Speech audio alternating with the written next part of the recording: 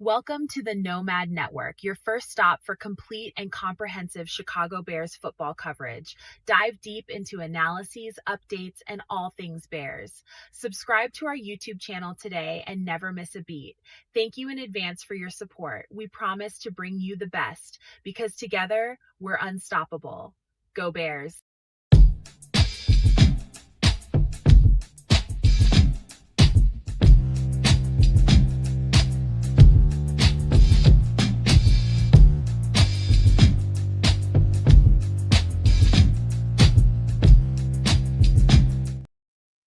Yo, No Maniacs. Welcome into another Game Day Live on the Nomad Network, man. Feed the Bears.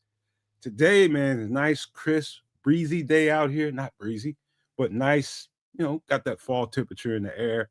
But they are in Baltimore. It's pretty much the same thing there. And we got a game going on with a lot of injury stuff to talk about. I just see my man Triple R just popped in as we start going live. Put him on here in just a second. But man, listen, I feel really, really good about this game. You guys know I'm a vibes guy. I have a good vibe going into this game for a bunch of different reasons. And I know we got a lot of injuries to talk about. I'm not as concerned as probably I should be, but I'm just not concerned about them. I think we do have adequate replacements for the guys that are injured. We got IR stuff to talk about here in just a second. And man, thank you all for coming in. Let me see who's in the chat so far. Dante Purify, number one in here today. Super No Maniac, Dante Purify. My guy Mike is in here. Let's see. I think that is FFG. Peter Gibson is up in the building. Starkey Love. Crimson is in the building, man. But let me bring my guy Triple R out. I see him down low. There we go. What's going on, guy? What's happening, y'all? It's a game day, baby. Of course it is. So looking forward to it. Making sure that the streams are rolling as we're doing the triple streaming at the Nomad Network at Keds a Canuck, who's out handling some stuff, may be in, and at Sports Chicago Style. So make sure you are hooked up. Spread the word that the live reaction is going to be going on all afternoon. Now go ahead, Nomad, and get to the business with that injury issues. Well, let me shout out Starkey Love first. Oh yeah, go ahead, do your thing. He is in the game. He is at the game right now at M&T Bank Stadium as we speak. So shout out to my guy Starkey Love, man. Hope he says a lot of Bears fans in the house. Of course, right on. Y'all represent and be safe out there, of course. Crimson inside the building. What up, Crimson? Feedback 619. I think that's Paul. I don't know. But shout out to you. Super No Maniac. Shout out to you. All right, so let's get some injuries up here, man. Let me see here. Hold on. Oh, I need to share my screen, don't I? Well, that might be helpful. Probably. Here we go. All right. Hold on. There we go. So as you can see on the screen, we got Case Keenum, quarterback, is out. Tyreek Stevenson is out with a shoulder. Cole Kmet out with a back. Roshan Johnson out with, I think, a back. I think he's got a back thing going on too. Ruben Hippolyte, probably just a healthy scratch today. And Chris Williams. I believe Chris Williams is on this list, and they kept Big Boy from, what's his last name? I think it's last Ford. name. Yeah, Big Ford. They kept him because we get ready to deal with Derrick Henry. So I think that was a good decision there, putting Chris Williams down. Plus, we got Grady Jarrett coming back. So it's good and it's bad going on, man. We got Kyler Gordon on the IR for 4 games. He's out. Also, Braxton Jones, he's out for 4 games. So now I don't know what that thing with Braxton Jones is all about, but I think that's going to be significant to watch Triple R going forward. What, with Braxton Jones? Mm-hmm. Well, he's on IR, so he's down at least 4 games, and I would assume, as mentioned on the pregame over at Sports Chicago Style that just aired a little bit ago, make sure you check that out when you get a chance, that he's not tradable, because he's on IR. So, you know what I mean? That's not a thing anymore, I don't think, if it ever was. It's going to piss off kids. Well, there's a lot of things that piss off kids, though. Yeah, We don't have time to list them all. he ain't lying, man. He was banking on that being a trade come this week, man. And speaking of the devil, we shouldn't have said it. Trying to say I'm not a And happy what happens guy. I'm when not you a happy speak guy. of the devil? He Motherfucker shall like Dracula, appear. ain't it? Candy man, what's going on? But you know what else is gonna piss off kids on Nomad? What's that? When you get to the IR list, not the IR, excuse me, the injury Allen, report. yeah, I'm unfortunately too aware of hyper aware of all of Hey, these hey, things. shuffle us around. Put me on the bottom. I'm insignificant. All right, there we go. There you go. Yeah, I'm hyper aware of all this, but we'll keep the No Maniacs and the Super No Maniacs and the general Bears fans up to date with what's going on, because man, there are some bodies have hit the floor. You know what I mean? But yeah, so given all this, you're right, Trips, man. I guess we get absolutely nothing for developing a pretty solid NFL left tackle, and so much for that. Yeah. I look, man, I said it all the time. I didn't think it would be too smart a move to move him at this point. If Would have been brilliant because he's hurt now. well, yeah, You know what I'm saying? Like, it would have been brilliant. Well, at the But time, he I wasn't. didn't think it was a smart idea. You got a team that feels like they can be a contender for something. They can get into the playoffs. I know. The last thing you want to do is weaken your depth. And I already thought the left tackle depth was kind of weak to begin with. Depth is weak now. You know what I'm saying? This is sort of what I was saying. You get rid of him while you get the chance to get something for him. Now they're in a situation where they basically can't get anything for him. He's going to be on IR well beyond that November date for the trade deadline. And if it wasn't bad enough that hey, you benched this guy, now you definitely get nothing from him. So well played, Bears. FFG is asking me why our nicknames don't show anymore. I don't know. I can explain that one. So shout out to my friends at BCP because they ran into the same thing. I'm noticing it all over YouTube, and it's a fact. YouTube themselves have changed their policy and moved back to only using the handles, right? And only using your actual YouTube handle as opposed to an alias that you've set up. This is like an across the board YouTube thing. It's slow to roll. So I'm looking right now just for contrast.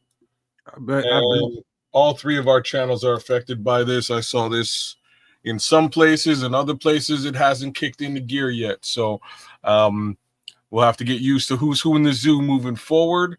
And if we don't recognize you, by all means, sort of throw it in the chat as to who you normally regularly are. Yeah, they should have taken Ursula. I've been said it, but hey, whatever. You know what? Well, Amen's doing just fine. Or sorry, I mean the Canadian Eagles doing just fine, considering it all. So we'll make it through the season with him. Hopefully, we have somebody else. Hopefully, we get Iran back in time, so we have some kind of depth at the position. Speaking of the Eagle, that's another one to pay close attention to. As far as I think he might be on a short leash today. Who? And the Eagle.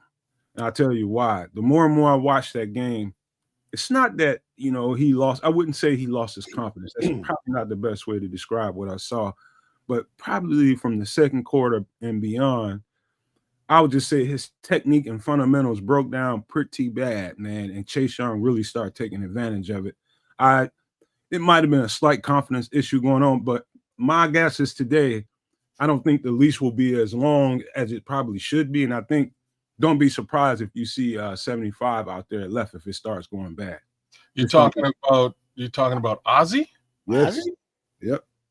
Don't be surprised because it started looking. The more I looked at that tape, it did not look good as the further and further we got into the game. I'll be extremely surprised because they've already. So Dan Rochard this week came out and explained actually what happened with Theo and with Ozzy and why they moved him out of that competition. They felt he was not mentally ready, and when I say mentally ready, A, it's a transition going into the NFL from college. B, it's a transition moving from right to left. A, crooked, right? So as they went through, no man doesn't like Canadians except for me. I guess I'm the only one. I'm standing alone. I don't even like you. Why do you think that I don't like the Canadian, man? You know I'm messing with you, brother. Take it easy. Why would anybody think that, man? I'm cool with calm down. Calm down. I'm just playing. Me and Cloud Chasers is messing with you. At the end of the day, Dan Rochar sort of came out and explained that the 75 ain't ready to play on the left. They're willing to work with him on the right, and that's what they did. They retransitioned him over to the right, and that's where he's been getting all of his practice and all of his snaps. I don't see them pulling the Canadian Eagle out, especially given the lift that he's brought to the run game. I'm gonna tell you, kid. Pretty heavy run game today. So I'm gonna tell you, kid. Believe me when I tell you. I tell no lies when I tell you. By the looks of that tape, it would not be surprising to me if he starts struggling a little bit and is getting consistent. Don't be surprised if they pull him. So you see, I find that surprising. I just because. Granted, Chase Young was doing Chase Young things. I mean, he's a talented guy, but it wasn't like, it was like sack after sack, thing kind of going on. It was very disruptive in that little bubble screen game, which I would not mind if we never, ever, ever, ever, ever, ever, ever see again. Ever, ever, ever? Ever, ever, ever, ever. Unless it works, and then it's a beautiful goddamn play. But I don't think that Canadian Eagle was like horrible enough to get benched. Horrible, especially when you are now replacing him, with a rookie who didn't have the confidence, a few games ago. So now all of a sudden he's going to get thrown out there in the hot seat. That's not a good introduction, for his game as well. Just to be like, all right. Yeah, Theo, you had a few games. You suck now. All right, Ozzy, get your ass in there. See what you got. That's not the most. By the way, Crimson, I do not expect Braxton Jones to take the job back. What I'm speaking to is what I seen on the tape, and it started to get a little alarming. Is all I'm saying. And by the way, I don't care if anybody agrees or not. Just tell me what I saw. Fair enough. And just to double down on where Crimson is, Braxton Jones on IR, right? So like I don't see there being a leash on this situation right now. I just don't. They made a decision, they made a move, and I think they're gonna stick with it. I think that Ozzy is your backup right, and I think Karan at this point, whenever he gets back, is your backup left. Ozzy may have to play swing, but I don't see them making drastic venture ass moves right now. But the question, kids, Karan's on IR, so who's the backup? Who's the backup swing? It's got to be Ozzy, right? This is what I'm saying. So Ozzy's going to swing, and you're only going to swing right now if it ain't working or if there's injury. And I can't sit here and faithfully say Canadian or Jamaican. You know what I mean? I can't say that the run game ain't working, because it sure as hell is. And we're going to see a hell of a lot more of it today with both Monangai and Swift. So that being said, technique or what have you against a premier pass rusher in the NFL, I can understand how that might have been lacking last week. But the run game still worked in spades, bro. Yeah, that's today. I still think today would be now the Ravens are still pretty good on defense as far as the run goes. Not as good as they would be if Big Matt Abike was in there. I was just gonna say, he's out, huh? Yeah, okay, yeah. So yeah, I still think we can make some hay with them, but they're a pretty disciplined, pretty stout bunch against the run, and it's gonna be you're gonna have to really, really hit those assignments. I'm talking about the front line. I'm talking about the tight ends. It'd be interesting to see what kind of running game we try to attack them with. Will they try to really, really execute in the stretch run game and that wide zone concept, or will they go back to some power concepts, which I thought was pretty good looking with Kyle Monangai in there as far as, and Swift too, man. It was a couple of nice power runs with him. So start moving some guys and really, really attacking gaps and getting these guys into some space.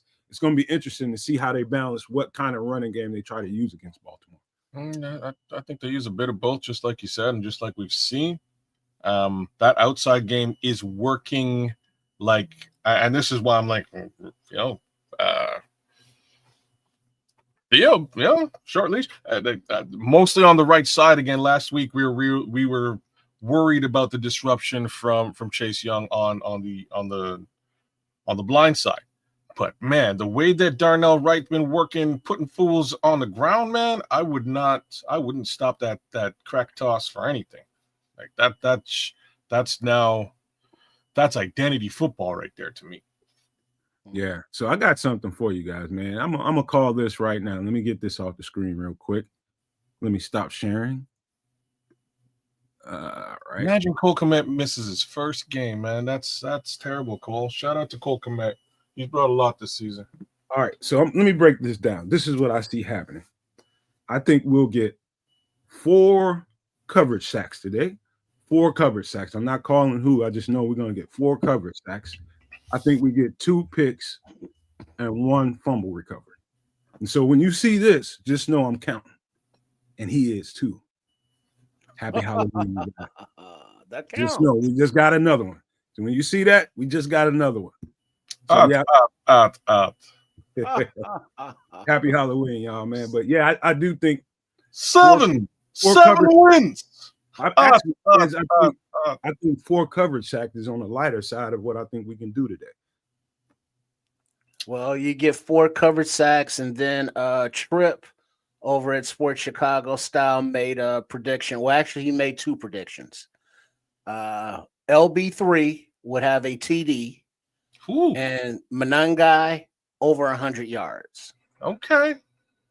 And so if those things happen, I think we will be counting to win number 5. Let me shout out James Hunter, 6526. He says, kids, I was up this morning getting the Nomad Network name out there on ESPN with Black.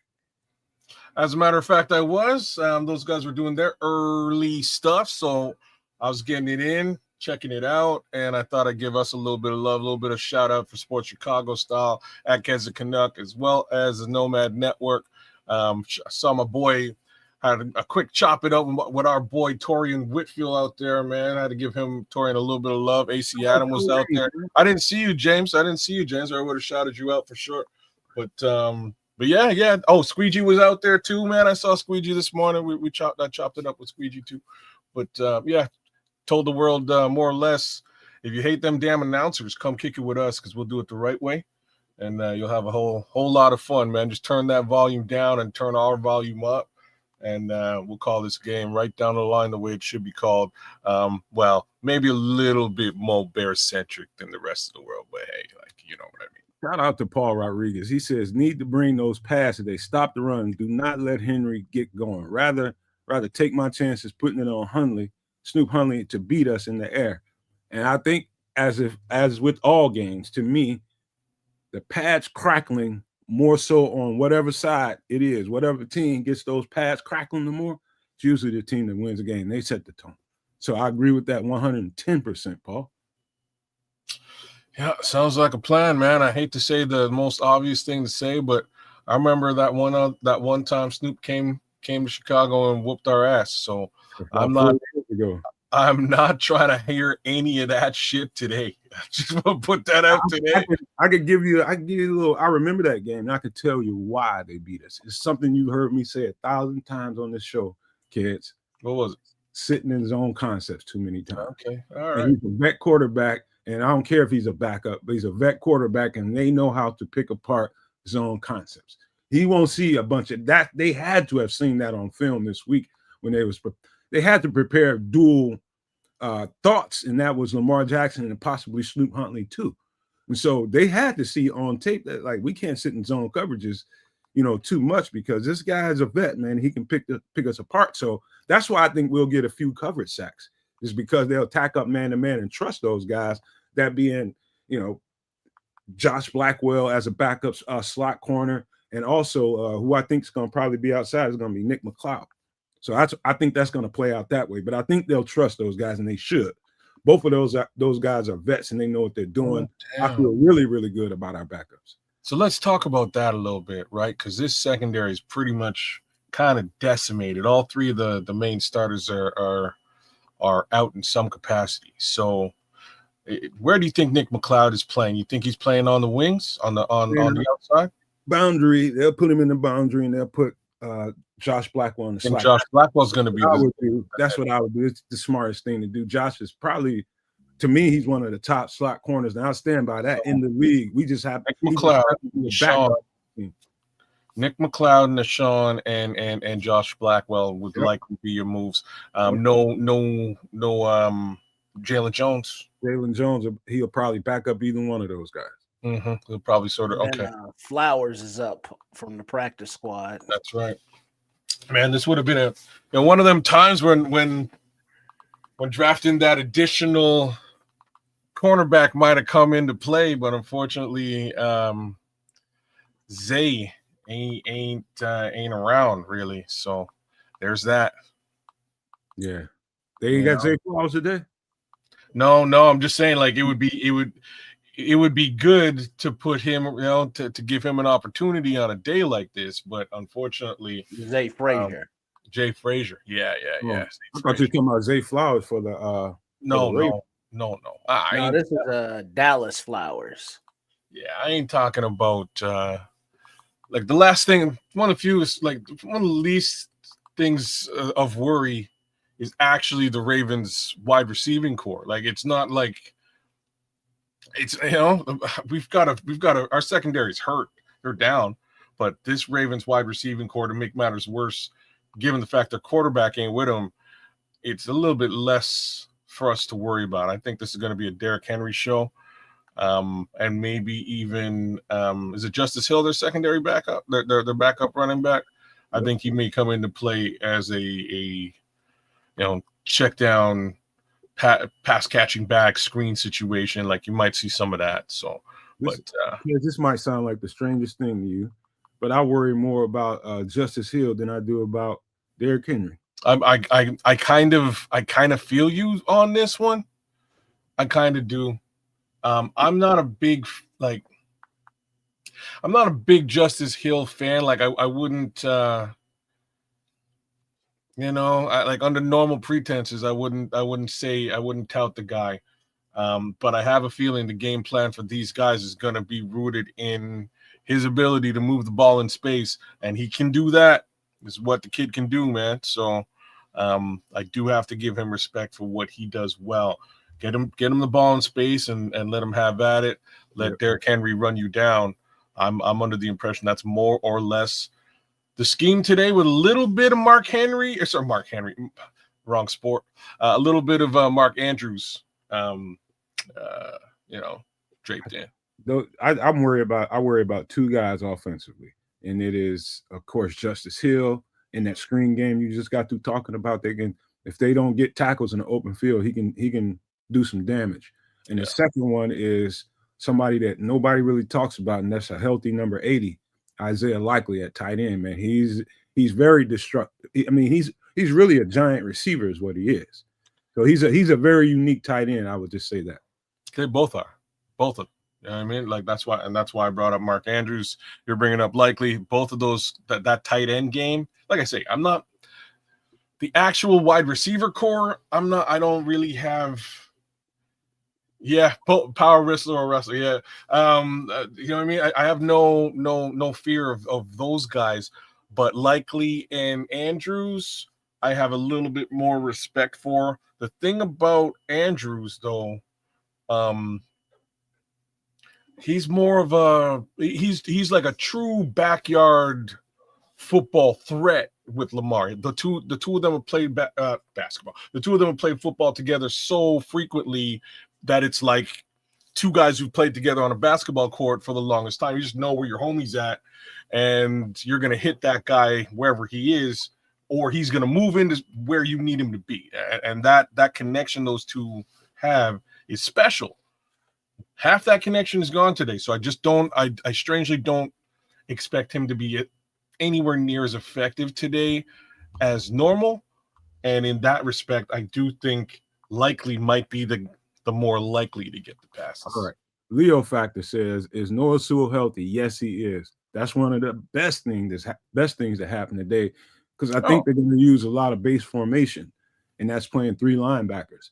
And just to stop that run and shut them down and make them play left-handed, shut that run down pretty quick, and you're going to need your 3 linebackers, your 3 best linebackers to be out there making that happen. So, yeah, Noah Sewell's healthy. I think we should see some Austin Booker today.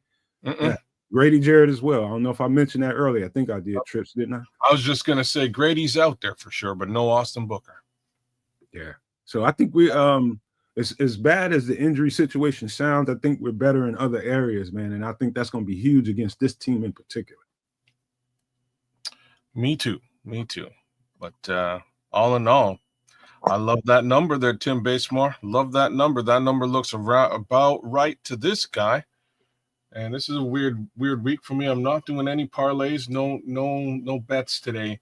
I just need a Bears win, and I think we can pull this one out because the Ravens are also, for the most part, a shadow of themselves too. So I think the difference with respect to the Chicago Bears across the board, game in, game out, has been coaching, and I think we'll be able to coach ourselves into a viable win today. Didn't somebody ever teach you, man, a long time ago, don't bet on sports?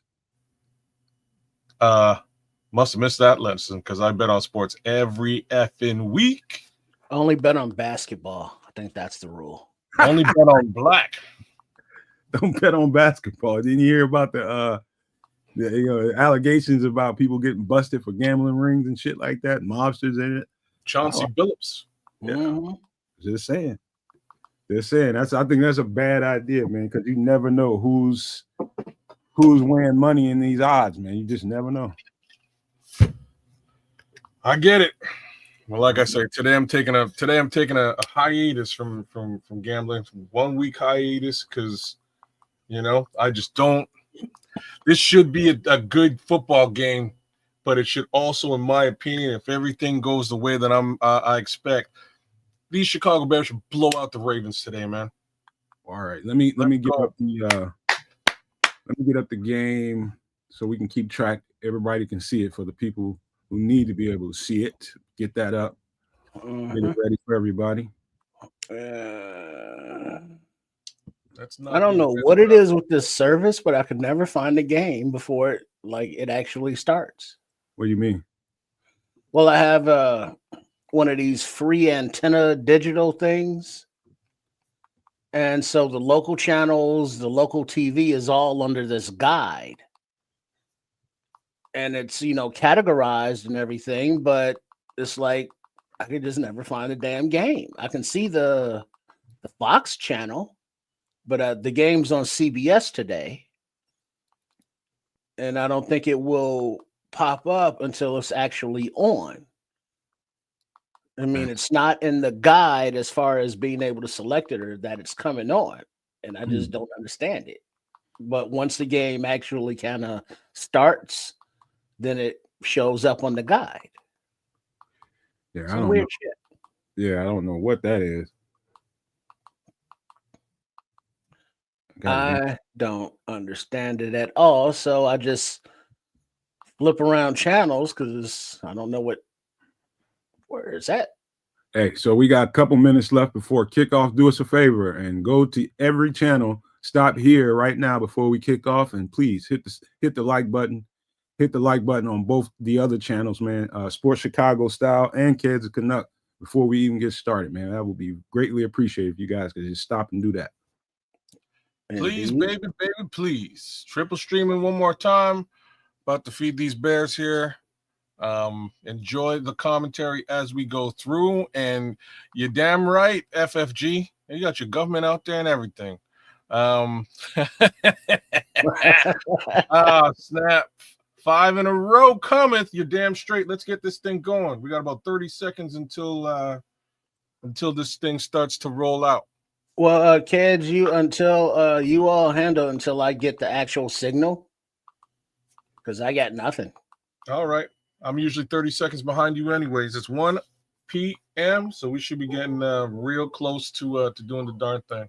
Yeah, the 12 o'clock just shifted over, but I'm clicking here. It'll come up eventually because it usually does. That's what she said. Lord. You're getting close. All right, guys. I'm gonna in a few minutes when that ball kicks off, I'm gonna pop out and I'll be here. Well, you go ahead and make the actual call because I got no until I actually get something to call. I got nothing to call. So don't worry about it. Don't worry about it. We got it. uh-huh. Man. All right. I'm feeling the pregame jitters as I always do. And it's not a bad jitter. It's just me that football in me. That's why I made sure I went to go poopy earlier. Oh Lord, that's we didn't need to know that stinking ass. Well, but you got to have a pregame routine. Well, you do your everybody. routine. I don't want to know about your stinking Everybody ass. has to go boo boo. You know what I mean? Everybody does. No big thing. I don't want to hear about Everybody poops. Go poop. Go somewhere. But no, God damn it, I don't want to hear about it. It's a natural thing. Lord. When nature calls, as Jim Carrey would say. It does. Or Ace Ventura. And I cannot find that. God bless the chairs both of these motherfuckers are sitting in. They abusing them probably. We ain't shitting in our chairs now. You probably are. They're dropping a little ass, but not totally shitting. That would not be a good scene for anyone involved. Trip, me, families, etc. Now we don't want to watch the Eagles Giants. I can see that. I know one thing. I got a taste for some chili. I think I'm gonna do that tomorrow. Man, oh snap, man! The wife was trying to make. I was like, hey, you know what? We should do some homemade queso, and she was like, okay, I can get all the ingredients. She got right into it, and she went to make this homemade queso. It smelled so good, but she like overcooked it, man. I went in the kitchen. I look, and it's just curdled ass cheese in a pot. You said trying to make. I knew it was going bad. I told you gotta simmer and you gotta stir that a lot. See, I told you. All right, here we go. We got Devin Duvernay back deep. Ball's about to kick off. Ball's in the sky. There, I got this. Until Trip is ready. Let me go ahead and get it. All right, here we go. Devin Duvernay on the return. Ooh, got a good alley, but hit right around the 35. Flag on the field. There's a flag. Nice start. It looks like we're at about the same time right now while we're waiting for Triple R to get loaded up. Dominique Robinson holding his knee. Dominique Robinson's down on the field holding his knee. That's not a good damn. Holding on the return team. Oh, jeez. Injury, insult. Let me refresh this. Let me refresh this over here. Oh, okay, we got it. I don't need to. Why can I not find it? All right, 1st and 10 for the Chicago Bears again. Let me call it, Joe. Unless you want to call it, you want me to get out of the way, I can let you do it. Well, just we can cooperate. Don't miss anything. We only need one person to call it. Do you want to call it? You can. And call it. All right, I'll shut up. Call it. Look like a knee with Dominique Robinson right now. Oh no, he got rolled up on. Unfortunately. But he's walking off the field on his own volition, running off the field actually. I think he'll be all right in a little bit. Let's see if he gets onto the defense to take some snaps on defense. Meanwhile, we are waiting for the first drive, courtesy of the Chicago Bears. Caleb Williams under center. DeAndre Swift in the backfield. LB3 in motion. Fake to DeAndre Swift. Quick little rollout to Colston Loveland. Off he goes. Should have known this was the Colston Loveland breakout game. Damn it. He's on my bench in fantasy football. Just put that out there right quick. This with Colston Loveland sort of taking over the reins for a hurt Cole Kmet. To be expected, he's going to be utilized a little bit more heavy in today's passing game. Just to say, though, Roma Dunze had some green pastures a little bit deeper on that play. But well played, 1st and 10 for the Chicago Bears. So it was a good first down passing play. Right into the heart of the defense runs Kamanangai. He gets basically thrown back. Looks like 2nd and 9. Good for about a yard.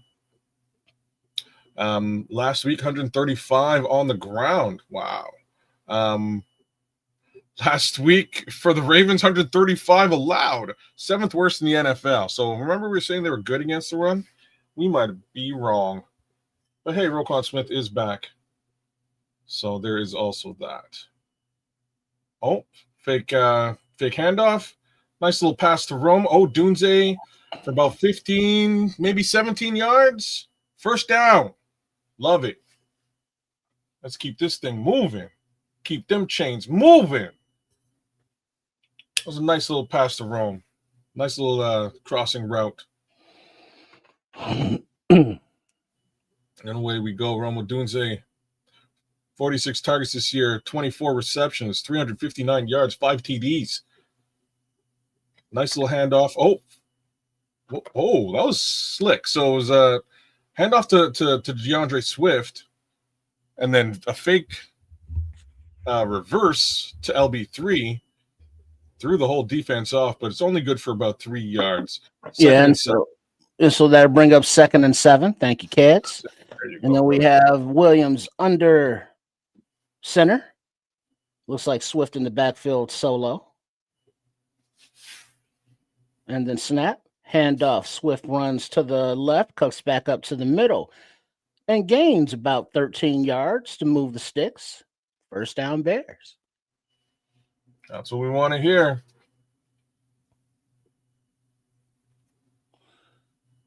Still can't get my right. Wouldn't it be awesome when stuff just worked when it's like supposed to and just worked? Well, I used to say yeah to that, and then I realized I would probably be completely unemployed if it actually did. Okay, and then Williams with a fake toss to the left rolls out to the right, and he finds a receiver, number 15, Roma Dunze, past the sticks by about 4 or 5 yards for another first down. Yes, sir. Big Rome moving the chains again. Love it. I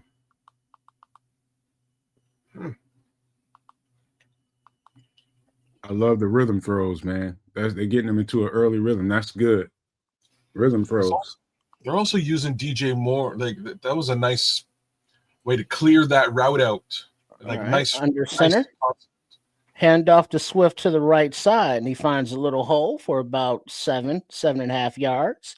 Second down. Mm-hmm.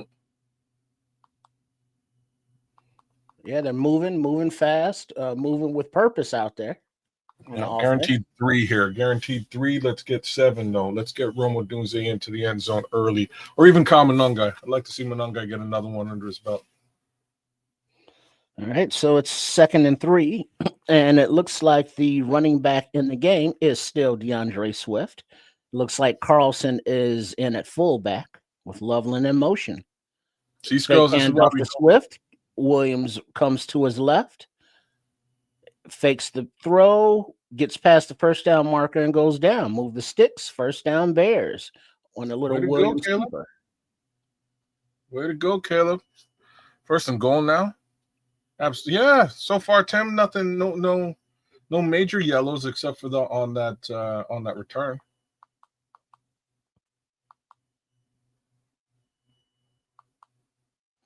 All right. So in the red zone from about the 8-yard line, there is a flag on the play before snap. So of course it is. Moving on back 5 yards. It's third down. Like I'm not. There's one thing to be said.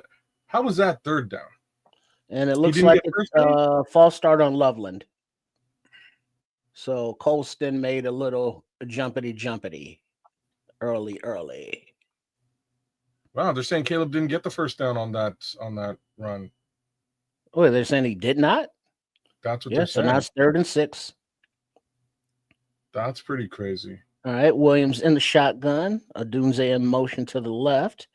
Time to pass. Flushed out of the pocket. Rolls to his right. Time to pass. Looking down the field. Ball is away, and it is caught by Rome Dunze. 3 yards past the first down marker. First and Fair goal. enough. Bears. Beautiful. That's what I'm talking about. Yeah. Let's Big get game that. for Roma Dunze today. Let's keep this going. Indeed. Oh, Get he that had some, connection built. man. And there is the aforementioned Coach Ben Johnson over there clicking his Sharpie. That's a thing, isn't it? It's a big thing. It is now. Williams under center, hands off to Swift to the right side, cuts up the middle for a gain about 2-3 yards. Second and goal. Yeah, because Nice. I made that observation last game or a game before about Ben and his clicking of the Sharpie. And now it's just like a meme all around.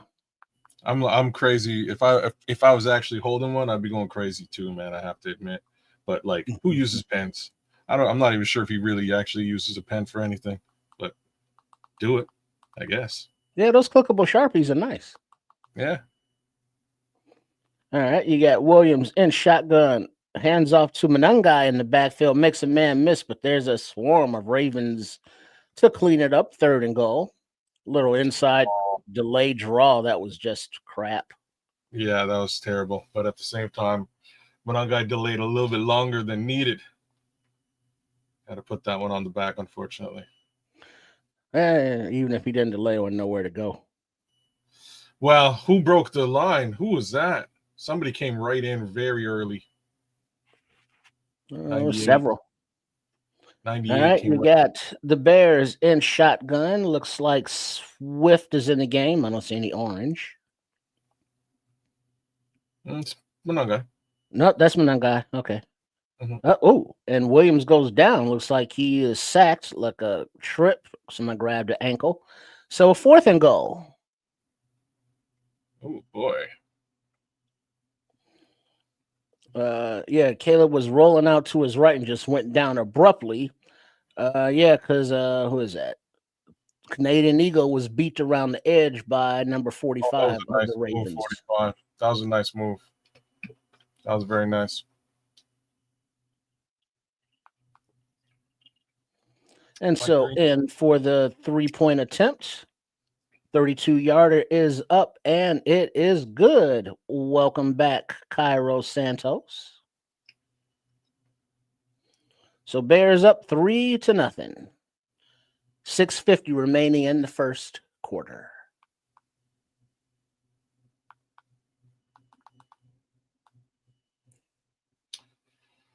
Oh man. All right. Let's keep this thing moving. Yeah, Benedict did get beat bad there, man. That was a good that was a nice little swim move by Mike Green. One of those guys we overlooked in the draft. Rookie?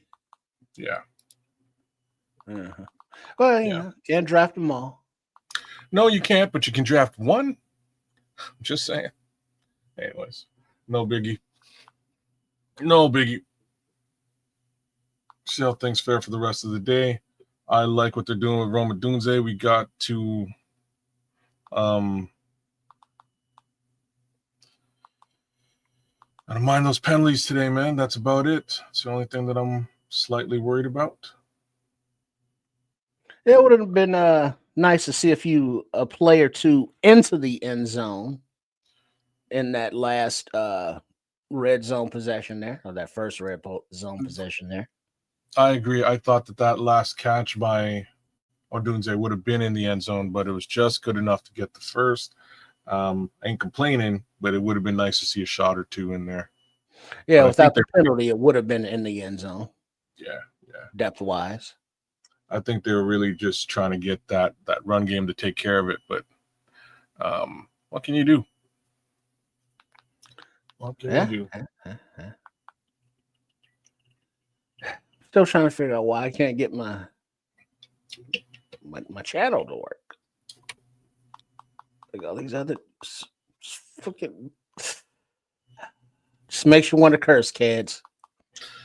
But without those needs occurring, like you say, you wouldn't have a job.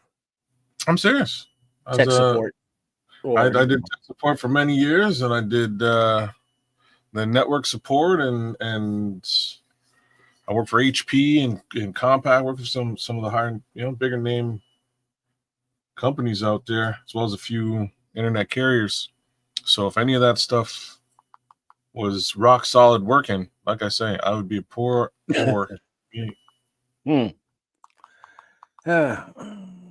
Well, lucky for you, things are made cheaply and very shoddily nowadays, so you have a job.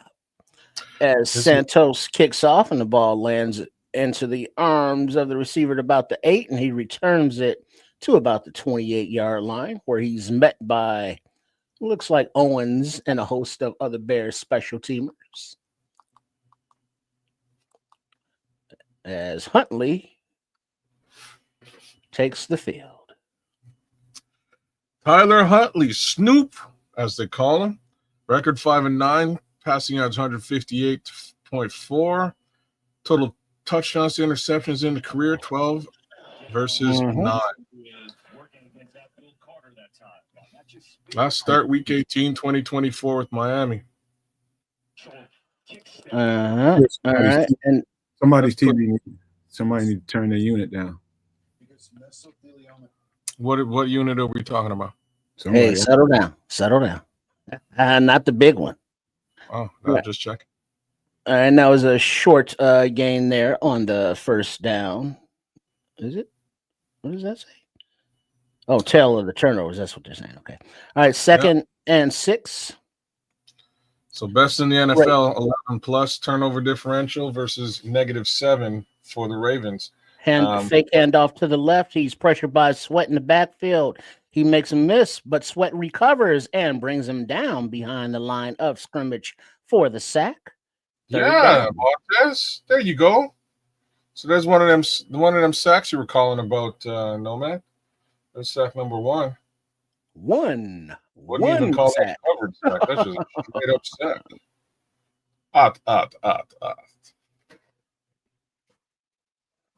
Nice. And Noah Sewell is healthy and on the field.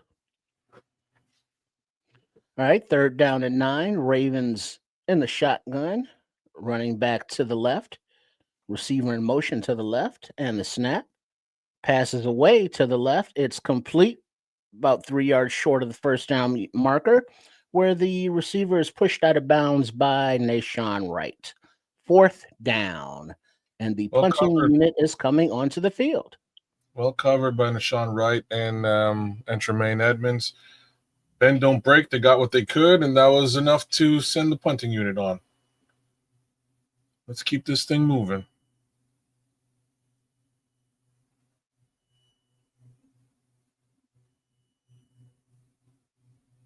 Who caught that for them? Number 4. Number 4, is that Flowers? All right, the punt's away, and it is caught at the 10-yard line by Duvernay and returned out to about the 15, where the Bears will take over. Say Flowers. There you go. So Bears on offense, Caleb Williams on his way. And in the meantime, we have to watch awesome commercials.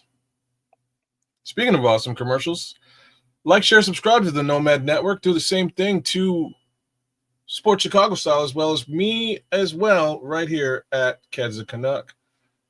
We'd appreciate that. Melon Smasher's in the building. Hello, this is Chef Trips. Please join us on the last Wednesday of every month on the Nomad Network for the show Some Extra Sauce for my live cooking segment, MFer in the Kitchen, where we make inexpensive but tasty foods that will be beautiful. And I look forward to seeing you there. Shout out to Sean and Melon Smasher and Smitty Q just jumped in. Big ups to the Scrolls as well. Man, Melon, I wouldn't trade for Derrick Henry. Like under normal pretenses, I would. The other flip side to that is like I don't see them looking for another tight end. Like they've got Mark Andrews and Isaiah Likely. They've got two really solid tight ends over there. So I don't see them making a move like that. I do see them potentially looking to maybe let go of a Derrick Henry, given that he's been there and nothing major has happened. But at the same time, I think this season for the Ravens is truly, an injury riddled situation. You know what I mean? Yeah, the Ravens without Lamar are. Well, let's not jinx it now. You know what I mean? But so far, the proof has been in the pudding. They are about as good as the Jets without Lamar. So without Lamar here today, hopefully the sun is shining on us when we continue to to be successful. But yeah, man, I don't see them making a major move like letting go their key running back here. I think the season's just a loss for them, and they got to chalk it up to next season. Yeah, I think I called Ravens. I was saying Ravens to the Super Bowl this year, man, and the injury bug has hit them. And if we work them today, they basically got one more week. They got to go. They got to run the table to stay in contention. And that's a rough All one. right, so there we go. Injuries can and will derail a season. You know. All right, now we got Williams under center, 1st and 10 from the 17-yard line, and he hands off to Manungai, who bounces outside, makes a man miss, and gets to the outside and first down, gain of about 15. Nice little rush there, Kyle. Yeah, 15 easy on the ground. Yeah. By the way, Ozzy is already in the game. Say that again. For Theo? Ozzy's already in the game. So for Theo? Yeah. He was in on that play. 79's in at left tackle. Don't ever shoot the messenger. I'm just telling you. All right, you got Williams back to pass, time to pocket, time runs out and he throws it away. 79 out there. He's back in now. I thought Ozzy was 75. He was. He was out there on the last play. Ah, okay. Eligible receiver. That's probably about right, Smitty. As an eligible receiver. All right. So 2nd and 10, Williams under center. Fake handoff to Manungai, but then throws it to Manungai, who's immediately tackled. I'm sorry, check that. Throws it to Oz, who's immediately tackled. 3rd down and 6.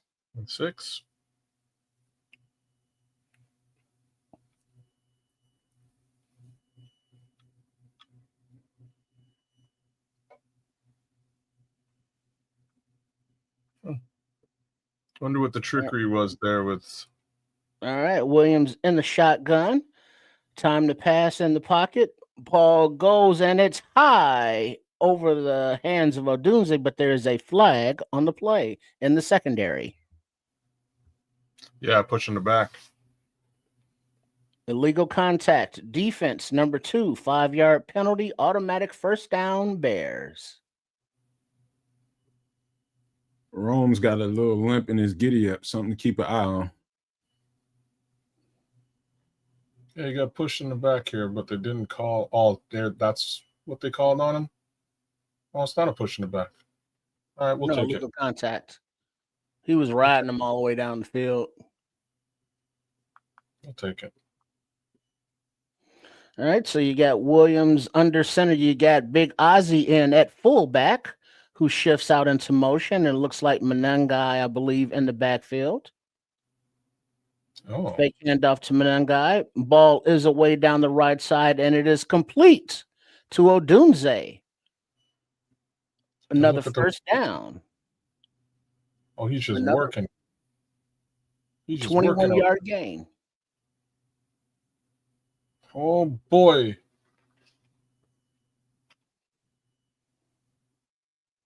Rome wasn't built in a day. It was built to make plays. Look at this boy go. Holy cow. Nice pocket, nice throw, nice catch. Good execution all the way around. So 1st and 10. Manungai still in the game in the backfield in the shotgun to the right of Williams. Takes a snap, fake handoff, and a quick throw out to the left side to Zacchaeus. Makes a man miss, but he gets about 2 yards, 3 yards. 2nd down. Nice little stiff arm action there. He could have just broke free at the end.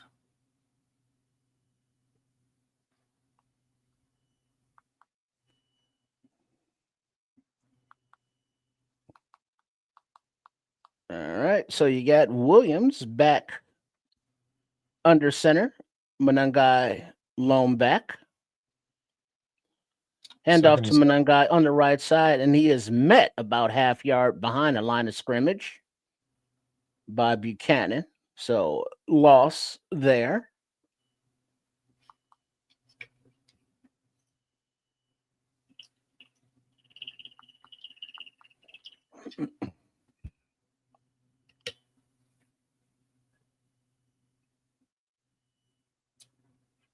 And then still got Theo in there at left tackle.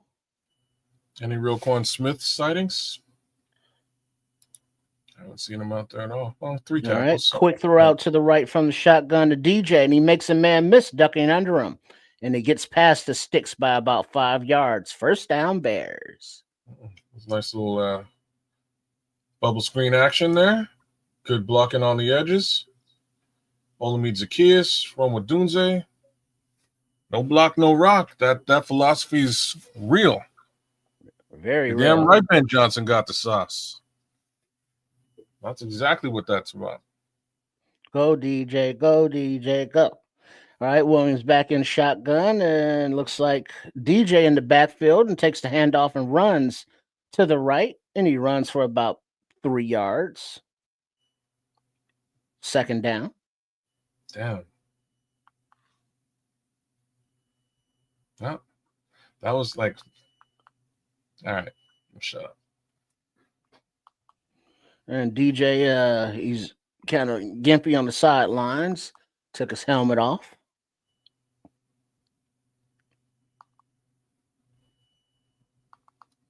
Here come LB3. All right. Under center is Williams. Fake handoff to the right. Pressure in his face. Throws off his back foot, but he threw it away safely. 3rd down and 7.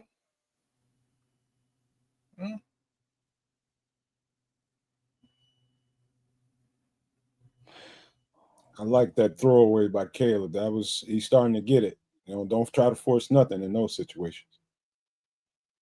But he did have Colson Loveland dragging right across the field, wide ass open. But there was something. I don't know if he thought he can hit that. All right. On the shotgun, I think that's Manungai to his right. Time in the pocket, passes away over the head of Dunze and everyone else. Incomplete. 4th and 7. Yeah, Kyle Manungai. Yo, what a bad, poorly executed play.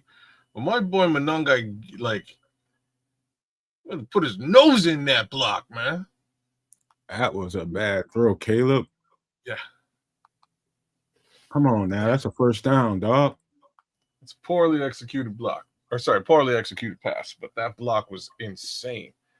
I'm liking what I see from Kyle Manungai out there, man. 39-yard field goal attempt coming from Santos. Snap, hold, clean, kick up, right down the pipe. 6-0. Bears up over the Ravens. Well, kind of needed this kind of game out of Cairo Santos today as well, from a fantasy football perspective. 3 seconds remaining in the 1st quarter. Yeah, I don't give a damn about that fantasy. I prefer to see 7s and 3s. Me too. I'd much rather see 7s. I will lose fantasy in a heartbeat if that's the case, without caring. But you know what it is. Mm-hmm. Can y'all see your screen? Yeah. You got your ad up. You always talking about put your shit up. There you go. Well, I wasn't looking at the screen. And it's like, you don't have to always put it up there. That's just just a place card that says Chef Trips, where people can go and subscribe to his channel there for your video recipes. As this week, it is a MFR in the Kitchen week. And so that is now his home base on the YouTube, as you can see on the screen there, at Chef Trips. Shade Trips with Chef Trips.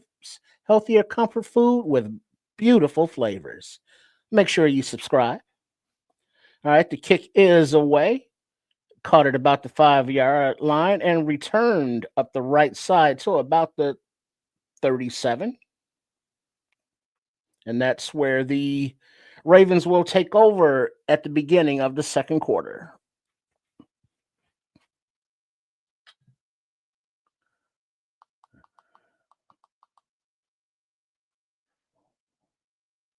You muted, kids? I'm here. Oh, okay.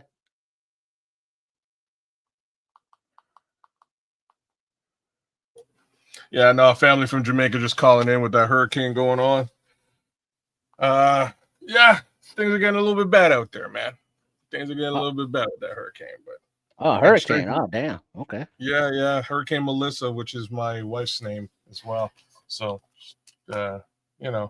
just kind of ironic, at least for me.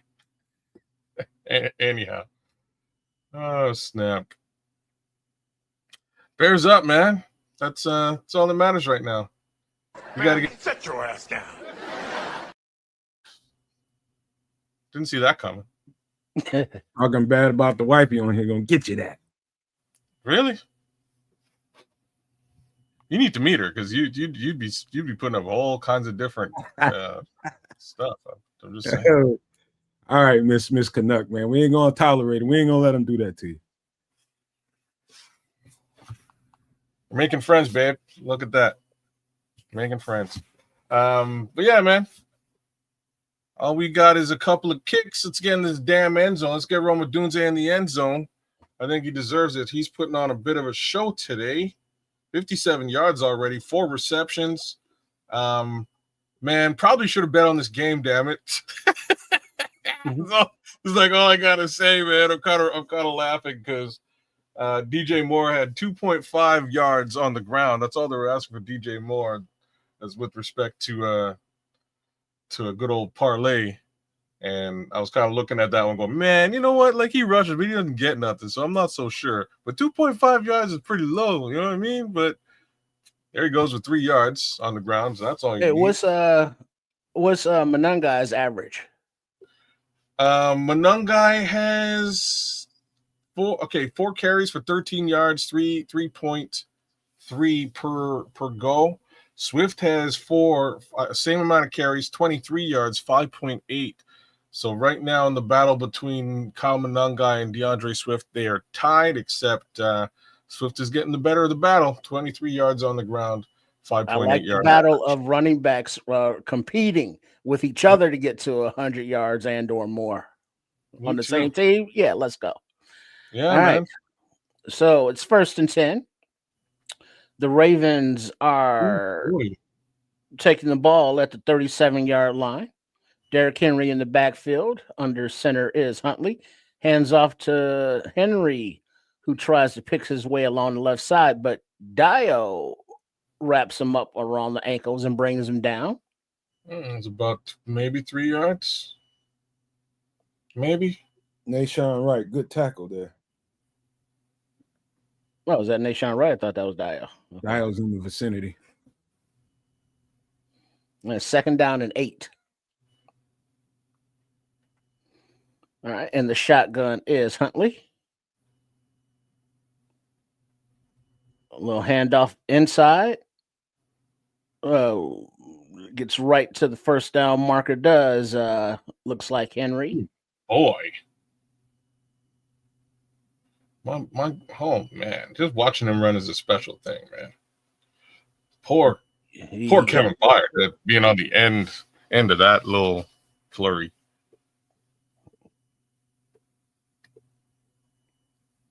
But yeah, we can't allow him to get to the secondary like that. All right, under center and an I are the Ravens, and a Play action, passes away to the left side to a wide open Flowers. And he is tackled by Wright. 1st and 10 Ravens. Oh, caught TJ in the middle of the Gain of field. about, what is that? Got to be about 18 yards. 15. Right in the soft part of the zone. Floater. Nice pass. Too much of a pocket to step into it was. On the next play, got a fake handoff and looks like a quarterback keeper run to the left. He's brought down short of the 25, but there's a flag on the play after a 4-yard gain. Yeah, face mask. Should be a hand to the face on Jaquan. Yeah. Not on him, but on Jaquan. Not on the offensive lineman. Yeah, hands to the face to Jaquan. Face mask, offense number 80, 15-yard penalty. Isaiah Likely. Yeah, I saw that right away. Wasn't sure if it was hands to the face or if it was a true face mask, but there he is. Yeah, he's right in there. The ref's staring at it. All right, let's go. Let's go, D. Jaquan had to coax the ref. Like, brother, you were looking at that. Didn't call that. All right. You got 1st down and 23. Ravens under center. Looks like Derrick Henry, large human in the backfield. Play action. Throw out to the left to number 16, Tyler Wallace. 6-yard gain. 2nd down.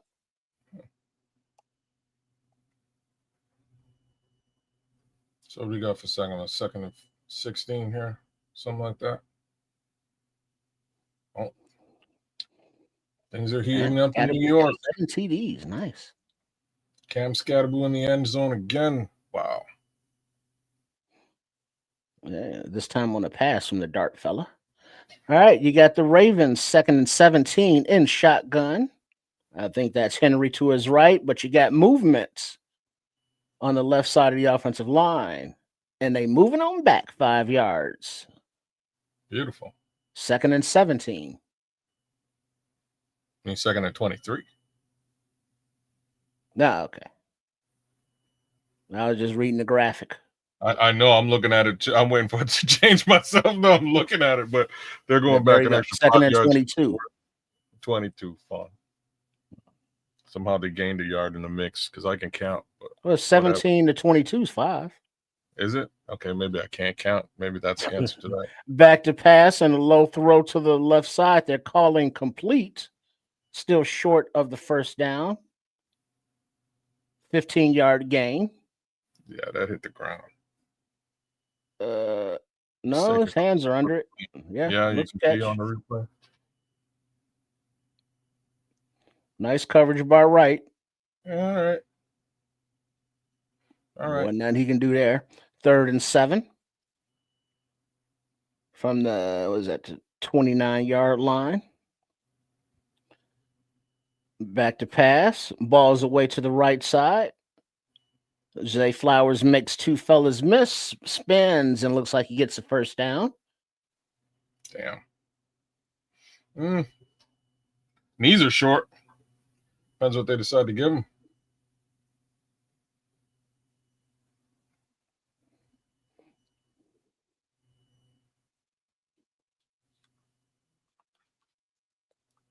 He juke back. Oh, they're giving them the 1st. Yep, they gave him the 1st. All right, new set of downs. 1st down, Baltimore. Boys. A little fake handoff, a little throw to the tight end to the right side. Likely gets about 3-4 yards. 2nd down. Good tackle by Tremaine.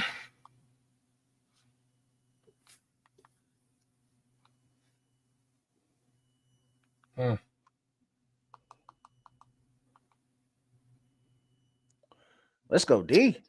I'd give you guys the breakdown they're doing with Lamar Jackson playing and with them without playing. Needless to say, They're not the same team. Yeah. Hand off to Henry to the left side a little bit. He powers up about 4 yards, or just a little bit short of the first down marker. And we got number 95, Shamar Turner, in pain. But he's trying to get up and he's jogging, trotting off the field. He's walking it off, whatever it is. Got a bit of a limp.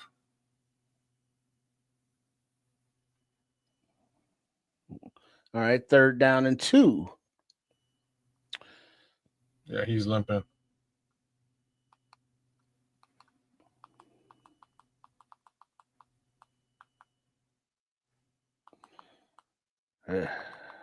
Come on, D. All right. Ravens are in shotgun. Quarterback Kiefer run to the left. He's stringing it out. He gets the first down barely by reaching the ball over the yard marker as he was going out of bounds, looks like. Yeah, I think you got it. Now they're saying 3rd and 2. Oh, no, they're moving the sticks. Yeah, he reached out. He just raced everybody to the sidelines and dove the ball forward. You know, that's one of those veteran presence plays. All right, you got some kind of full house backfield by the Ravens. All right, Henry ultimately has the ball for carry up the left side for about 9 yards. Like the burst on Henry there is crazy. Yeah. He hits the gas. Because there's 3 Bears right there.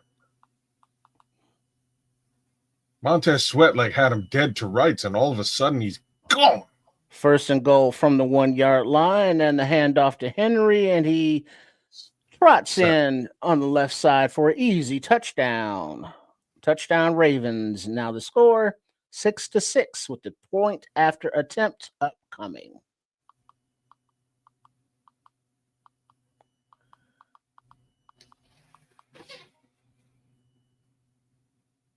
And this is why he scored touchdowns.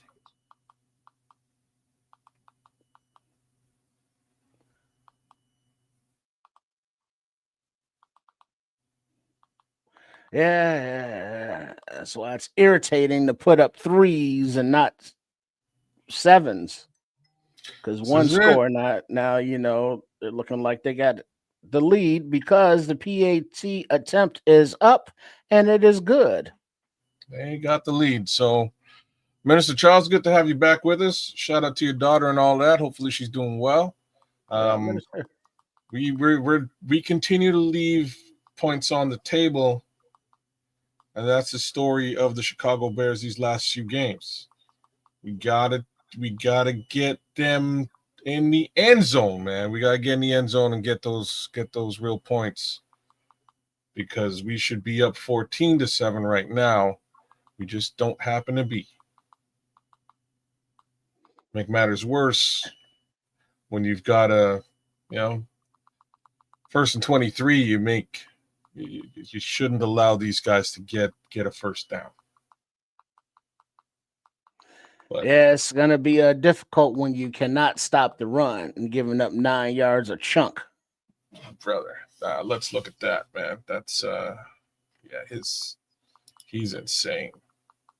Oh, okay. Well, I must have missed some. So 6 carries for Derrick Henry, 30 yards, 5 yards apiece. But you and I are seeing what I'm seeing. He's getting 4 yards on a step, right? Yeah. First step. Yeah. He's in the secondary right away. And then secondary's got to swarm and deal with that. It's a problem. Hey, you got to start pounding the meat early. Because Derrick, he will give up the ball. But he's not just going to give it to you, though.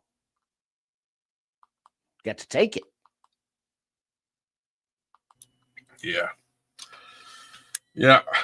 That pad stuff Nomad was talking about earlier on. Not so sure I want to be talking pads with that guy coming at me. Sheesh. I gotta get behind those pads. You know? For contact. Take it easy, dog. Don't be saying stuff like that now. Let Caleb get acclimated here. Well, Huntley is like a 15-year veteran. So I've the no guy idea. knows how to play football. Yeah, but still. I mean, just physically, maybe, he may be lacking here or there, but he has the brains and he's good enough to get it done, arm and foot wise. So, hey, can't hate on him. All right. The kick is caught at about the 6-yard line, and Duvernay makes a cut up the left side lines across midfield where the Bears will take over. Ooh. That was a nice return there. To the 50-yard line. Let's capitalize here. I've just realized that 50-yard run back. Somebody made some nice blocks down there on that left side.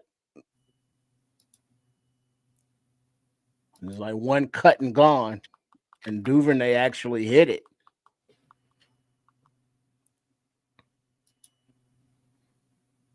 All right, you got the Bears taking over. And what is that? The 47-yard line, little inside handoff to DJ Moore again. No gain as he swamped right at the line of scrimmage. What's all these DJ Moore runs? What's that all about? So what it's about is they're gonna fake it in a minute and put it over top. That's what it's a setup. Okay. This is how good Ben Johnson is, because it's not like DJ Moore's getting big yardage on the ground. He's just not. He's not. It's a Williams in the shotgun takes a snap, time to pass. A little short pass out to right, a little kind of screen, I guess, to Swift. But there is Roquan Swift making that tackle after a 1-yard gain, 3rd and 9. So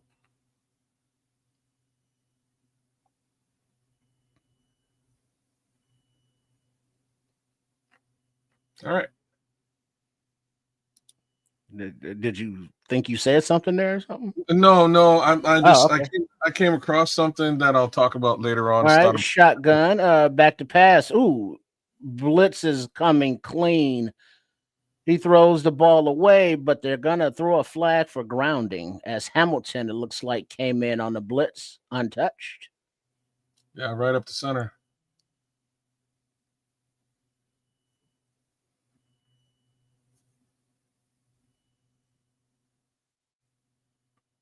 Yeah, he came right through the middle. He's stacked on top. Yep, intentional grounding. So, 4th down. Shit. And so that field position did not turn out to any points right there.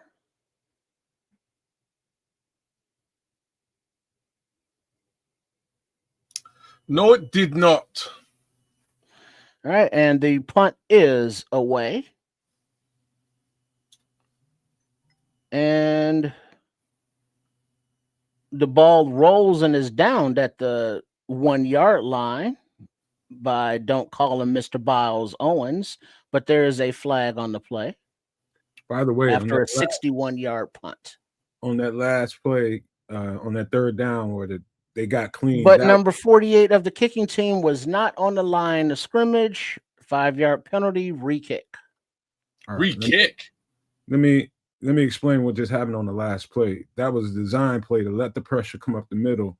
K was supposed to stand there. You probably gonna take a shot in the mouth. That was a bubble screen set up to Swift right in the middle. He just got to be patient. He just ran out of there. He should have just threw it to Swift right there in the middle. 48, number Jackson. Jackson, who the hell is that? The linebacker. Oh, DeMarco. Yeah. All right, so we're back to 4th and 28.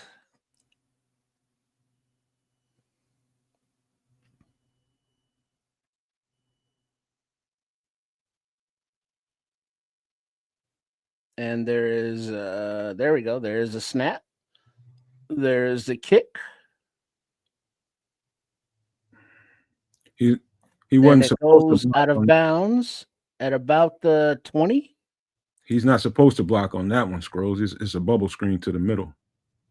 The idea is to let him come clean so you get that guy out of the way, drop it off to him, and he goes.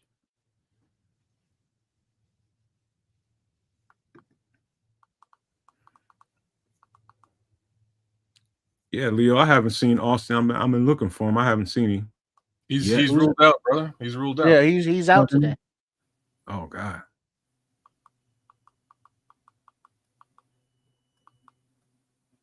So they basically have to bring him back on Monday, or he's out for the season, which is something. Well, he has been a full go the last 2 weeks in practice. 3.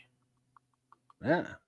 You know what I'm saying? So like that's why I'm a little bit confused as to why they didn't activate him today, even if they weren't going to give him any snaps. Activate him, get him back on the squad, but maybe he's that hurt that they feel that he might not be useful this season, or that out of practice, out of shape, that they feel he won't be useful this season. So it could be any of the above. I don't like either of those prospects. Not at all. No. But I guess some bright side news is, even though Kyler Gordon and Braxton Jones is like out of the blue IR, that Tyreek, even though he's out, isn't on IR. So we got that going for us. Fair enough. Yeah, we definitely need him back in the mix. That's for sure. Kyler Gordon would be helpful as well, but is what it is. Yeah, that's not happening. Yeah. It would be helpful, but it's not. No. Because that opportunity does not even exist. But the opportunity does exist for all the nomaniacs, all the super nomaniacs, to make sure you are liked and subscribed to all the 3 streamings that are going on concurrently here. You got the Nomad Network, then you got at Kids Canuck, and you have at Sports Chicago Style. So we have those corners of the YouTube covered as far as the live reaction to this Bears-Ravens game, as we are entering the second quarter with the Ravens, the ball, and the lead. Yeah. So great time for the NFL to tout other teams who none of us give a rat's ass about. All right. So from the 22-yard line, you have the Ravens hand off to Henry. He runs to the left, and he's smothered under after about 2 yards. Looks like Ford and Deo all up in there. Everybody's in there. Hold on. Shamar Turner's out with a knee. And Dominique Robinson is doubtful with an ankle. Jeez. 2 hits in the trenches early on. All right. 2nd and 8. Ravens in shotgun, empty back there with him. Quick pass across the middle, caught to the tight end, Mark Andrews, and he's tackled immediately by Brisker after a gain of 5. 3rd down and 3. Yeah, keep on keeping on here. Let's get these fools off the field so we can do something on offense. Big ups to the Minister Charles Johnson, and shout out to my guy Shorty for offering him a little bit of help and support with his nice teeth situation. And the shotgun are the Ravens. And the blitz coming. Edmonds pressure. The ball gets away, but there's a flag in the secondary. It was an incomplete pass, but it looks like Oh wow. number 24 pass interference. Nick McLeod, first down Ravens. Well, let's look at this again. So Nick McLeod came around. He almost picked that ball off. Well, it looks like he grabbed the wide receiver and pulled him to get by He him, did. kind of Yeah, thing. for sure, he did. That's a good call. All right. So Sometimes I can agree with. first and Yeah. 10, from the 32-yard line. The ball deep down the right side to a wide open Andrews, but the ball popped free after a stick by number 33. Wait, what? They say they're going to give him the catch. They're gonna give him the catch. Watch. They're going to give him the catch. Ford fumble out of bounds. 24-yard completion. Boom. That's questionable.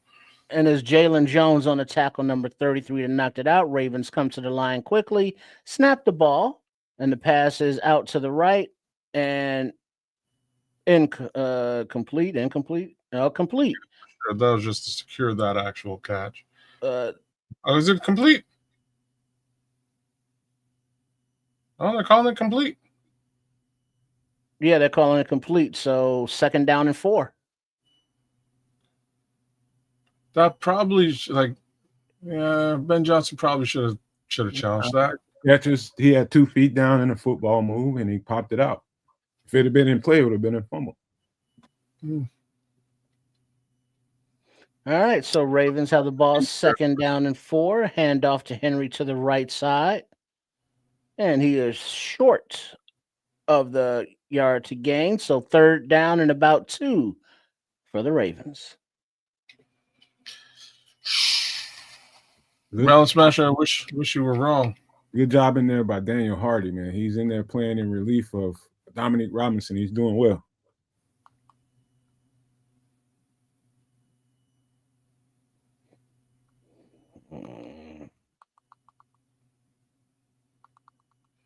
Yeah. PZs, that's where my head is too, man. We got to capitalize on these turnovers. All right, you got a roll out to the right by Huntley, and he dumps it off the hands of Henry, short and complete. 4th and 2. Beautiful. Jeez. Does this equal 3 for them? Yeah, it equals 3. Well, it was right off. It was a little short, but it was right off his hands. No, I mean, where are they down in distance? Can they get a field goal here? Well, yeah, they can get a field goal, but it's 4th and 2. They're going to come up. They're keeping the offense on the field. Oh, really? Oh, well, you do have Derrick Henry, so. All right, you're there. We're at the 36, 37-yard line. All right, and the shotgun and the snap. Huntley, quick pass to the left. And Flowers gets to the first down to make and falls down. 1st down, Ravens. Shoot. That's not good.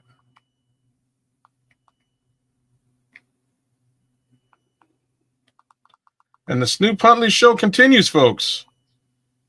Mm-hmm.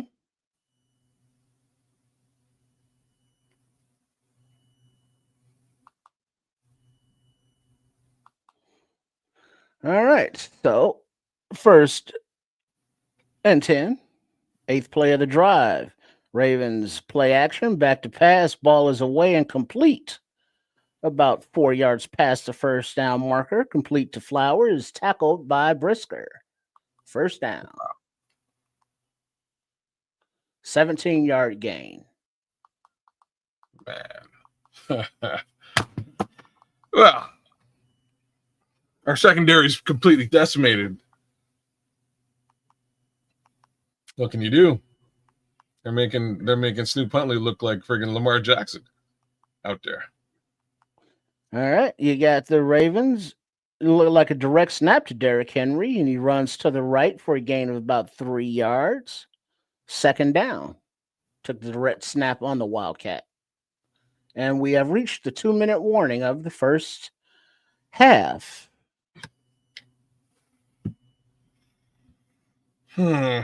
Ravens 7, Bears 6.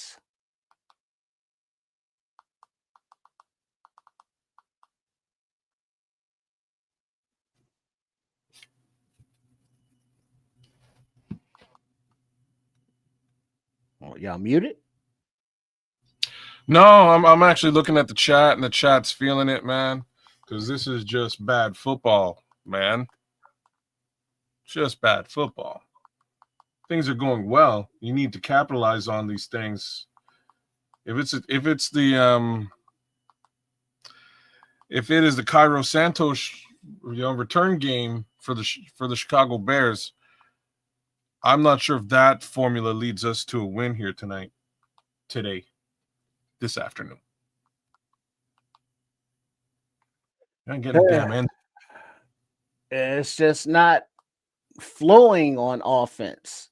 The defense is doing what they can do. All right. You're not stopping a run. You're leaving guys wide open out there in the zone because when you do blitz, it's not getting home. All right, offense, we need some points, y'all. Yeah. It's like the runs are just kind of disjointed. Then you got DJ Moore in it, running back for a little bit. That's kind of disjointed. And it's like the Bears are not finding a rhythm on offense like they had a rhythm early. Caleb and Rome, everything was rolling. Then it's just hit a wall, so to speak. Yeah, no rhythm at all, man. That's got to stop for sure. For sure. It's got to hit his open guys. Just take the easy ones. Plus, I've seen a little bit of coverage. I mean, a little bit of protection breakdown here and there, but it's not that bad, man. We just got to hit our open targets. Well, I don't know, man. Just can't. You got to get in the end zone. Got to capitalize on these things. And this has been the story of the last 3 weeks. We keep squandering opportunities on offense and defense. We might lose this game against a desperate team, and this is where we are. Exactly where we are. We ain't losing Score this game. points. We are not losing this game. Say that twice. 3 times. Say it again. We're not losing. We're not losing. We're not losing. All right. That's what I need to hear. That's what we need to feel. Get in the damn end zone, y'all. Get in. Find a way, as like Tim Basemore is saying. Find a way. All right. We need a turnover right now. Here we go. And the snap is the fake handoff. Little run by Huntley to the zigzag right. 1.5 gain. Third down. Ravens. Damn. If you want to talk about takeovers, now is a good time for one defense.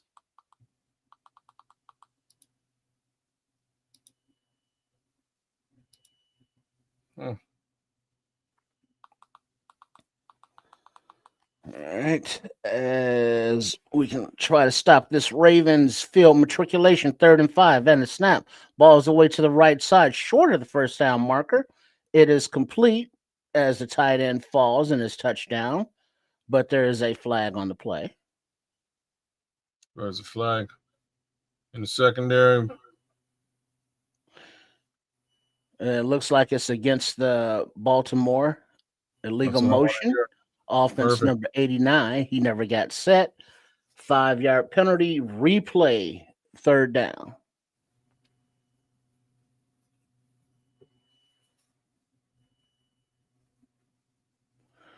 So yeah, their tight end was never set. All right. All right. So from about the 20-yard line, 3rd down and 10 are the Ravens. Empty backfield, and the shotgun is Huntley. Blitz is coming. The pocket collapses, and he is brought down viciously. It looks like Jarrett got home, or Javon Dexter, Big Dex got home. Grady Uh, Jarrett was there. Sweat was in there. Grady Jarrett was definitely in there. Yeah, that was a 4-man rush. The whole pocket collapsed. 4-man rush. Yeah, no blitz. Yeah, no blitz. Yeah, 4-man no rush. place to go. Wow, That's what pressure is supposed to look like. Front Matt 4. Eberflus would have loved that. Let's go front 4 every time. That's what pressure is supposed to look like. Another one. Up.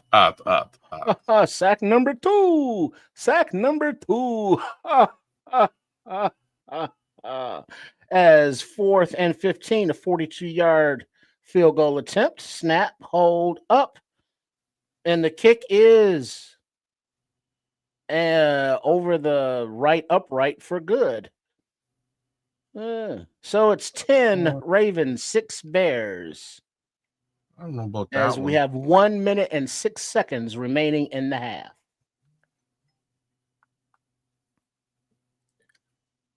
Another one. We got 2 sacks so far. Up.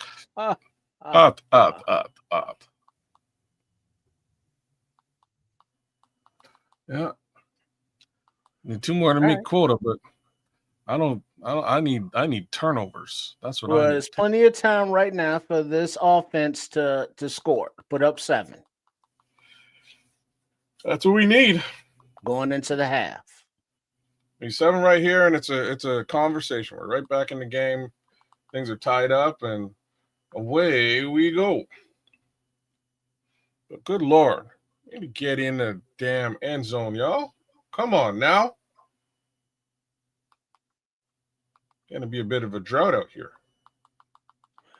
Yeah, there's definitely some discombobulation going on there offensively, and I'm not trying to say it's all the quarterback's fault, but hit some of these passes that would be helpful. But then we also got to block for him, got to make sure they catch for him. Absolutely. But it looks like Monungai is getting a lot more run this game early, at least. Yeah, and when DJ's not in there, seems a lot less for Swifty too. That's just my take. Well, he's been kind of gimpy with a injury, a groin injury or something. Oh, that's right. This week, you're right. Maybe that's got a little bit to do with it, but same way, I wouldn't. Unless they got something really up their sleeve, I hope they crack it out right now. Like I would not. Man, I've seen about enough of the damn DJ Moore runs. That's just where my is. It ain't working. Yeah, and plus DJ is such a beast out there in the field. Get him out in space. Get him the ball, not bubble screens, but like passes. It doesn't have to be deep passes. Just get him out there where he can do his thing. Just watching him getting beat up, taking these handoffs is irritating. Like in my opinion, I if you want to do that, it should be LB3, right? That's just my brain. Or I don't know. All right, the kick is away, and it's picked up at the 5-yard line by Duvernay, and he gets it about to the 28, where he's met down. 23-yard return. That's where the Bears will take over. See what they can do before halftime. Let's go.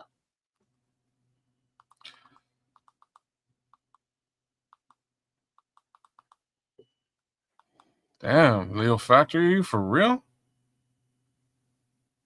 Shout out, prayers up to Cam Scatterbone, man. Oh, he just got a touchdown, didn't he? All right, you got the Bears in shotgun. All right, and the snap passes away to the left side, and it is complete to Oz, and he steps out of bounds after about a 6-7 yard gain. Oh, he broke. Oh, damn. Okay.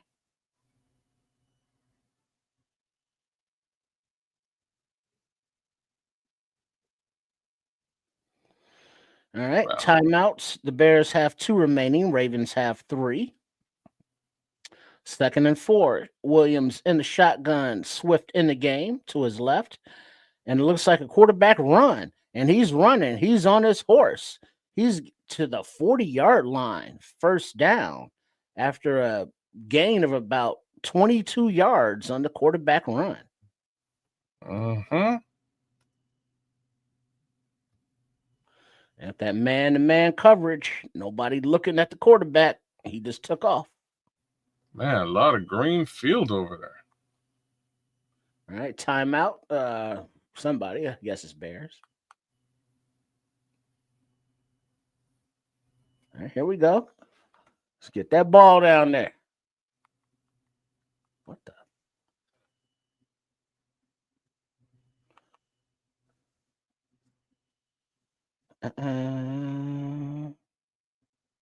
Oh. That's why.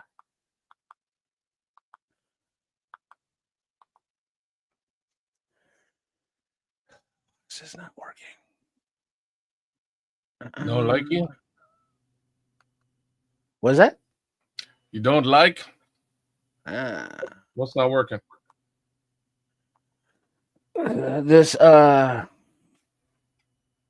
The air antenna thing, Mhm. because I'm not getting CBS at all.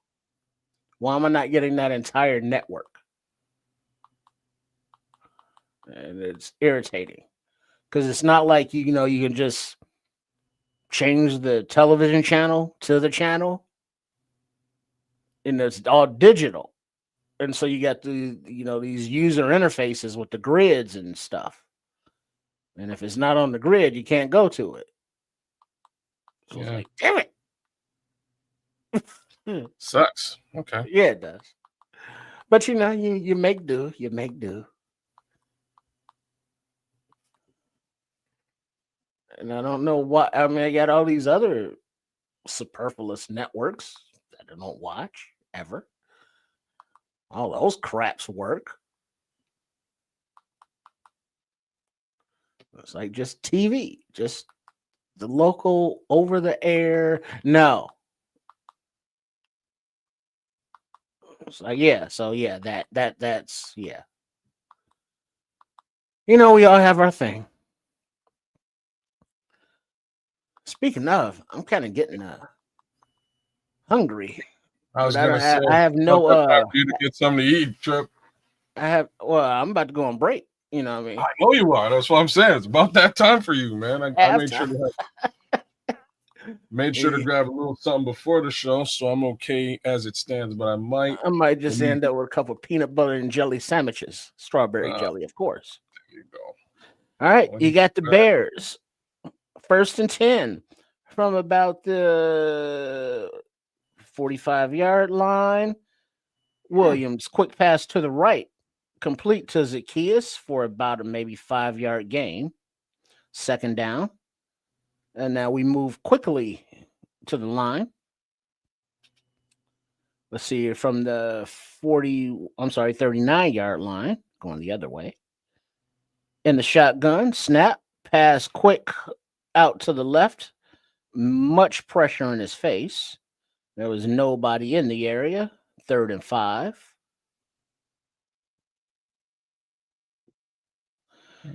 And I see there was a blitz, and Van Noy came untouched up the pipe. And it looks like they're having a discussion whether it's another intentional grounding. Grounding or not? Yep, they throw the flag finally. Yeah, great. Yeah, Odunze's not in the vicinity. He really isn't. There's only 22 seconds left in the half here, y'all. So they're trying to do something. Frankly, I don't know why they didn't. Why somebody wasn't over there to grab that ball and go out of bounds. But all that being said, they're not using. Oh, okay. All the timeouts are already gone for this half. I'm just seeing that now. All right. So there we go. 3rd down. And they had to use the timeout. So there are no more timeouts remaining. They're further back from field goal range.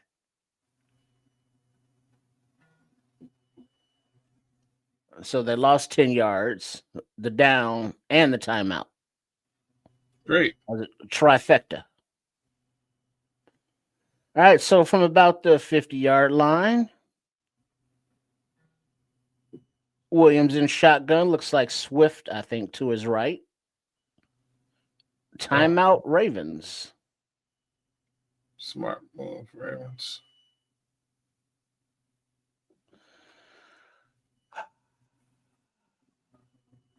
So even though it has been a little craptastic, it's still right here.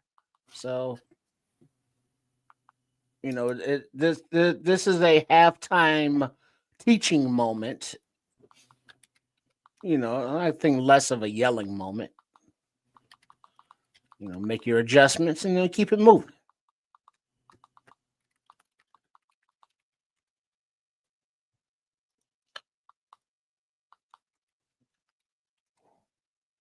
All right. 22 seconds left to go. We'll see what happens here. But not the most positive case scenario. All right. Is that the Bears and shotgun? Looks like Swift in the backfield to the right of Caleb Williams. No timeouts remaining. 3rd and 15. 22 seconds remaining in the half. And the snap time in the pocket. Pass is complete down the left seam by Colston Loveland at the 40-yard line. And now the field goal team sprints onto the field to get set to make the attempt. 4th and 6. Snap, hold, kick, up, 50 yards, 55 yards. I couldn't tell. Whatever it is short. Shit. So what is that? What was that attempt? What was the distance on that? Couldn't tell you. Clearly too long for our kicker. Well, there's a 5 in front of it, so there you go.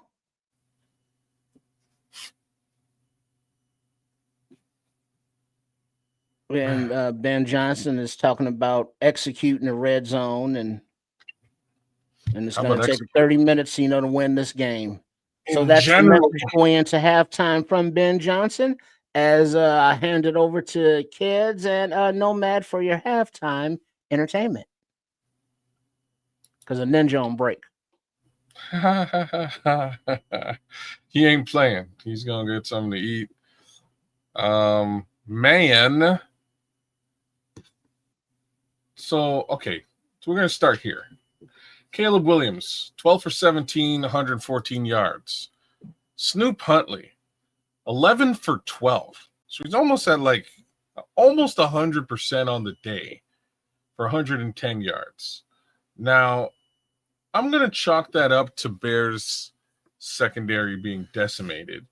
But even then, what are we doing? We're having a heck of a time getting anything to fly here today. And that's very, very simple.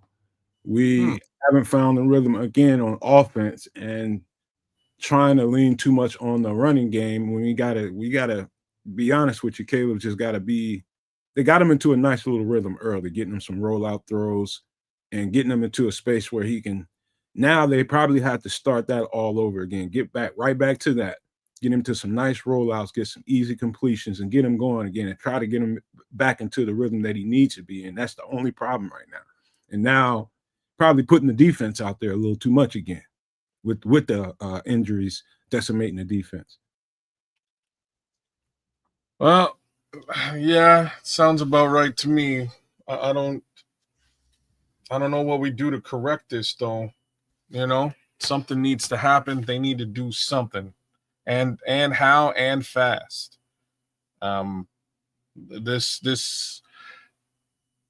This can't be a week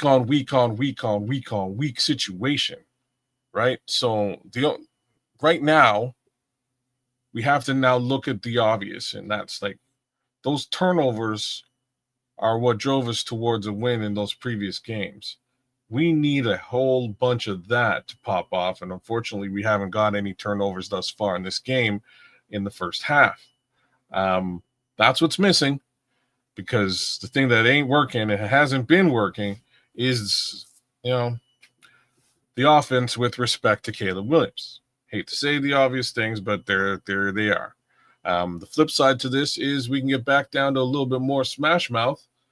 Mind you, it might be a situation where DeAndre Swift is possibly a little bit more hurt than we know, right? Yeah. Like he's only been out there for a few snaps today that I've noted.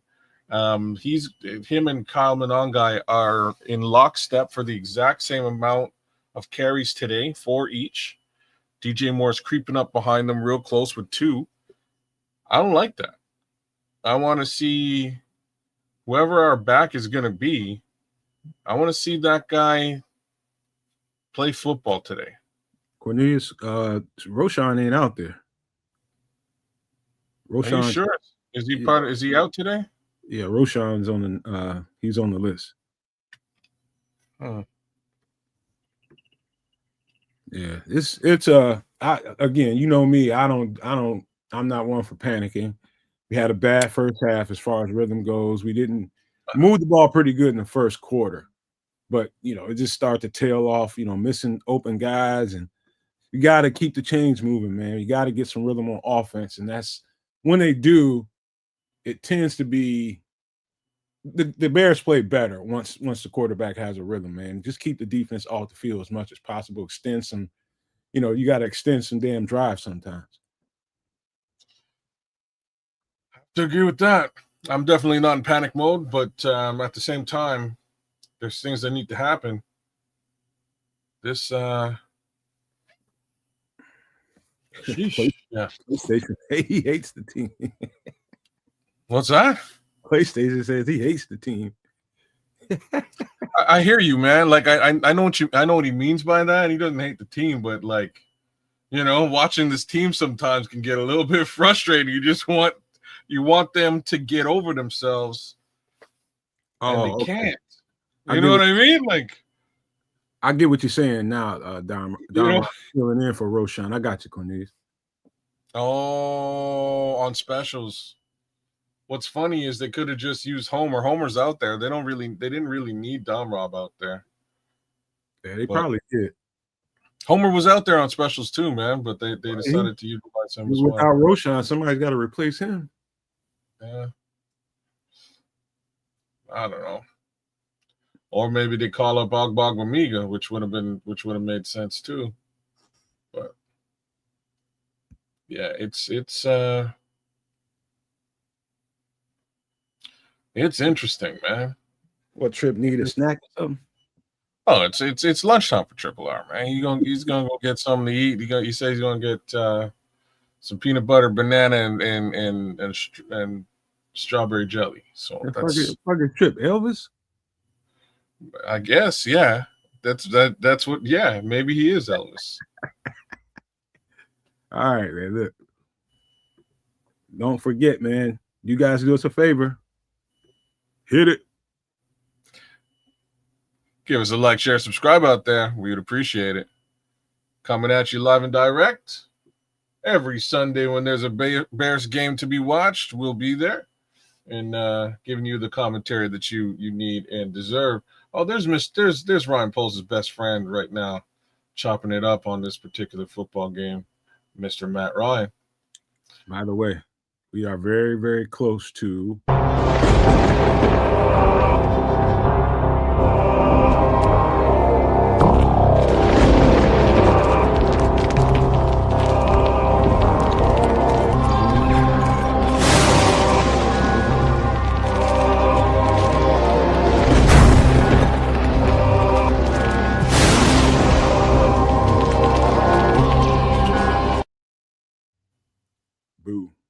Boo.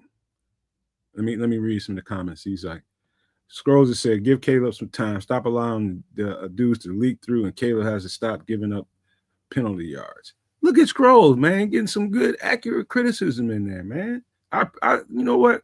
Respect Scrolls, man. At least you can say, at least you can call it how it is, man. They do have to give them a little bit more time. There's been some leakage, some breakdowns in pass pro a little bit, man. So that is absolutely correct.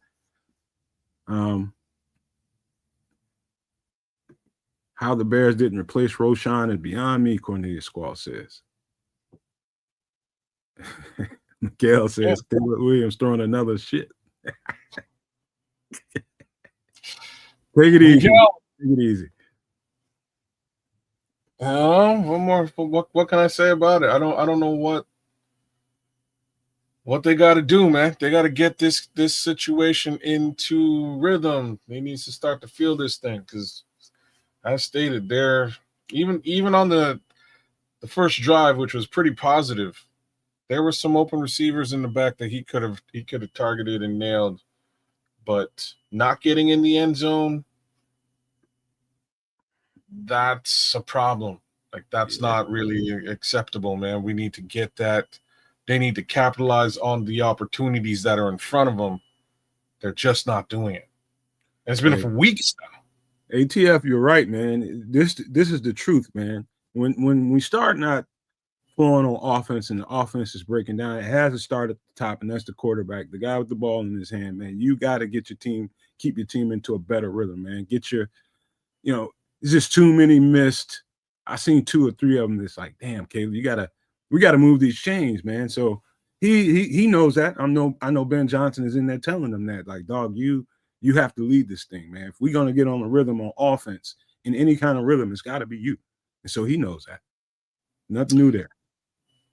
Just I was just thinking about this. Like, why the hell is Cornelius? Why is DJ Moore back there, and why isn't it Colston Lovely? Why would you want DJ Moore to potentially get hurt up when you kind of need him every snap, and you're not playing? Sorry. Luther Burden 3 is really who I was thinking of. Why wouldn't you run it with Luther Burden 3 if you want to be tricky like that? Well, I don't know, but I know this. Cal Monunga ain't been able to get shit going on the ground, so he's like been a non-factor. I can see why they're trying to supplement somebody else in there to run the ball. He's really been a non-factor today. I can't argue with that. He hasn't had a relatively big breakout. He's going to be more power, as you indicated before. I think their strength is the outside toss, and that being the case, there's only been 8 rushes today. 8. Yeah. Which I find is a little bit low wallet share for either back. Derrick Henry on the other side, Derrick Henry's got 9 rushes all by himself. I guess that's about the same, give or take 1 rush. I'll tell you another thing too, man. What's starting to bother me is not enough shots down the field. That's starting to get to a point where now defenses they're going to pay attention. Like, they ain't taking no shots down the field, and so defense will start playing you a little bit closer, closer to the line of scrimmage, stacking the box, and really, really making you play kind of left-handed if you're not going to take no shots down the field. There's opportunities out there, man. This is what's kind of what my problem is. There's opportunities a little bit deeper, and Caleb either isn't seeing them, isn't looking for them, or doesn't feel comfortable taking them. None of those answers are good answers. I don't know what it is, but I know that we're gonna have to take some shots down the field. Ain't no way they're in that halftime looking at that thing and saying, you know what, we have to, man. We got to at least try to take some shots down the field, loosen this defense, give us a chance to start getting this ball moving. Maybe on the ground, something. But we got to threaten them down the field. CATF, that's exactly what I was saying. Like, if DJ Moore is not 100%, and you got a guy who is 100% sitting on the bench, why not use him in that capacity, right? As that running back as well. Like, they're built basically the same. He can run the ball. He's got experience doing it. I don't see why you would sacrifice DJ Moore to potentially get hurt in the process. It's just weird to me. Mind you, I kind of expect to see like a flea flick somewhere down the road. You know what I mean? Throw it, hand it off to DJ Moore. He flicks it back, and you catch Rome with Dunze or somebody else deep. That makes sense. Huh? I was going to say, I like Chris Franklin's mindset, man, because I'm the exact same way, Chris. He says, I'm going to remain positive and say we handle business. in the second half. Exactly what I think we all have to remind. Yeah, that's all we have. That's what we got to do, and I think they can do it. I mean, this game is by no means out of hand or anything like that. Touchdown, and you're back in business. Mind you got to stop them here. Let's see if we can get a turnover right here. Right. That's my thoughts. I'm going to make a quick little bounce now that my guy's back. How's the peanut butter and jelly? I mean, you can never go wrong with peanut butter and jelly sandwiches. I mean, Yes, have you you can. ever had a bad peanut butter and jelly sandwich? So this guy, don't F with that. Me neither. With what? Peanut butter or jelly or sandwiches? Either one. Like together as one, not for this guy. I'll eat peanut butter, I'll eat jelly, and I'll eat a sandwich. But all together as a meal, no, thank you. Stop eating that as a baby. I've never been a fan. Never been a fan. You add bananas in there too, and when we're fighting. Anyways, I'll be right back. The Elvis. All right. You got the kickoff for the second half. My girlfriend said, looks like it landed about the 8-yard line from this angle. Couldn't tell, but returned to about the 34-yard line, and that's where Bears will take over. My lady love says, put that shit on some toast, sir. Yeah, toast. You got to have them nice little crunchy. And then that also helps the peanut butter melt into the little nooks and crannies. Yeah. Mm-hmm. Everything tastes better with toast. I'll help you color it up while kids is somewhere. He said he ate. All right. I'm sorry. The Ravens ball. And now they are in a little shotgun. Looks like Henry behind him. And looking downfield, passes deep to the right side and complete to number 7. And he spun, but he is finally tackled at the 30-yard line. Bateman with a huge gain. 36-yard pass play. All right, they're getting ready to go in attack mode. Looks like Byard and McLeod over there in the coverage and with the tackle. It was definitely McLeod's fault on that one.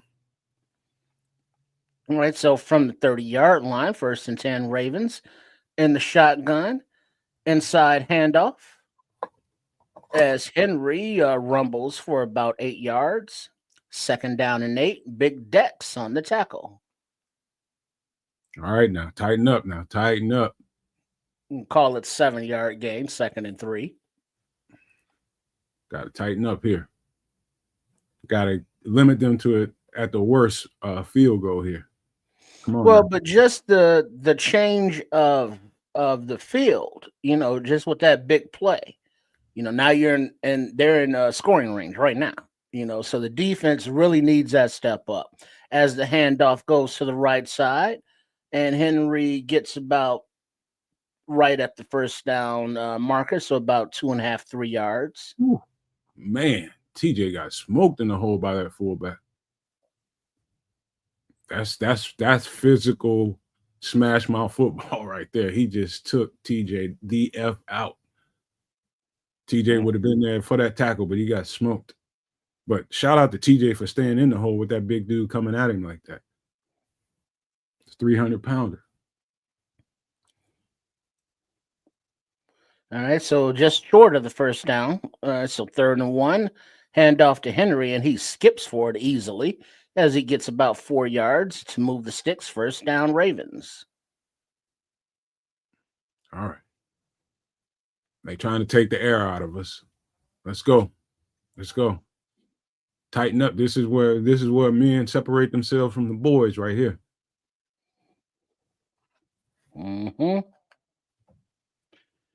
All right. Yeah, that Ricard, that's their big fullback. Yeah, he's a low. Big bruiser. Old school fullback.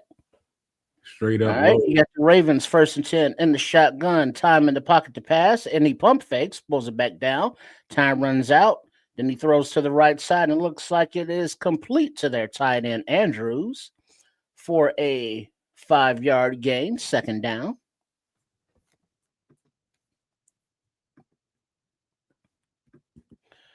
Way too much time in that pocket, defensive line.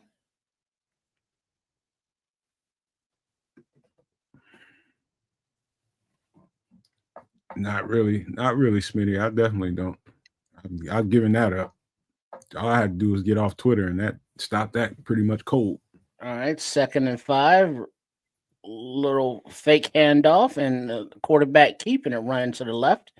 And he does not get back to the line of scrimmage. Looks like he loses about 3 yards. 3rd down. Nice job, Nashawn Wright, keeping it contained out there. Great. Odingo and Edmonds on the tackle. Nashawn Wright did the job, keeping him inside for the rally. All right, 3rd down and 8. Let's go, D. All right, Ravens in the shotgun. Was that number 3? And then the pass is complete to the left side, but short of the sticks by about 3 yards. D-Hop and is tackled by Byard and Kwani B. And the Ravens will bring their field goal attempt unit onto the field. Definitely wasn't talking about you, dog. I was talking about Twitter, not nobody in the comment section. Y'all free to speak your mind in there. Just be civil. And I'm definitely not talking about you. Just me on Twitter with the pessimism.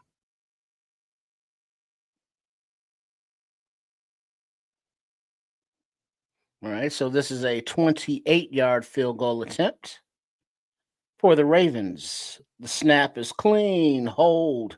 Kick is up and good. Hey, so the Ravens advance their lead 13-6. What just happened on the last play? My girlfriend was just in here. Who got the stop on 3rd down? I think it was Byard and Brisker. Okay. I think. All right, come on now. We can shut everything up. All we got to do is go out there and move the ball. That's all we got to do. Just move the damn ball. Yeah, that would be fantastic.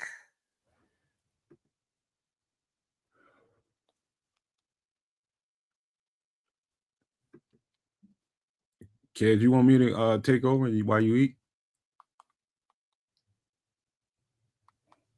You're muted. No, yeah, because otherwise you'd be hearing me crunching chips. Give me a second. All right. Get him out of here. All right. Yeah, I'm telling you, the key to everything at this point in the second half, if we win this game, the offense will develop a rhythm here. We did the best we could and now 3 points. Now, offense has got to do its job. Get some rhythm, move the damn ball on offense. Let's get the shit going, man. I do like Ben Johnson's his thought concepts. Second half, he does a pretty good job of adjusting. That's one good trait I think I like about him more than a lot of things. Is adjustments at half. Yeah, and I think we saw a little bit of an adjustment there on defense as well. The Bears did send a blitz, and the pass was completed, but it was short of the first down. Exactly. That's why you do. That's why pressure is there. That's exactly why you use pressure to make them throw the ball before they want to, and you can contain that.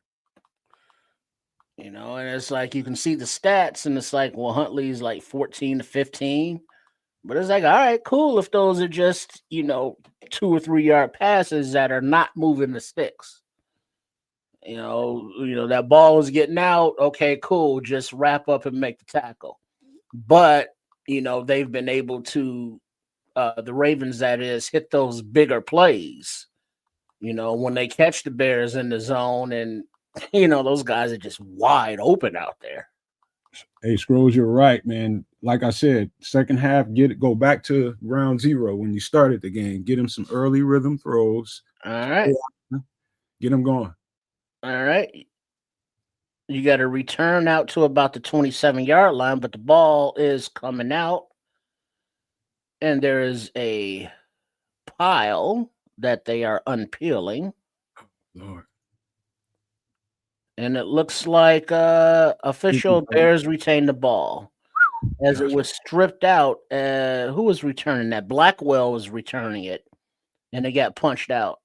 And it looks like Blackwell may have gotten it back as well. Oh, hell yeah. DeMarco Jackson slapped it right back to him.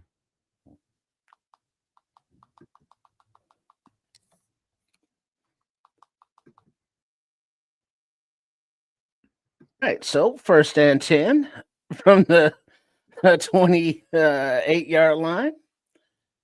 Williams under center. Single running back of Monangai in the backfield, and he takes it and runs to the right for a gain of about 3 yards. 2nd down.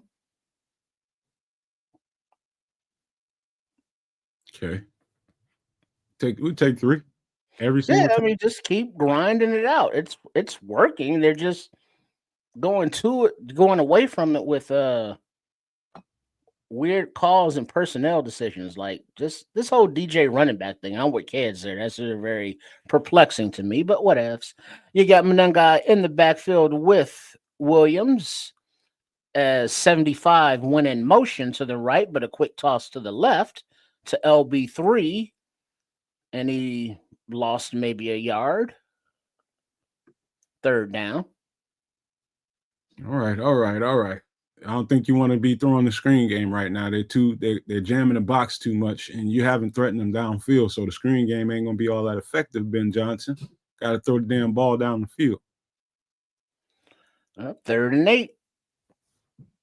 You got Williams in the shotgun. Looks like Monangai to his left in the backfield. Take a damn shot Right, here. time in the pocket. The ball is away and complete short of the 1st down marker by about 3 yards. Zacchaeus made the reception. Yeah, you got to punt it here. So another 3 and out. Come on, man. Come on now. Came too far to be stutter stepping right now. Ben's tight right now. He's tight, and I would be too.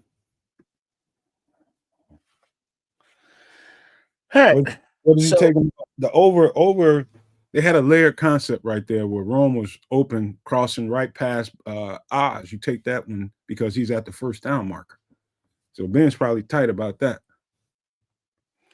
All right. The ball is kicked by Taylor, and it's a touchback, but there's a flag on the play. 65-yard net, and the flag is holding a receiving team, 10-yard penalty, 1st down. So it will be Ravens ball after the timeout on the field. We'll take it. We'll take it. Take anything we can get right now. All right. Now it's time for another stop, turnover. It would be nice here, actual defensive score. But a 3 and out will do. I don't want to get greedy, but yeah, we need the defense to step it up again.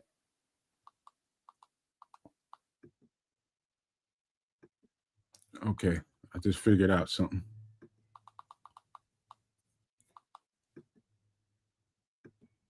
All right. Trip, check out the private chat. I'm about to write you something. Okay. Shout out to all of the No Maniacs.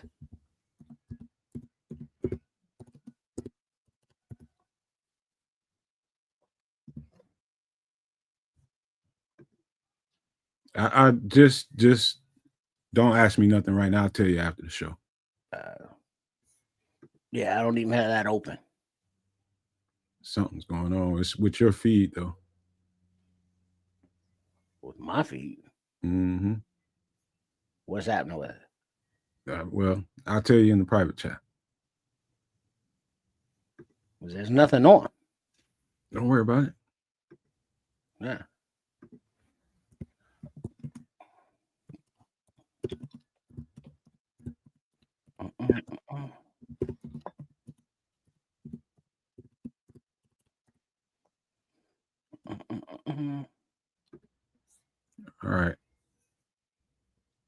me see here. Man, we putting a little too much. You mean hear this clicking? Yeah. You What mean is my it? remote control? Is that what that is? And that's the only thing clicking. Okay. That's probably click it again a couple times. Oh yeah, I'm definitely hearing it. Just trying to figure out what it was.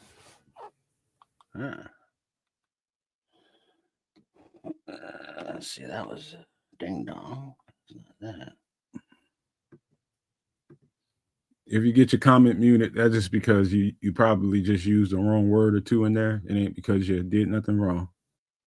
Just got to be careful when you're in YouTube. That's all. All right, you got a inside handoff to Henry, and he bounces off of a couple of his own guys. He gets about 4 yards, 2nd down and 6 for the Ravens.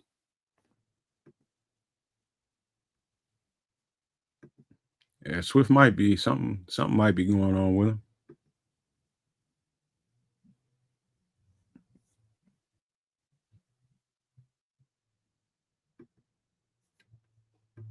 All right. Come on now. We need y'all defense. Give us one more chance here to move this ball. Come on, get us off the field again. 2nd and 6.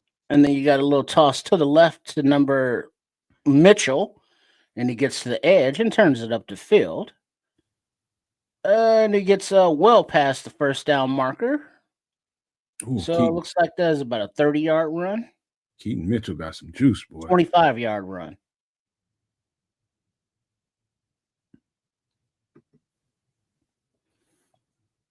That boy got some juice right there.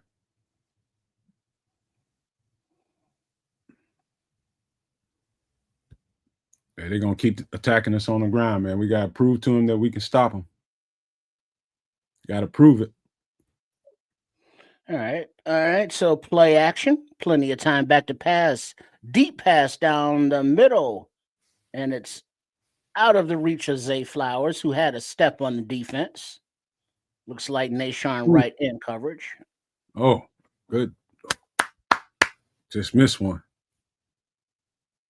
I noticed that, Cornelius. I was going to say that, but I didn't. Yeah, he did not start the second half. Let's see if he gets him back in there in this next series. Let's see. We'll see.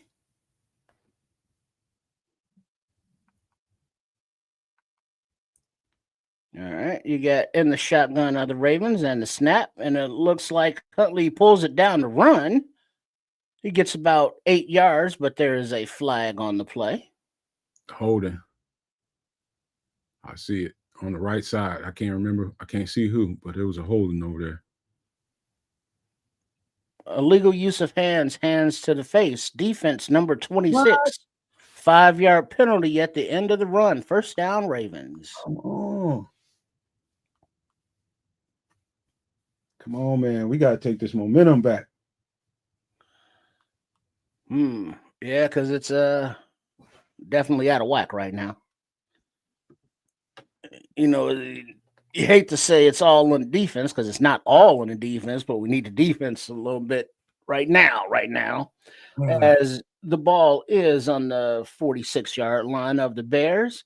Handoff to the right as Deo meets Henry right there at the line of scrimmage, maybe for a half-yard gain. There 2nd down. There we go. In there as well. There we go. Resistance. Ford was up in there. Resistance. What up, Victor?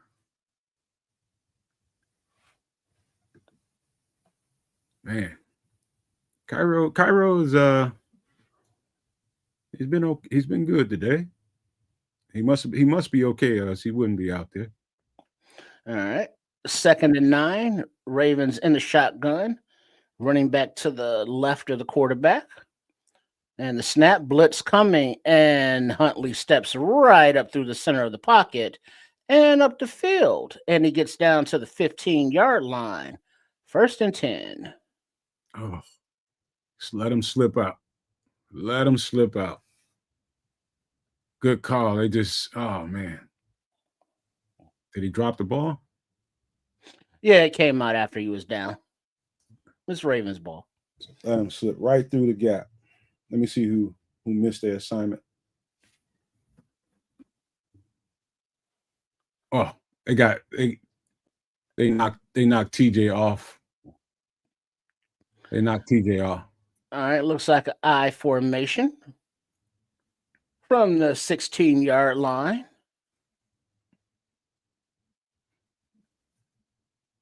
Somebody got to make a play here. And then a handoff as Henry runs behind his blocker to the left for a gain of about 2.5, 3 yards. Second down.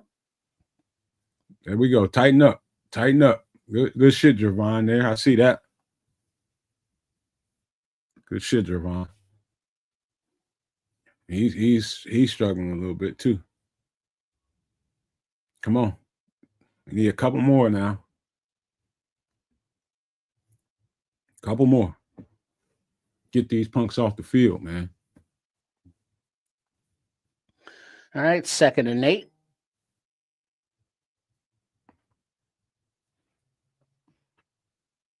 All right, empty backfield and the shotgun. Huntley escapes to the left, throws, and incomplete pass. 3rd down and 8. Oh, he had him too, man. Thank God. Of course, Vegas would have him winning the game. They were probably expecting to see Lamar Jackson. You know, they put a trick bag on everybody at the end of the week.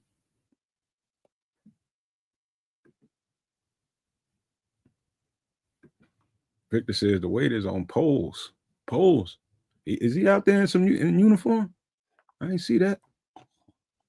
Man, we got to play. The football players got to stop this. Ravens in the shotgun. Pass is incomplete off the hands of Flowers. 4th and 8. Hell yeah. Did their job again. Let's go. Keep them the fuck out the end zone. We'll be fine. Neo says Chicago blowing this game on purpose. Boy, I hope you ain't right. I hope you ain't right. All right, so the Ravens are attempting a 32-yard field goal. They're all lined up. Let's see. Snap, hold, kick is up. And it is good. So the Ravens extend the lead to 10 as they are at 16 and the Bears at 6 with 3:35 remaining in the 3rd quarter. Hang in there, man. The defense keeps doing its job, man, keeping them out of there. Yes. Yeah, the offense got to get a touchdown now. I mean, that's no longer up for debate. You got to move the ball, got to put the ball in the damn end zone. There's no getting around that, Tim Bazemore. You are right. They got to take this, defense has done its job. Now get your ass downfield and put the ball in the damn end zone, man. Put it in the paint. That's what we got to have. Come on. Bears going to be all right. Let's manifest right now, man. Come on. Mm-hmm. All right. Let's go. Let's go. Trips, give me 1 second. I'm going to grab me a little drink of water and be right back. Sure. I got you. Oh, good. Oh, man. All right. Let's get this thing done on offense again. Let's get this thing done. Establish some rhythm. Get some momentum going. Defense kept him out of the end zone one more time. But you can't, at some point, we need to rely on the offense, man. This is that point. On the defense. Like I was saying before, expecting 4 turnovers a game, not a sustainable expectation.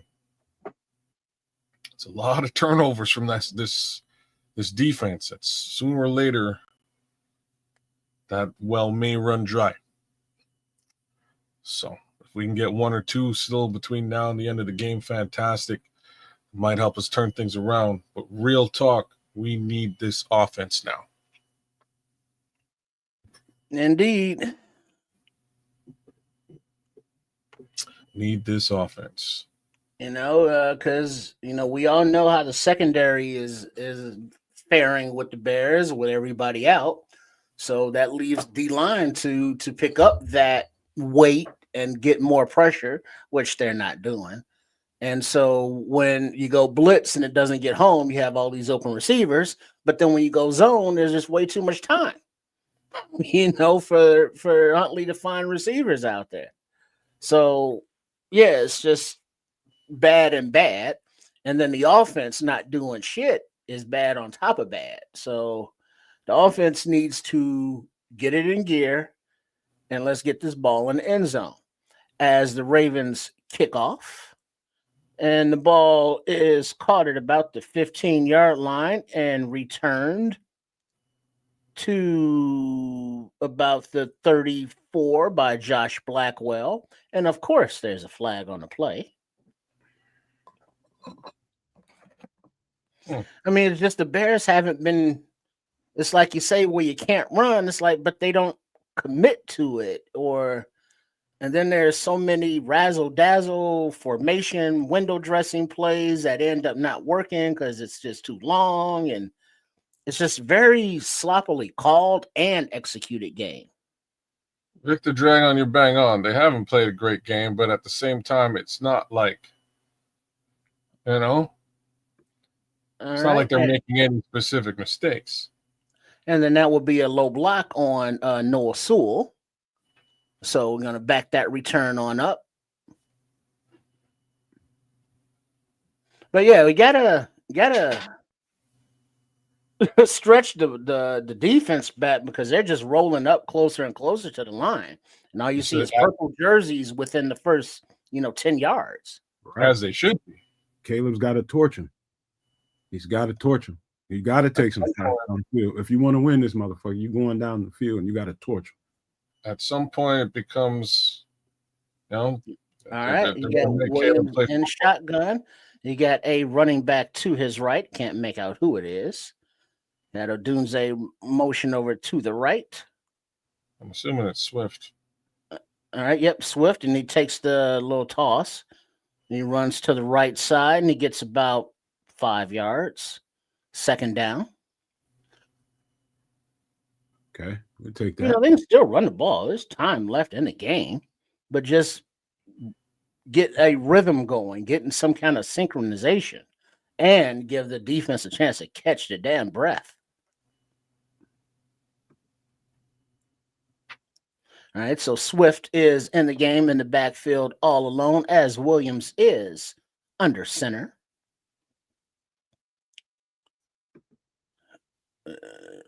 Motions that's Smythe into there, and then Swift takes the ball, takes a counter to the left, and he finds a low lane, turns on his speed, moves past the sticks for a gain of about 13 yards, first down.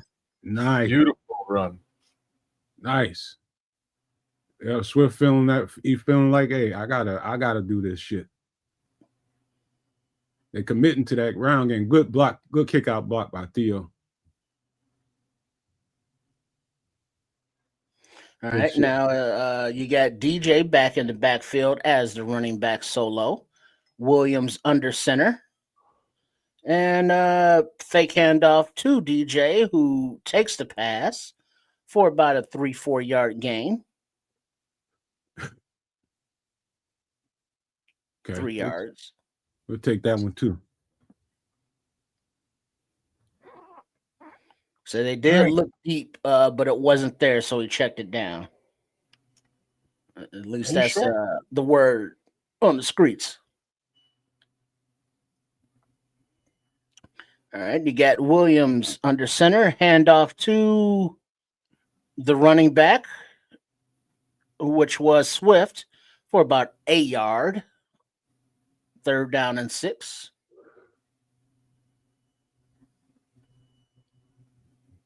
Come on, guys. We need this one here. Come on, Ben. Everybody's giving Poles a hard time in here, boy.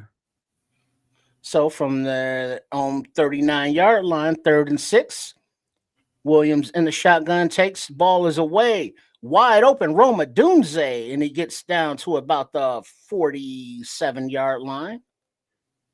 I'm sorry, that's not the 47. But it is That a was, first down Bears. that was a nice pass 28 by. pass play. That was a nice pass by Caleb. Yeah, it was. It was at the 33-yard line or so. Because he took he kind of looked at DJ. Caught him in a cover 2. Yeah. Let's get that rhythm back. Let's go. Let's go. We need it All right, back. under center is Williams. I think that's Swift in the backfield. It is. And he takes the handoff, and he is met in the backfield by 3 Ravens, a loss of 2, second down. But now you got that, so the next first down, play action them. Because they're baited for it. They're not respecting anything really, that you're doing in the air. Yeah. It's a good time to go to DJ right here. I agree. On the left side? Yeah. Oh, you mean not in the backfield? You know that's what I mean. I mean, he's gotten so many reps at running back. It's just odd. It's like, all right, where's the fake play off of it? Okay, where's the fake play off of it? Okay, where's the fake play off of it? Because I don't. But we're still right there. Still right there. Give me some DJ or some Oz down the field a little bit, man. Take a look at the end zone here, at least. Yes, slip eyes out.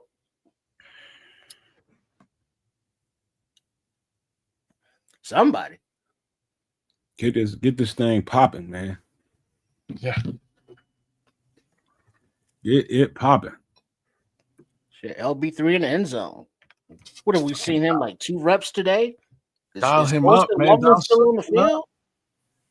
Dial something up. Nothing to the tight ends. You know what I mean?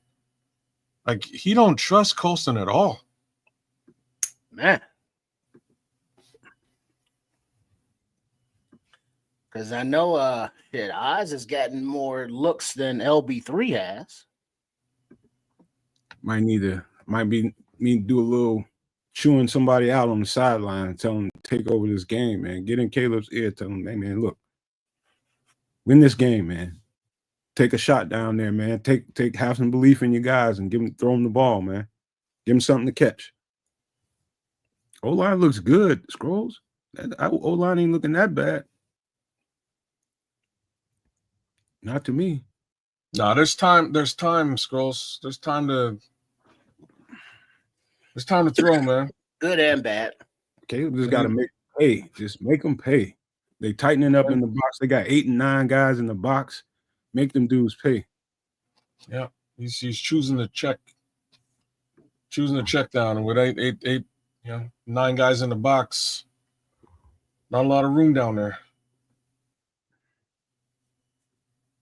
Just got to make them pay, man. That's all there is to it. You want to shuffle yourself back up, kids? Get me out.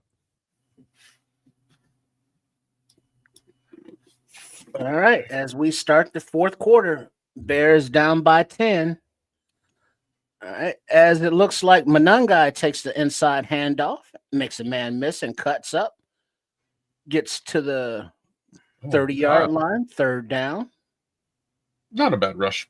We got about 5-yard rush. About 3rd and 7 now. 3rd and 6, yeah, call it 6.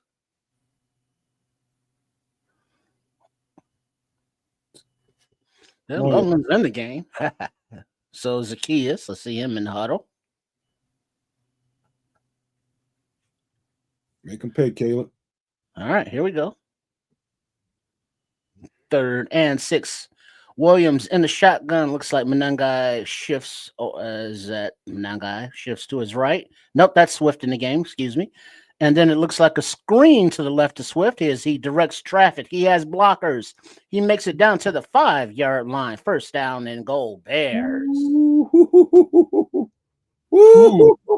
Okay. That's what I'm talking about. Let's go. DeAndre Swift in space is a beautiful thing, man. Nice blocking setup. Then you had the offensive line. A couple out there leading the way. I see Tooney Tooney Dahlman. out there. 62, 52 Dahlman, Odunze, 15 out there. Caught him slipping. And there's a injured Raven down on the field. So there's a little break in the action. Probably Marlon Humphrey. Yep. Oh, and I did get a text from Chef Trips that he's looking forward to being with all the No Maniacs and the Super No Maniacs this week for MF in the kitchen. And no spoiler alerts, but the menu, the dish consists of something that a No Maniac suggested a while back. So it is a user suggested menu item. So look forward to that this Wednesday on Extra Sauce for the segment of MF in the Kitchen starring Chef Trips. I like that. Right then. Wonder what he's got up his sleeve. Got me curious. All right, Floose. Loose. What? Do a You don't remember throwback. that? Yeah, I got you. Don't remember that? Yeah, I can't tell you what they got up your sleeve. Well, what's up your sleeve, Coach? Well, what's I'm up not going to yours? tell you that. What's up your sleeve? I'm like, loose. What? The hokiest son of a bitch ever, man. What is hokey, man? What is hokey? Matt Eberflus. If you looked it up in the dictionary, there'd be a picture of Matt Eberflus Just sitting there looking goofy. with a beekeeper outfit on. The What word, is the word I'm missing. defined as? What is it? It's bumpkin. Yeah, okay, that works. It's a mix of a bumpkin. There's an actual definition of Why it. are we still kicking that man in the ding ding? That man's gone. I didn't hire him. He's gone, man. Yeah, that's all right. You got that all the way in Arlington, man. That's okay. By the way, I wonder how they doing today. They've been getting on him. CD Lamb's back. They should be doing okay. They'll get scored on, but all right. Hokey means something that is corny, excessively sentimental, or obviously fake and contrived. So Floose. Yeah, the Floose across the board. That like I said, his picture with a beekeeper outfit on is right in the dictionary next to hokey. Put this thing in end zone. Get this tutty. All right, first and goal. Williams under center. I can't tell who the running back is. Swift it is. And Swift takes the handoff and he angles to the right side, but he is tackled right at the 1 yard line. Second and goal, Bears. Oh, he put it on Wiggins, boy. Wiggins is hurting. See, they're talking about Caleb checking into that last screen. He saw the blitz, so he checked into that screen. Nice. And FYI, number 75, Ozzy Trapillo is eligible. as a receiver? That's what eligible means. Damn it. And Ozzy's in motion. Handoff to Swift, runs to the left, and he is met at the 1. Line of scrimmage, no gain. Third and goal. Damn. Get in the end zone. Come on. Come on. Yeah, there was just not enough blockers over there. No, 62 missed his block. Too many defenders. Tooney let his guy get off of him. Yeah, he did. All right. Under center is Williams. Your quarterback And sneak. handoff to Swift. As he steps, puts his head down, crosses the goal line, touchdown Bears. There we go, DeAndre. That's the spirit, baby. Hell yeah. Wait. The Ravens are disagreeing. They may challenge it. Oh, he's in. But they're going to review scoring plays anyway, as they're making sure that the knee goes down before the goal line, but they're looking to see where the ball is.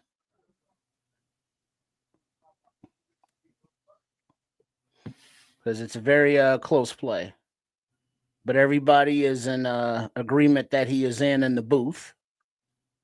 So we're looking at the score: Ravens 16, Bears 12, with the PAT upcoming, as long as it's ruled a tutty.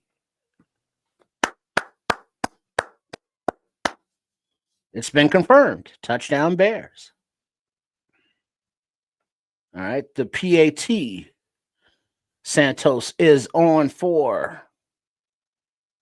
Clean snap. Hold. Kick is up. It is right down the pipe. Score: Bears 13, Ravens 16. All right. Right where we want to be at. Right where we want to be at. Let's go. Defense off the field. Got him a little rest. Let's go, y'all. Exactly what we needed. Come on now. Manifest it, y'all. Manifest it. Let's go.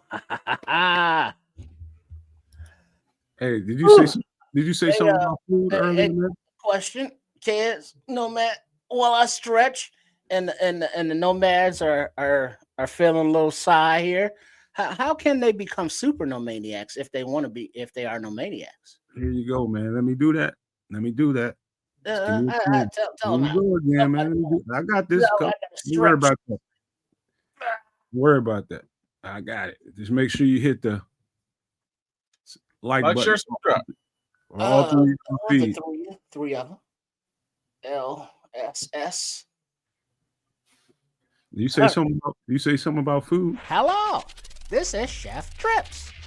Please join us on the last Wednesday of every month on the Nomad Network for the show Some Extra Sauce for my live cooking segment, an effort in the kitchen, where we make inexpensive but tasty foods that will be beautiful.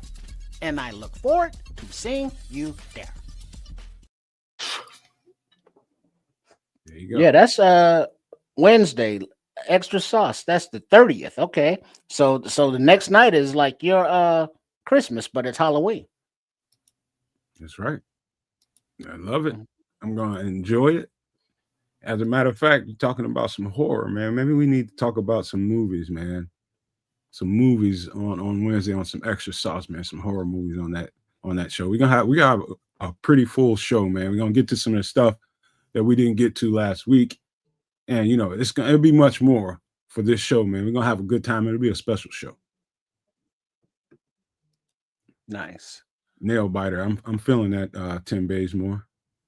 All right, so that's 8 p.m. Central this Wednesday.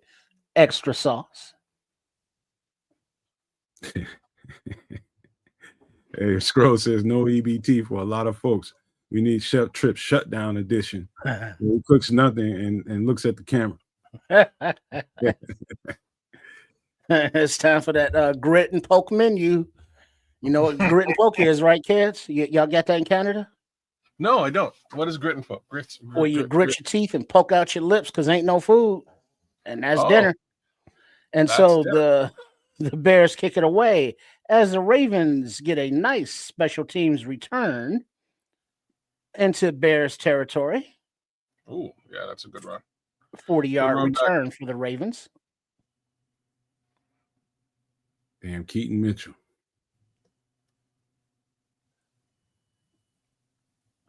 Yeah, he hit that gas. He was moving. He's a stud. Oh, I like this little cartoon graphic. It's pretty cool. All right, so you got the Ravens coming out at, well, not Bears territory. We're at their 44-yard line, their own. Hand off to Derrick Henry up the center. He gets about 4 yards. Second down. Damn, man. This man just needs to fall forward and he gets 3. Yeah. It's a big boy.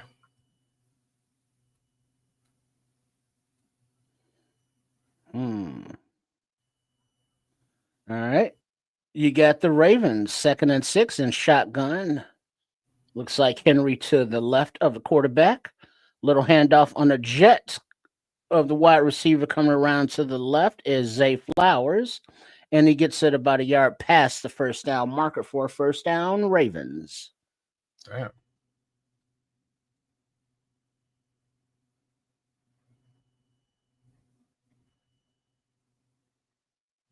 Come on, y'all. Turn over here, y'all.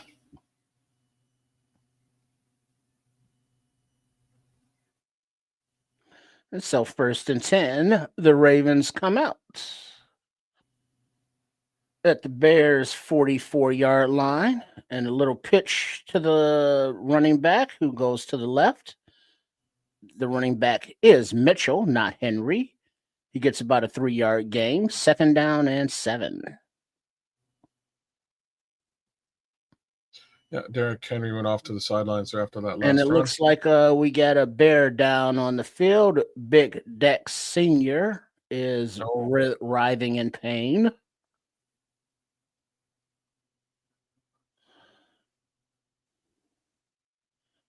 So, yeah, now with Turner out, Robinson out, the D-line is having its share of dings up. For fuck's sake. What about to happen? But it's all good. It's all good.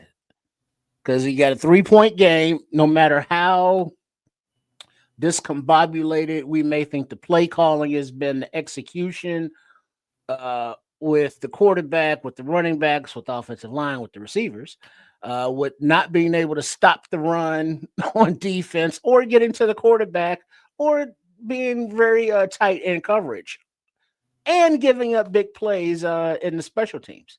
All of that is still a 3-point game here in the 4th quarter, and the defense has the opportunity to prevent any further points.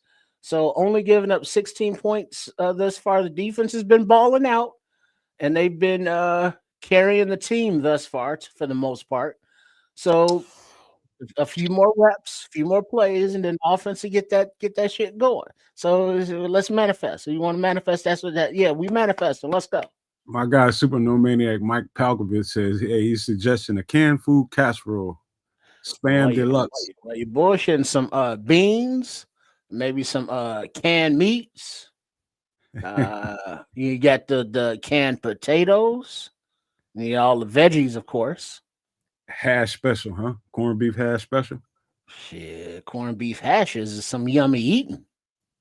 Yeah, I know that's like your poor people food, but man, I love me some corned beef hash. You do that right, I'll sell it to rich people. Mm-hmm. Melon Smasher says Luther Burden's ruled out with a concuss. Oh, for fuck's sake! Are you shitting me? From what, the 2 snaps you got today? And the irritating part is concussion. That's about 3 weeks. I'm with you, Scroll. You gotta manifest like Creflo Dollar. Manifested that private jet out the congregation. Shit, not only the private jet, but he was like, hey, y'all, this jet run on fuel. Not on prayers. All right, so Big Dex is in the blue tent getting checked out. 2nd and 7 for the Ravens as they come out in shotgun, a running back to the right, and the running back takes the handoff up the middle, Derrick Henry, but he's stopped after a minimal gain of about 2 yards. Jared Edmonds is in there, and a couple other Bears on the bottom of that pile. Sweat at the bottom. Grady Jarrett in there on the play, even through a double team. Yeah, great. Derrick Henry. Derrick Henry. All right. Let's go. 3rd and 5 defense. That's what we play for. Shotgun are the Ravens running back to the right. Back to pass. Time in the pocket. Ball is away. Ball is nearly intercepted by Byard, but incomplete. Oh, he had one. That was a 1 KB. It got tipped by Tremaine at the line.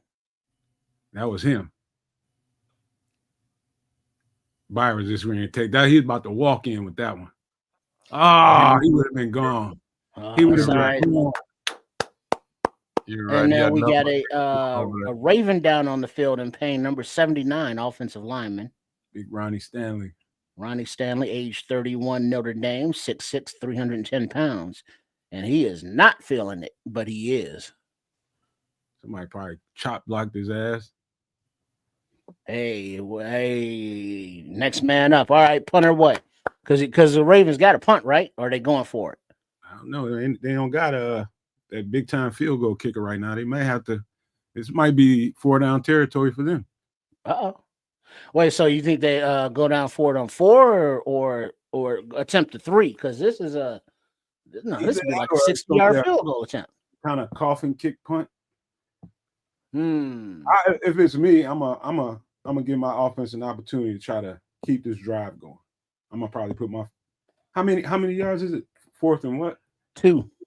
Oh yeah, put the offense back out there. Hmm. Is that right, chat? 4th and 2. Yeah. So you passed the 50, you're into the 40, somewhere around the 40. So yeah, I might be 4-down territory, sir. Well, I think Red Baron is saying 4th and 5. Okay. He might second guess that. But they got a little TV timeout. They got time to really contemplate some shit right here. Yeah, 4th and 5, verified Smitty Q. But then Timothy comes in like 4th and 6. I mean, if you're the Ravens, you got to think about it at least.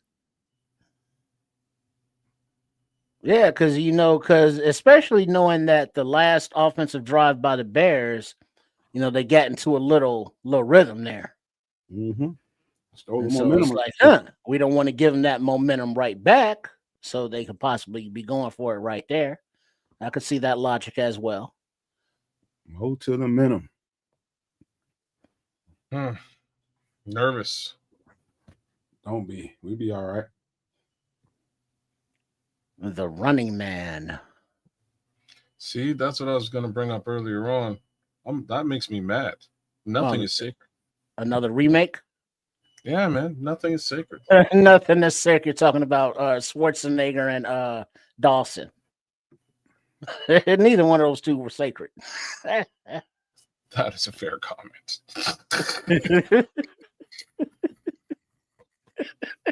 Oh, snap. All right. They say Staley was able to get off the field. It's 4th and 5. Ravens are in the shotgun. Running back to the left. Wait. They're not snapping it. He's trying to draw him off. He's going back. He's changing the play. Hard count. Not snapping. Hard count. Nobody move. Bears are not falling for it. Delay of game. Let's go, D. Now they'll punt it. Nobody get hurt. Nobody move. Nobody get hurt. Love it. Nobody move. Freeze. Crisscross. All right. Crisscross. All right. You got Duvernay standing at about the 10-yard line awaiting the punt of the Ravens. Let's make sure they punt it away here on 4th and 10. From the 44-yard line. Kick is up and away. And it is downed by the Ravens at the 3-yard line where it's caught there. Good punt. Yep. Damn. So 1st and 10. No coffin corner. Kind of got to be expected. There we go, Caleb Williams. But it's Bears ball. All right. So it's just a long drive. That's all that is. More yards. Now I'm saying who wants some more yards? Who want these yards? Let's go. What kind of time we got? We got a whole don't know yet. 9:48. They're Oregon State. They're advertising that. It's 9:48. You see it on the Yahoo screen. Sure. Okay.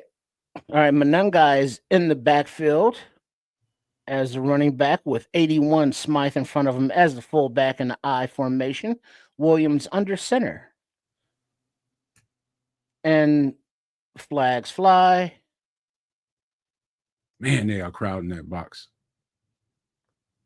They are crowding that Ball box. start. Offense number 62.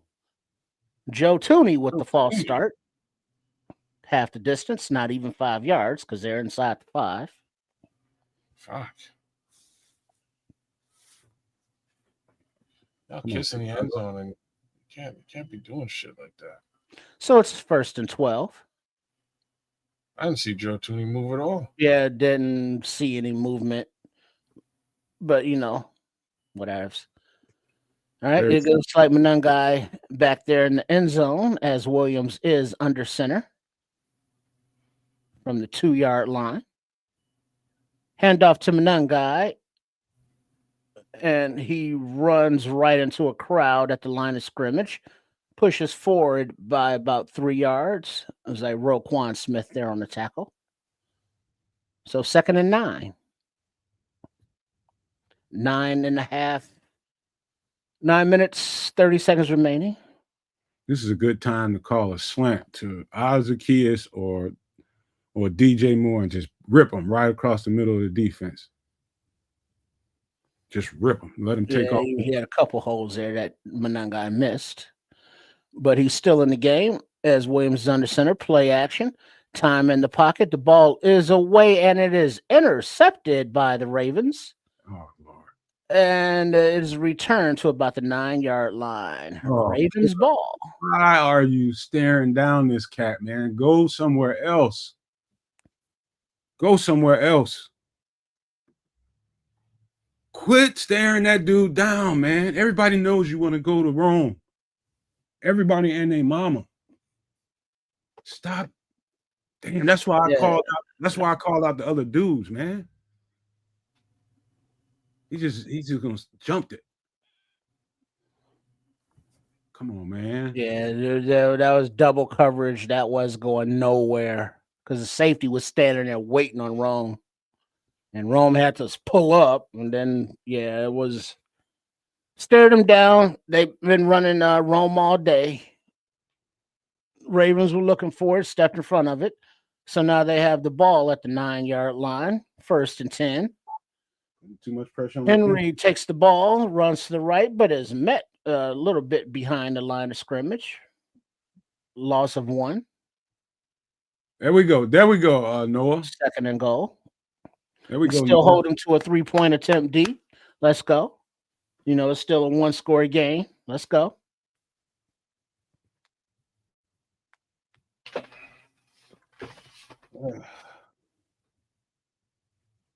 Stop him here, Bears. Come on. Yeah. All right. Ronnie Stanley's back at left tackle. Ravens under center. Play action. Ball is away, and it is caught to a wide open tight end at the 5, and he high steps on into the end zone. Touchdown, Ravens. Charlie Kohler, tight end. Ooh. Yeah, him too. Damn, Caleb.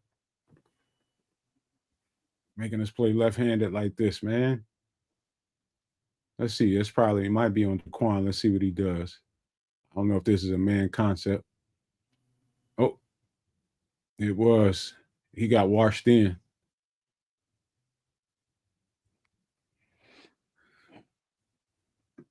As the Ravens line up for the PAT attempt. Snap, hold, kick. Good. Ravens 23, Bears 13. Yeah, that was a horrible decision to throw that ball. I don't know why he is so locked in on Rome. Everybody knows he wants to go to Rome. You got to throw that ball elsewhere, man. You want to win this game, you got to get everybody live, man. It's not like he has a shortage of skill players. Right. That's the struggle in my mind. It's like, dog, you have got to get other guys live and be effective out there. You got to make them account for them. They are just jamming the box and putting a guy over the top of Romo Dunze, which he just did. You don't want to throw that ball there. Irritating. Just irritating. Yeah, this is not another good showing from the quarterback position again, decision wise. He just doesn't look comfortable out there, and it's not like he's being rushed, defensively. It's just, is he not understanding what he's seeing or what he thinks he's seeing? Or In on wrong, Trips. He just locking in on wrong. When he needs to make a play, he's locking in on wrong, and they're locking in on him locking in on wrong. You can see. I mean, really, how's he been effective throwing the ball outside of Rome? If he ain't targeting Rome, who else has been live today? well, who else got the other receptions? Zacchaeus Got one or two. Swift got a nice one on the screen, but he just and got then Loveland got, I think, like one. early in the game. Yeah. Yeah, he's just got to spread the ball around. You can't be locked in on this cat. Has DJ even caught a pass as a receiver? Maybe one. Yeah, he did one where he squirted up the sidelines. No, is that a run? I don't know. He's got But two. yeah, it's that. But then also the deployment of the players and the play calling has just been weird. It hasn't had any kind of flow. It ain't the play calling right now. It's just he's got to make everybody live. He's got to threaten with everybody. Anytime you see a team jamming the box, putting 8 and 9 in the box, they ain't confident in you throwing the ball to multiple guys. They're taking a gamble and saying, you know what, we don't think you can beat us down the field. You won't even try to throw it down the field, so we're gonna gang up on your ass in the box. That's what that simple shit means. So he's got to make them pay. All right. So now the Bears once again down by 10 points. With 8:13 remaining in the game, fourth quarter, that is. The ball is away, caught at the 5-yard line, being returned by somebody who is hit hard at the 20. It's Josh Blackwell. Yeah. Ravens are all fired up. Got to take the momentum back. You gotta get the tutty. And then, we're still right here in the game. That's the thing. That's the frustrating part. Because it's like right there, it's just the Bears will not just reach out and say, yeah, we want this game. This is when you got to get big, Mr. Williams. This is when you got to get big. All right, you got Williams in the shotgun, running back to his left. Looks like Swift. All right, time in the pocket, plenty of time in the pocket. Williams goes out to the right, steps back, more time in the pocket, and it's incomplete pass. Looks like it was going to DJ, and Loveland were in the area.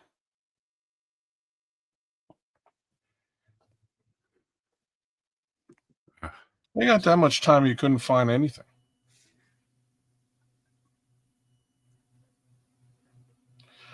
Victor, it's a good question. And the answer is, to me, the latter, not the former. Yeah, it's a learning process. All right, shotgun are the Bears. Looks like Swift in the game to the right. 2nd and 10. Blitz coming. Ball is away to the left, and it's high. Incomplete. To DJ Moore, who was there, but the pass was not catchable. Man, you gotta. I hate to be doing this shit, but Caleb, come on, man. Throw a good ball. 3rd and 10. Come on.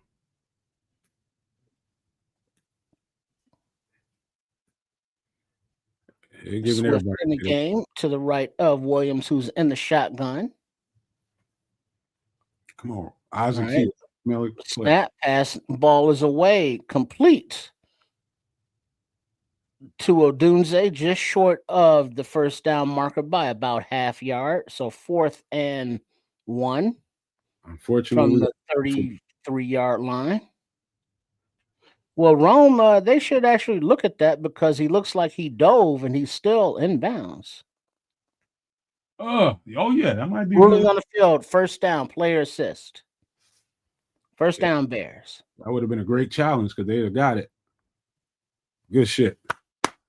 None wrong. Nice Little job. things like that might change everything. Come on now. Somebody's out there playing football. Little things like that. Effort. Might be a game changer. Let's go. There's a little discussion going on in the field. Well, they're just announcing to the field that the first down from replay assistance gave Rome a chance to catch his breath. He's coming back into the game. Come on, Bears. This is how you. Yeah, Dunze's a baller. This is how you separate yourself right here. You want to be a great team, you win in these moments. You find ways to win in these moments. There you go, Rome. All right, 1st and 10 from the 33-yard line. Bears in the shotgun. I think that is Swift to his left in the backfield. Nope, that is Manangai. Passes away to the right side. Complete to Zacchaeus, but the ball popped free on the hit. 2nd down, forward progress was stopped. I think he got the ball back anyway. Damn, they not gonna call didn't he get in a helmet, leading with the crown and a helmet to his face mask? Isn't that a penalty? Wow, that should be like. Isn't that a sparing penalty or some shit? They missed that. But he led with the crown of his helmet. Oh, you can't do that anymore, right? You're right. That should be like. Oh, yeah. That should be a big penalty right now, and it's just because it's the Chicago Bears why they ain't getting it. But he'll get fined for it later on. He put his head down and led with his helmet. Drove with it. They can't call it now. Why not? Can't I've seen call weirder shit. I've seen weirder shit. Call the foul after the play. Oh shit! He fumbled the ball. Yeah, but they're not even talking about him putting his head down and leading into his face mask with the crown of his head. Wish I could argue with that. We're gonna give Caleb a break, man. He's struggling right now, Vomit Pig. I ain't trying to destroy him. He's got to be better than this. I know that. Okay, so Baltimore is going to challenge it. That it was a completed pass, and that it should be their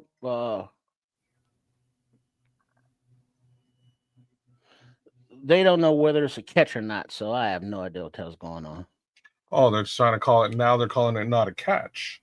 Anything but the actual, My guy, Coach T, up in the house, boy. What up, Coach T? What up? I ain't seen you in so long, man. Hey, Coach.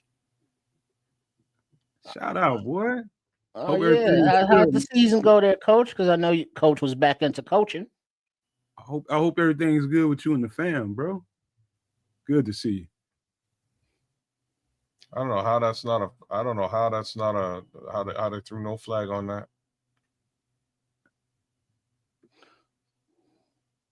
Ooh, hit him with the crown too. Right.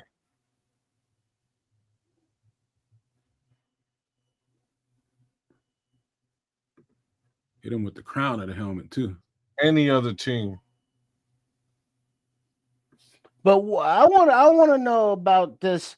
I mean, we've seen the penalties that they've called on the Bears, like namely like the Kwani B one, where he's rushing the quarterback and he swats at the arm and hits the arm and just hits the back of the helmet, kind of. This dude literally put his head down and went. Hold on. The ruling on the field that was a completed pass with forward progress stands. So Baltimore is charged with their first timeout, and it remains 2nd and 6. Caught a break there. Shout out to Coach T again. He says, "What up, fellas? Back on the sidelines, doing your thing. 8-0 head into the playoffs." Oh, that's what's up, Coach. Okay, Coach. The headset on again. That right? Shit, I ain't gonna be able to tell him nothing. Shit, right on. I love it for you, Coach. Straight up. All right. 2nd and 6 in the shotgun are the Bears. Swift in the game. Pass is away and complete to DJ Moore at about the 45-yard line for a first down, Bears. There we go. Take some looks, man. 46-yard line. There we go. Take some looks. Get away from Rome for a minute. Make him respect everybody. Took a look on that one. You look like he was standing. That was a nice route too by DJ. We gotta get a pep on it now. We only got 6 minutes left. All right. On the shotgun is Williams. Looks like Swift to his right. Back to pass. Ball is away. And it is complete to Colston Loveland for a gain of 11 yards and another first down. There you go. Getting it moving around. Spraying that ball around. Let's get that rhythm going. Keep that momentum. Damn. Coach T got his quarterback tearing it the fuck up. 24 TDs, 2 INTs, 1538 yards. Look at Coach T being a quarterback guru. Put him into the system. I know you got that power run game going wherever you at. All right. And the shotgun and the snap. Back to pass. Ball is away. And it is to Zacchaeus. And they are calling it complete. They're calling it complete. So a 5-yard gain, 2nd and 5. All right. Yep. All right. Now we got the Bears back in the shotgun. What looks like Swift to his right of Williams. He's ready. Takes the snap. Blitz is coming. Time in the pocket. He maneuvers in the pocket. Gets out to his right. Ball is away. Incomplete. 3rd and 5. I love his pocket awareness, man. Yeah, that he's very good at. Very good at. As that was a low and outside pass to Rome. That was catchable. He just did not catch it before it could hit the ground and slide out of bounds. Would have been a very difficult catch, but catchable. Gotta grab them with your hands, Rome. All right, and the shotgun is Williams. Manungai in the backfield picks up the blitzer.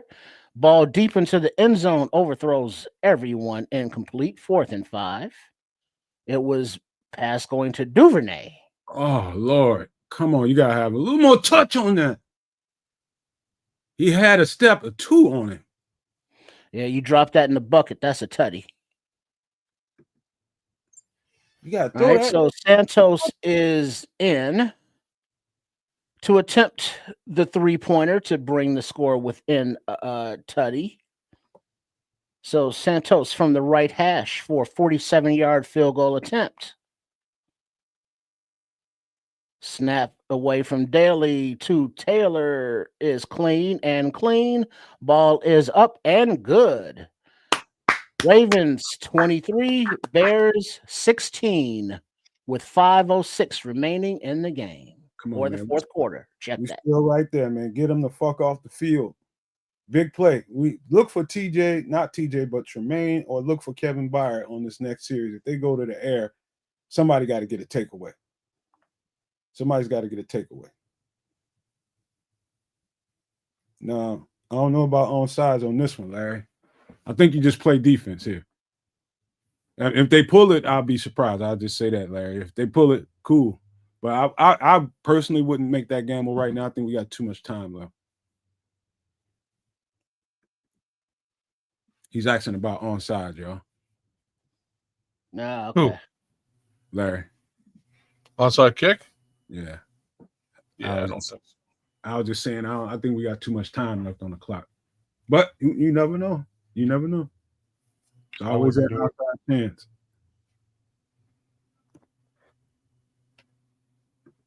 He says Santos has done it before successfully.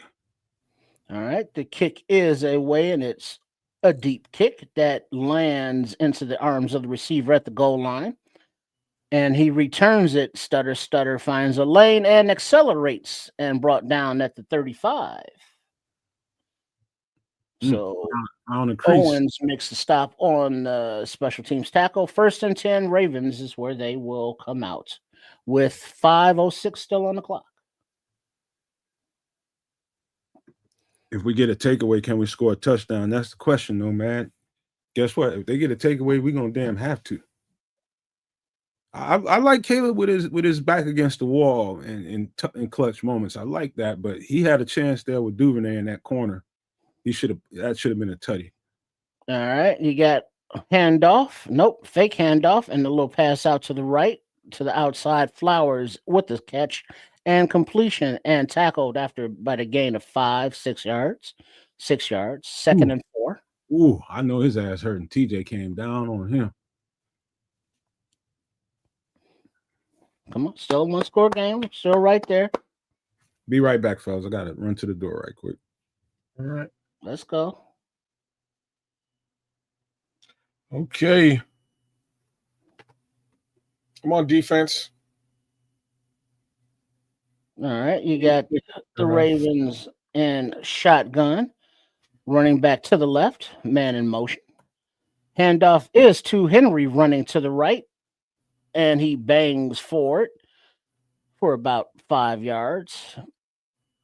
First down, Ravens. 4:36 and ticking. Who's that? 16. Trying to do some clock chewing. This is when you gotta be tough right here.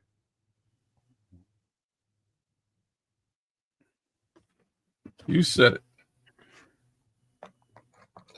Come on, boys. Make a stop. Get a turnover here. Can't be allowing first downs. All right. So you got the Ravens in the shotgun and a handoff inside for a gain about a yard or two to Hill. There we go, big deal. Timeout Bears. And that's the first timeout of the game. 3:26 remaining in the fourth quarter. It's a good thing we had all three of them. Oh, was it bad, Miguel? I haven't seen it. I don't want to see it. The Scatterboo injury, I said his one of those ankle breaks where your foot's facing like south instead of north. Yeah.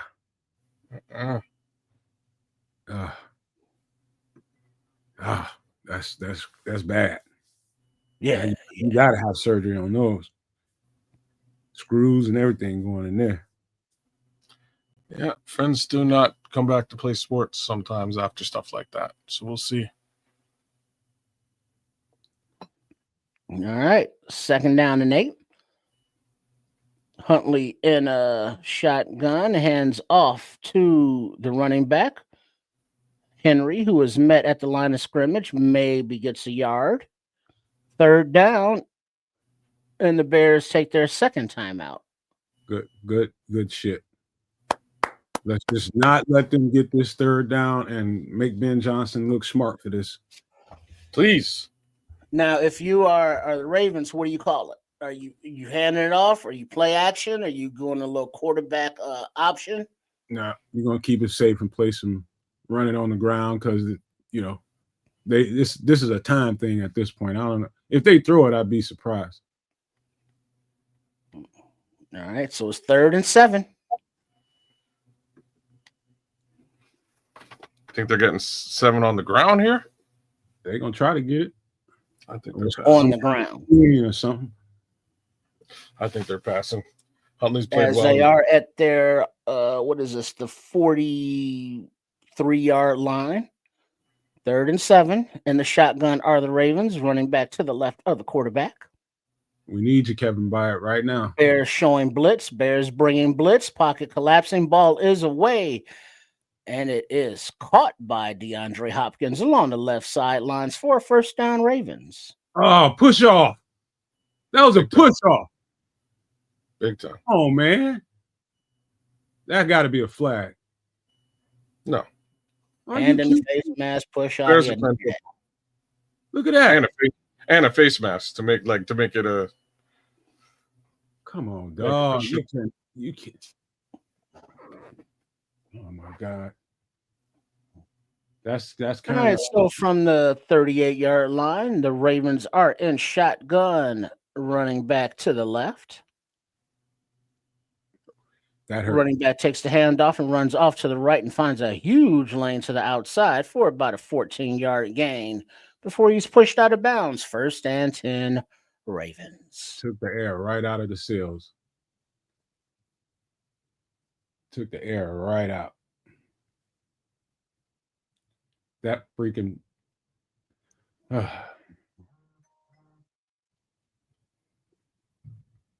One thing I ain't gonna do is be crying about no refs.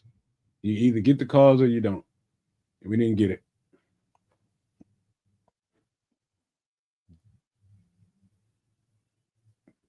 Yeah, this isn't a poorly officiated game. Wouldn't say anything As like the handoff goes to the right side, a broken tackle is Mitchell, and he gets another few yards, about an 8-yard gain, but there's a flag on the play.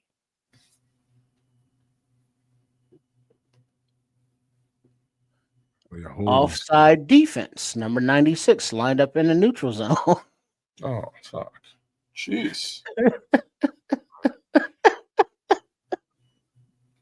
Just when you're thinking things might be going in our favor for a second. Oh, yeah, he was clearly in the neutral zone. Shit, he was like halfway in the backfield while you fucking around. Oh, he's way off.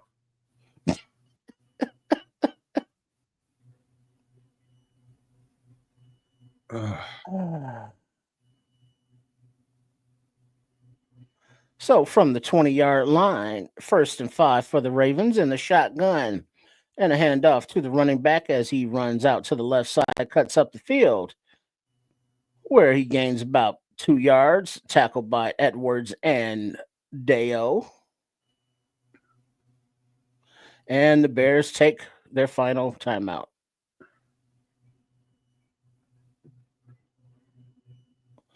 And now the announcers are talking about what's like, that's not a push-off or a face mask? You're supposed to call something there.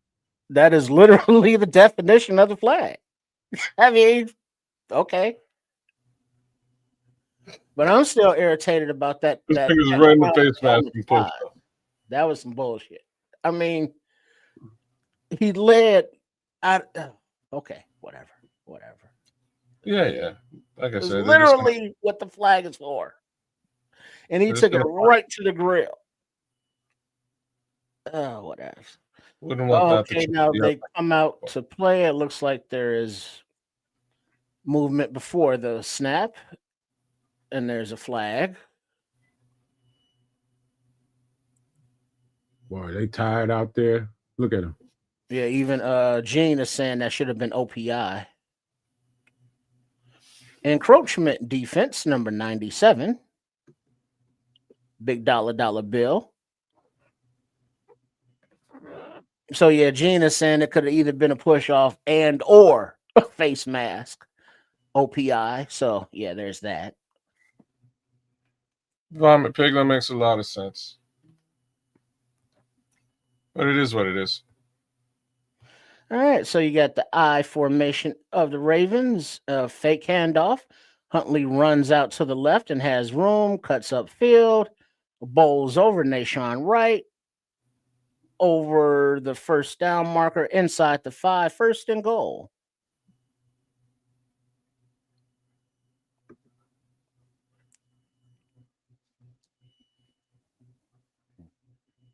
Well, man. This was we missed too many opportunities today. I can tell you that. Yeah, but that's what's been going on. You're not capitalizing on our opportunities at all. Too many missed opportunities. I guarantee you that's what Ben Johnson's gonna say when we get to the field. 1st and goal. Ravens hand off to Henry right up the gut. Ooh, and he's met at the line, but bounces backwards and to the right side and for the touchdown. Ravens. TJ, wrap them up.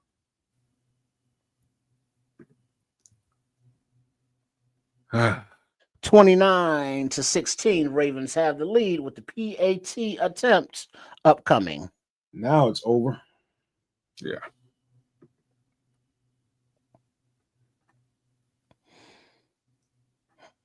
Man. Too many missed opportunities, man. Too many missed opportunities. We had a chance to get this shit. We had a chance to get it. They gave us a chance to get it. And the PAT snap is clean. Hold is good, and the point attempt is good. Right down the pipe. So Ravens 30, Bears 16, with 2:09 remaining in the game.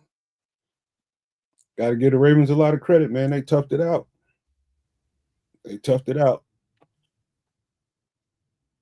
They toughed it out. Snoop took advantage of his opportunities. Caleb did not. He gonna kick himself in the ass today, tonight, and until next week. He gonna kick himself in the ass for missing those opportunities out there. I know it's gonna be a quiet ass flight coming back from Baltimore. Caleb Williams ain't bad. He's just not capitalizing right now. That's all. I mean, just the truth about it.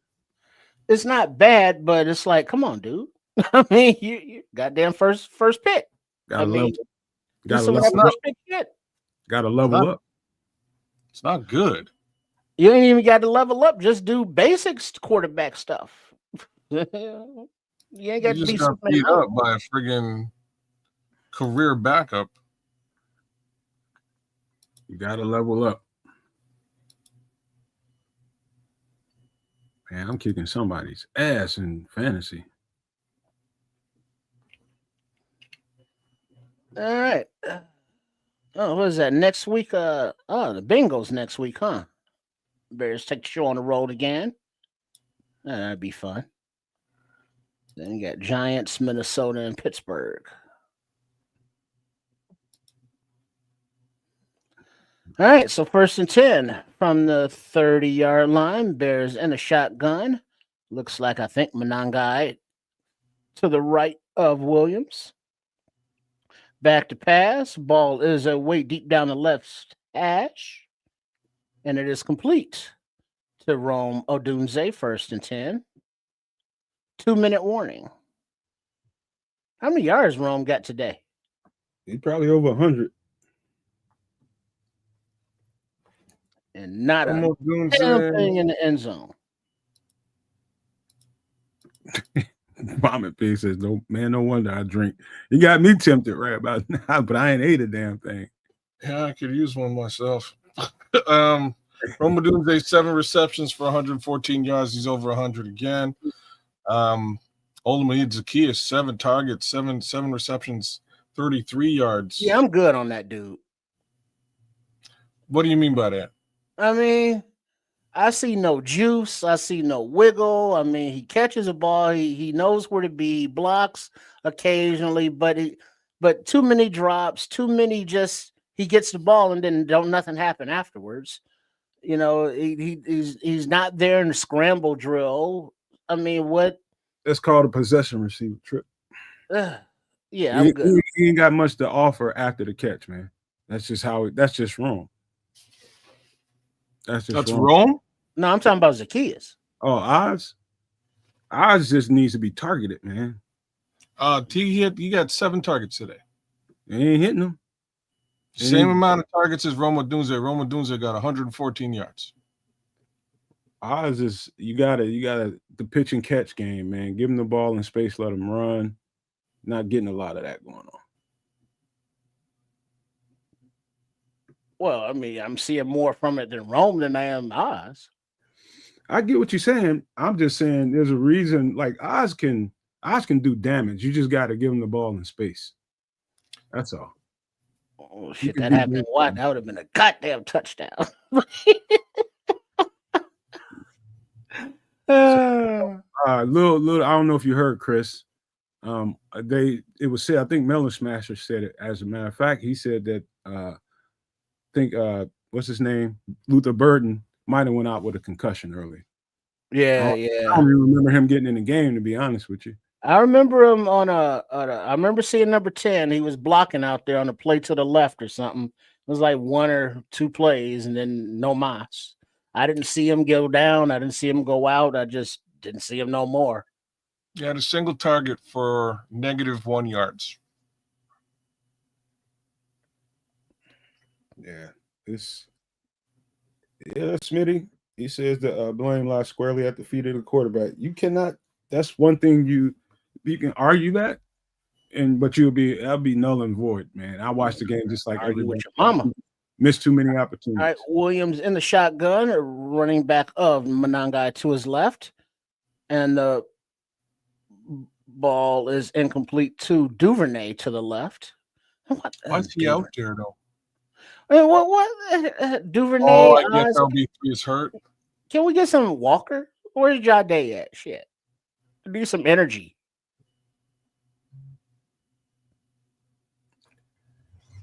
All right.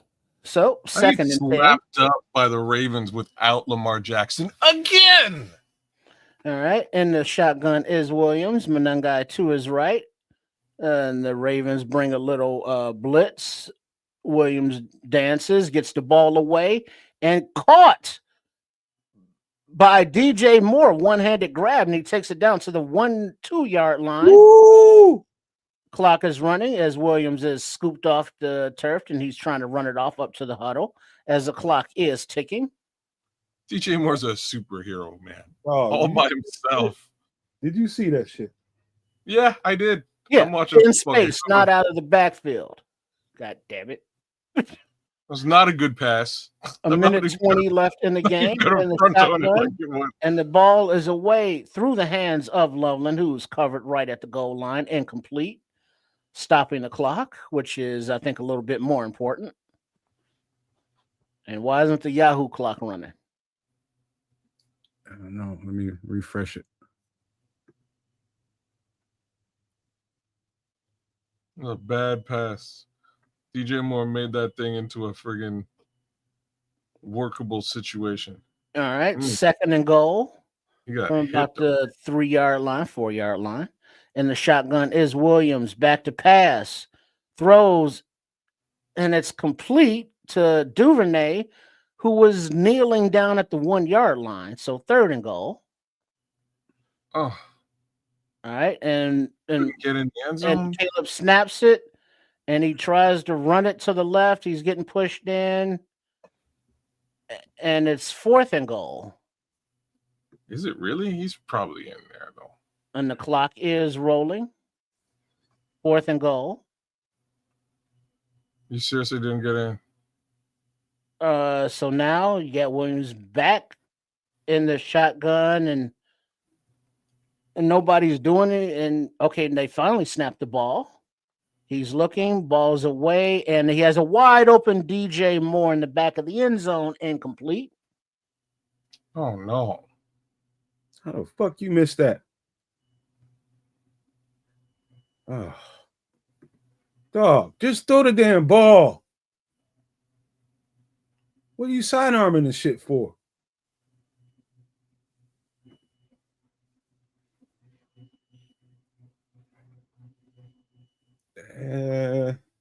He's in. That ball passed the friggin' line.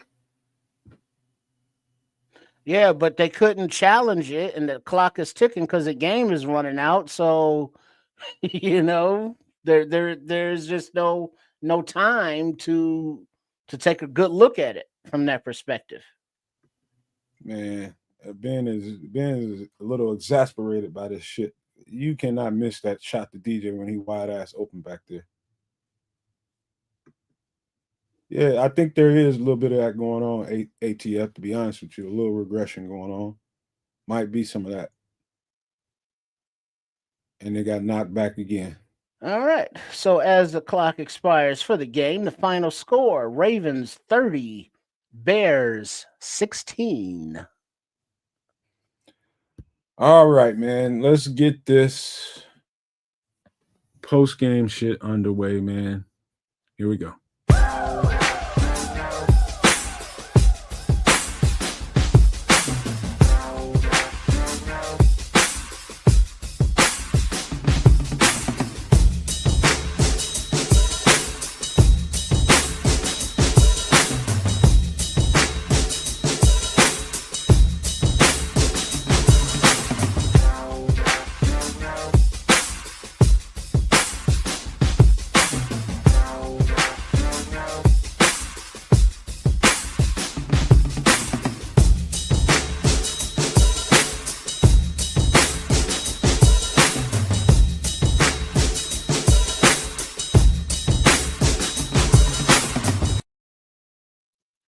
here we go live for the post-game show. Not necessarily the best feeling in the world we got right now. I feel the same as everybody else. With variety of reasons why we lost this game, but the one overarching thing is the quarterback missing too many opportunities, and that's going to hurt you every single time. When you're giving the defense is giving you a chance multiple times, you just got to capitalize, man. And I don't want to spend too much time pressing Caleb Williams, man, because he's young. He's young, number one, but number two, when the defense gives you momentum and you get a chance to make hay with the ball, you got to make hay, man. So I don't care how young you are, you got to capitalize on your opportunities. You want to win on this highest level, you got to take advantage of your opportunities. Guess what? The Ravens did. They won the game.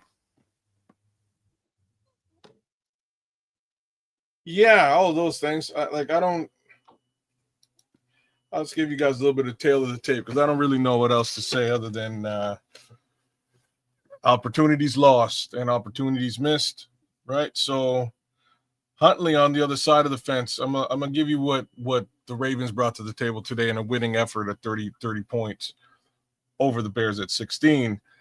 Tyler Huntley, 17 of 22, 186 and a tutty. Derrick Henry on the ground, 21 carries for 71 yards, 3.5 average. Huntley on the ground, 8 carries for 53 yards. That's kind of impressive. You got most of them on one run, which is a bad one. Fair enough. Mitchell, 4 carries for 43 yards, 10.8 average. Zay Flowers had a quick run for 8 yards, and Hill had a quick run for 2 yards. Receiving, 63 yards for 7 on 7 receptions for Zay Flowers. Mark Andrews, 3 receptions, 34 yards. Isaiah Likely, 2 receptions, 8 yards. Rashad Bateman, 2 receptions, 51 yards. Kohler, 1 reception, 10 yards. DeAndre Hopkins, the 1 reception that we saw for 14 yards that probably should not have been a reception at all. Wallace had a single reception for 6 yards. And defensively, this team wasn't really a monster in defense. There's a single interception by Nate Wiggins. There are 7. Nate Wiggins also had 6 tackles, 7 tackles for Roquan Smith. It wasn't anything special in that regard. So I'm going to skip over the defense. There was 1 sack by Mike Green early in the game. The kick returns, though, were interesting. Ali, 3 returns for 88 yards, 29-yard average, and Mitchell, 2 returns for 66 yards. Now let's look at the Bears side of the fence. Bears came to town today, 25 out of 38 attempts versus passes catch versus attempts. 285 yards for Caleb Williams and an interception. No touchdowns on the day. DeAndre Swift got the sole touchdown. He ran for 11 carries, 45 yards, averaging 4.1 yards per carry. Kamanungai, 7 carries, 24 yards, 3.4 yards per carry. Caleb Williams had 3 carries, 24 yards on the day. DJ Moore, 2 carries for 3 yards. Yeah, don't get the DJ Moore thing. We'll get into that a bit. Roma Dunzia, as I said earlier on, 7 catches, 7 receptions, 114 yards, 16 yards and 0.3 on the day. Olamide Zaccheaus, same number of receptions for only 33 yards, 4.7 on the day. DJ Moore was targeted 4 times for 73 yards, 18.3 yards on the day, and I'm going to have to say a big chunk of that happened on that final pass because a lot of DJ Moore stuff was behind the line of scrimmage today. Colson Loveland, 3 catches for 38 yards, 12 yards apiece. DeAndre Swift, 2 catches for 26. Devin Duvernay, a single catch, 2 for 2 yards. Luther Burden, a single catch for -1 yards. Defense, not a lot to talk. Go ahead. Yeah. Defense, not a lot to talk about. Six tackles for Nashawn Wright, 5 tackles and a sack for Gervon Dexter. Montez Sweat, 4 tackles and a sack, 4 tackles for Kevin Byard and Deo Odengbo. Jaquan Briska's right there with four tackles as well. Noah Sewell, 3 tackles, 3 for Jalen Jones, and a forced fumble, but no turnover in that case. The rest of these guys had a couple of tackles here and there. Not a good day for the linebacking core, Edmonds or Edwards. Noah Sewell outplayed both of them, to be frank with you today. Return game, Josh Blackwell. I guess the return game is about even for both of these teams. 3 returns, 61 yards for Josh Blackwell, 20 yards average. 3 returns for Devin Duvernay, 96 yards, 32-yard average. That's about it. We can get into the punter and the kicker, but who wants to do that? So we're starting to see a trend, right? We're starting to see a bit of a trend, and the trend looks a little bit like this. Defense comes out, it plays pretty decent football, and the offense shits the bed. The last 2 weeks, we saw the offense focus on running the ball, and that was a thing. They ran the ball, and it, for the most part, allowed them to stay in play. It was smash mouth football. Today, we didn't see that run game do the same thing. It was nowhere near as effective again. Grand total on the ground, under 100 yards. It's 100 yards with all together, and you definitely need a hell of a lot more than that. Period to get the job done. In the air, lots of stuff with Rome Odunze. Really hitting Rome Odunze. He's putting yards out there, but nothing's getting into the end zone. We're not really fleshing this ball out to your key skill players. A lot of targets to Olamide Zaccheaus without a lot of return on those targets. You just got to capitalize, man. That's it. If the defense gives you stuff on a silver platter, it can't result in 3 points. It can't be just a kick. And that's what we've been seeing for about, to be honest with you, for 4 weeks running here for the most part. So something's got to change. I'll break it down and let me simplify this. And this will probably break down everything. We've been putting a lot of pressure on the defense for the past several weeks. And eventually, with all the injuries and all the stuff that's going on with that defense and the guys missing, eventually you're going to see the wear and tear show itself. And you put that much pressure on them, you're kind of hamstringing them a little bit. It gets right back to the point of the quarterback right now just not being able to capitalize in given opportunities. Him concentrating solely on Rome Odunze and not giving these other guys opportunity. You got a chance to open that defense up. When they're sitting there stacking the box with 8 and 9 guys in the box, this is when you tear them the fuck up. This is when you start torching. Bring out the blowtorch and start hitting them with it. And he just did not, man. He was solely focused on Rome Odunze and gave up a critical interception when they could have. It's that really for the most part. Him not. I'm going to hate to look at the all 22 and see all the open receivers, which I know there are. I know there's a lot of open guys. He's just not delivering the ball to him. He's not giving everybody a chance. And that's probably the main reason, him not spreading the ball around and making these other guys a threat. That's probably the main reason, the number one reason why we lost today. Well, but then it's time to have the conversation that we keep having the same conversation. And it's like, well, he's young, technically, okay, it's not his rookie season, but it is under Johnson. Or he got to get used to the offensive line and his footwork and the cadence. It's like, bro, throw the fucking ball to your receivers when they are open. Because they are open time after time after time, but there's always a reason. There's always an excuse to why he is unable to get the ball to them. And it's like, okay, but that only goes so far.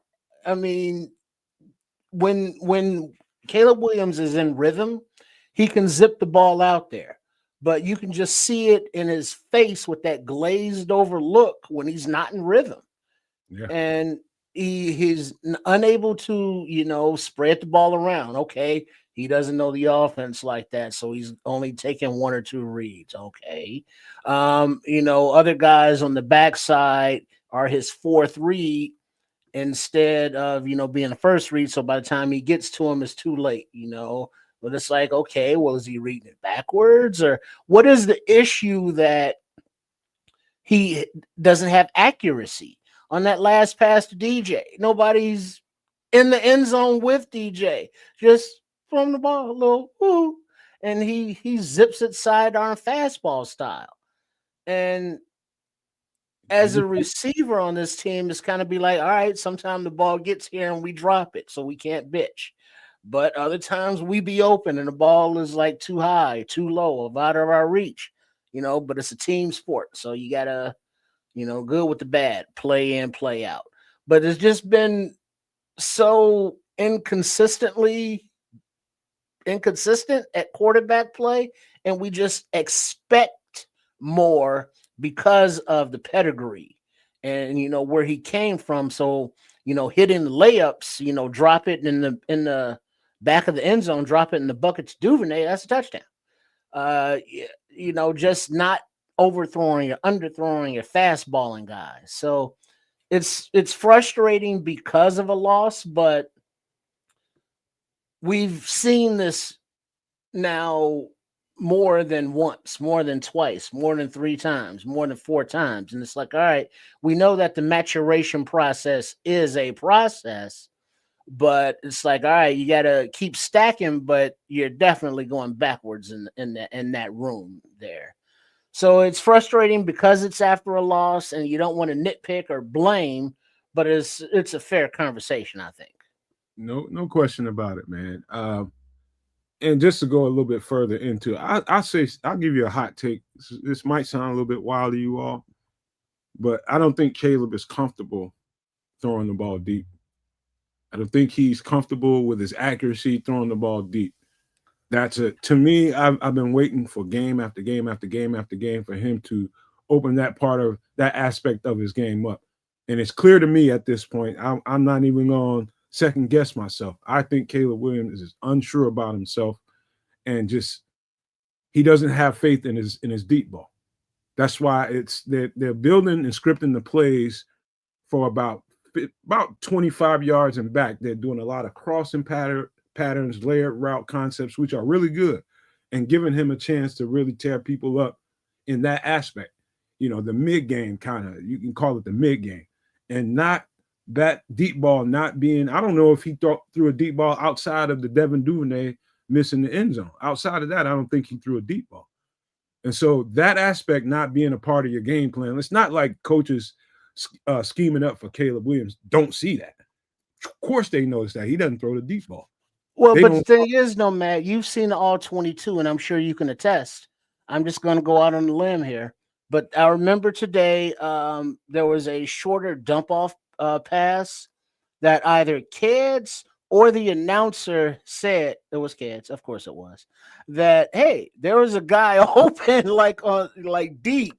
It was wrong. You moved the sticks, so you can't complain. So you guys think I'm off when I say that? No, man, and I'm asking you. The question is, when I brought up the all 22, is that how many times do you see that? Hey, there are guys open all over the field, but he's not getting them the ball.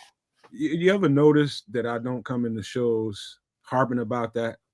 Because, to be honest with you, the fan base doesn't want to hear Caleb isn't doing what he's supposed to. Nobody wants to hear that shit. Because if I came in the show and told you exactly what I saw on the all 22 film, you'd be like, get his ass out, put Tyson Bagent in. That's happening all the time. All the damn time. But I'm not here to harp on that. That's between the quarterback and his coach to get that shit together. Whatever it is, he's got some kind of I'm telling you, I think he's just not sure of himself throwing those balls. I can speak to some of this, and whether you like it or you hate it. So first thing to be said before we like really zero in on Caleb is a big chunk of this game was lost because of how injured our secondary was. Now, back to the quarterback. The narrative on Caleb Williams coming into the season had a lot to do with getting rid of the football, hitting the checkdowns, and utilizing your skill players. And what he's done is he's started to focus on the short game only and omit the deep game, right? To get the ball out of his hands quickly.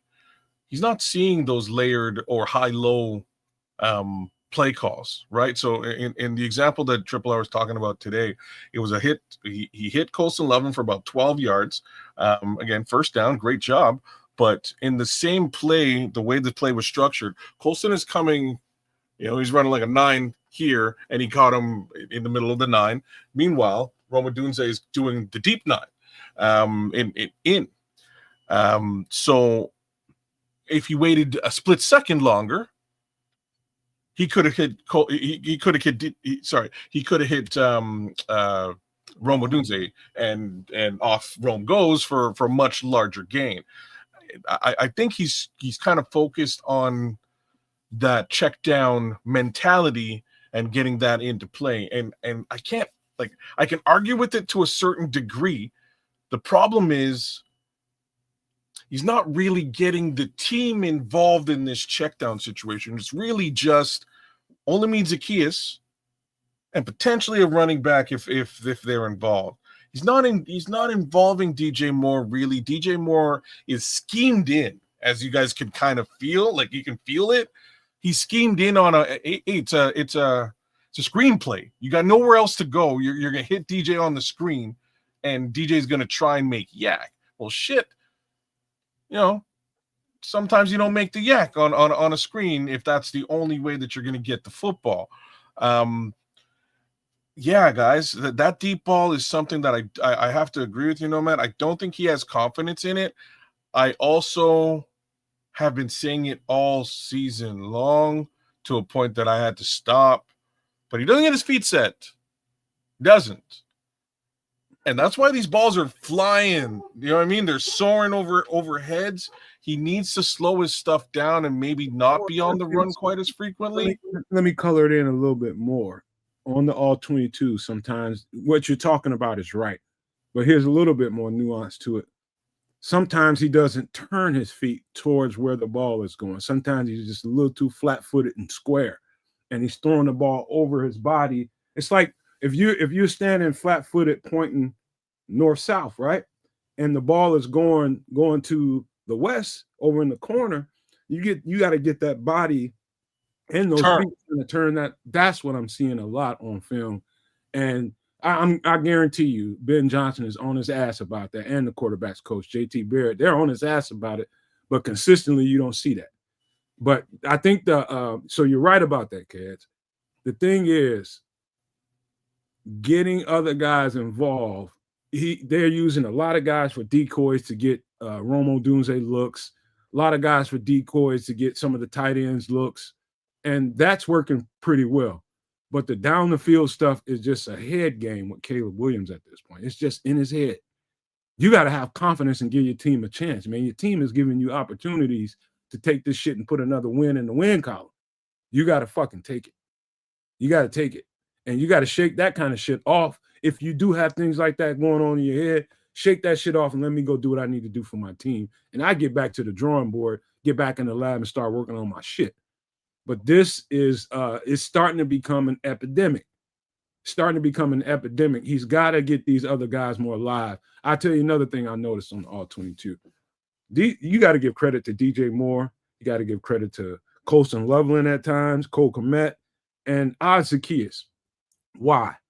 Because they're doing a really good job at controlling their body language when they're not getting the ball or the ball is off and errant throws are happening. They're doing a really good job of controlling their body language and not showing up the quarterback. But I can tell they're still pissed because there's too many opportunities being missed, man.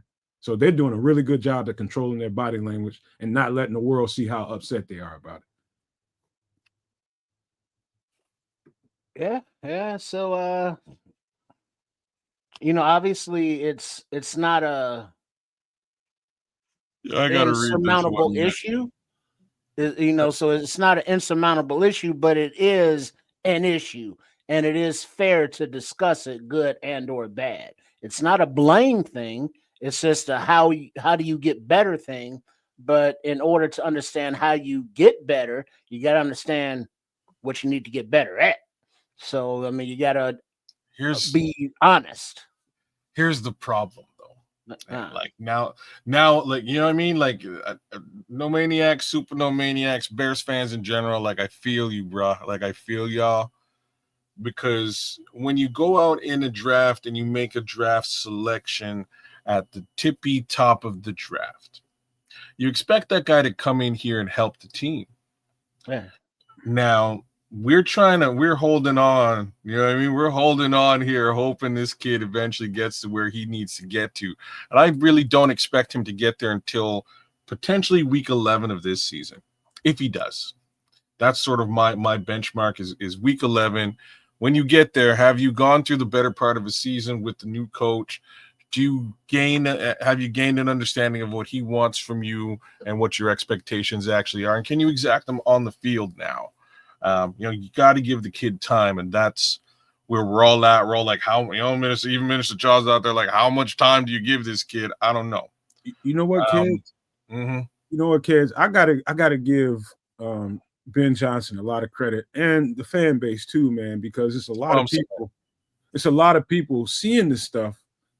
And Ben Johnson knows it. It's like, I can't get this out of this kid's head. So let me scheme up the game this way to help kind of, erase over that. But at some point, I thought that Caleb Williams would have kind of crossed the threshold by now. And, kind of got that off of him. I just don't know really what to say, or I'm not going to jump to no broad conclusion and say they need to put Tyson Bagent in. I'm not going to do that. No, it doesn't, so that's not a broad conclusion. You know what I mean? Like, that's you have to give the kid the opportunity to fail, or this is an experience. This is an experiment in uselessness. We're in the middle of the experiment. We're still trying to figure out what's going on. Thus far, we see a leap up, and then a bit of a dip and a tail off, then a leap up, and then a dip and a tail off. And we're back in that tail off and dip area. We need to see the leap up, and now you get everything, and you're off to the races. The real unfortunate part of all this is that we can turn around and go, oh shit, Danny Dimes Drake May threw for 285 today, 3 touchdowns, and they're scoring points and winning. And he was drafted way back where. So, like, that's the shitty part of all this. We can turn around and look at the other guys in this draft and be like, you know what? They're doing all right. Bo Nix was drafted where? Oh, snap. Bo Nix doing all right. Kids, if he's doing all right. If we didn't lose this game, we'd likely not be talking about this, that we're having this. But you know what? Yeah, we would. We would. It just wouldn't be as intense, because right. We would, because remember, the conversation is framed as a conversation that we need to have because of how the play has been, because of what the all 22 has been showing. Now, even if the Bears win this game, the play of Williams is going to be the play of Williams. It's what it was. And it was not good enough, period. Compared to his contemporaries in his draft class, compared to just other quarterbacks. And I'm not saying that he's horrible kid or anything, that he can't fix these things, but he is not playing to the level of expectations, even though those expectations have been lowered for him because of we're winning, but because we're winning, right? So over the course of this 4-game win streak, everybody's been like, yeah, we won. Like, yeah, we won. But did we win because of Caleb? And the answer to that over 4 games winning in a row is no, we didn't win because of Caleb. We won because of the run game. We won because of turnovers with the defense. Yeah. We won because of Ben Johnson's coaching. Like that's how we won those 4 games in a row. It wasn't because of the quarterback. And that's the part that we kind of all know to be a truthful statement. And it sucks to have to like come to that realization. So where do we go from here? That's the narrative that's got to change. That's the narrative that got to change. When you win, you know, some of that other shit gets glossed over because you get a W, and a W is a W. I don't give a fuck how you get it. We'll take it. But when you examine the shit, again, man, Minister Charles, I apologize for not speaking some of these truths before. But when you're winning, you don't want to be. And me, I just don't want to harp on the negative all the time. You know, that's just me, because you got the dub. But clearly, when I look at that tape, I'm just like, damn. So many times it's just balls that he's just cuffing that ball, man. It's like, damn, throw that damn thing. Give DJ a shot. He's clearing the defense. Oz is clearing the defense. At times, Colston and Cole clearing the defense and just not getting the ball, because sometimes he just really locks in on Romo Doomsday because it's been successful for him. But then there comes a time when you get so keyed in on him, it comes back to haunt you like it did today. Because you didn't get those other guys live, they were able to kind of zone in on Romo Doomsday, knowing that you want to go there and they're gonna fuck you over. Excuse my language. I mean, because I would be interested to see on that play of the interception where, you know, Caleb is standing in his own end zone and he's looking down that right hash the entire time he's standing back there, and then he throws it there. So anybody who's on the defense looking at the eyes of the quarterback is roaming to that area where Rome was, as well as 2 Ravens defenders. I want to know if there was anybody else on that play in the reads that would have been like, oh, yeah, throw it to that dude. Yeah. So I'm just making note for extra sauce. Well, I know Chef Trips will be on early with MF in the kitchen, but I think I'll be on after him this Wednesday on extra sauce. But on that play specifically, look at the all 22 and let me know. You know what? I can't wait till we get this other channel open up and I can show you all, you know, in the private access area, you know, everything that I've been looking at so far.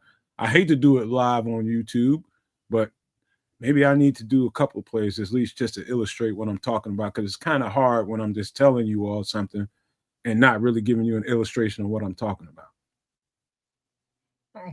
No. Well, now Red Baron has a comment and say you're always going to see something on the all 22 that the quarterback doesn't. Well, not good quarterback. It ain't integrity, Minister Charles. It's just I'm just riding the high of getting W's, and you know, that's just what Charles, he's the eternal optimist, and there's nothing wrong.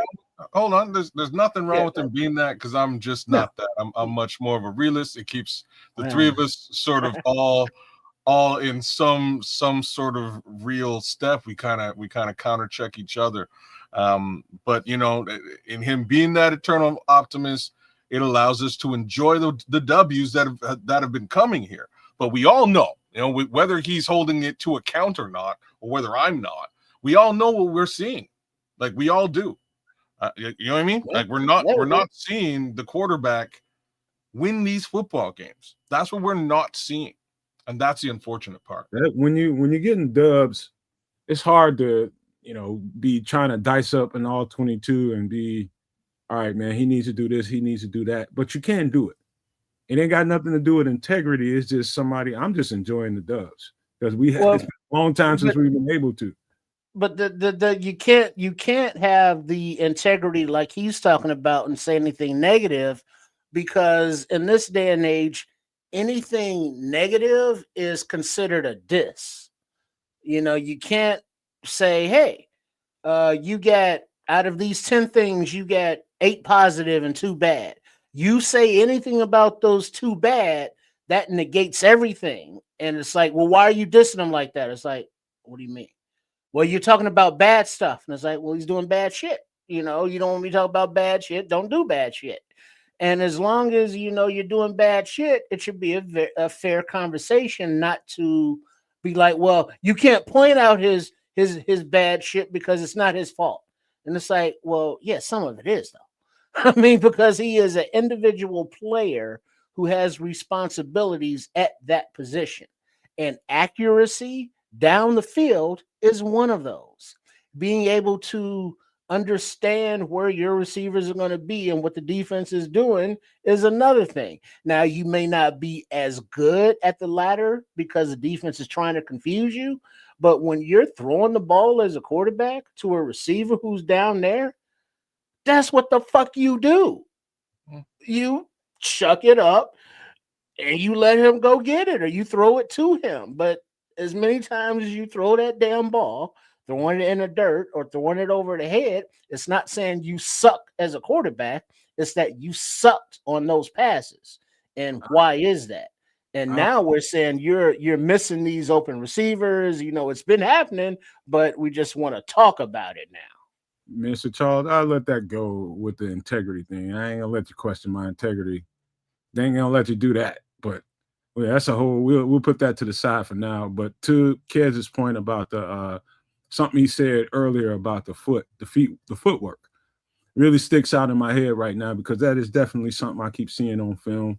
And another thing to that footwork point, him getting to the progressions fast enough.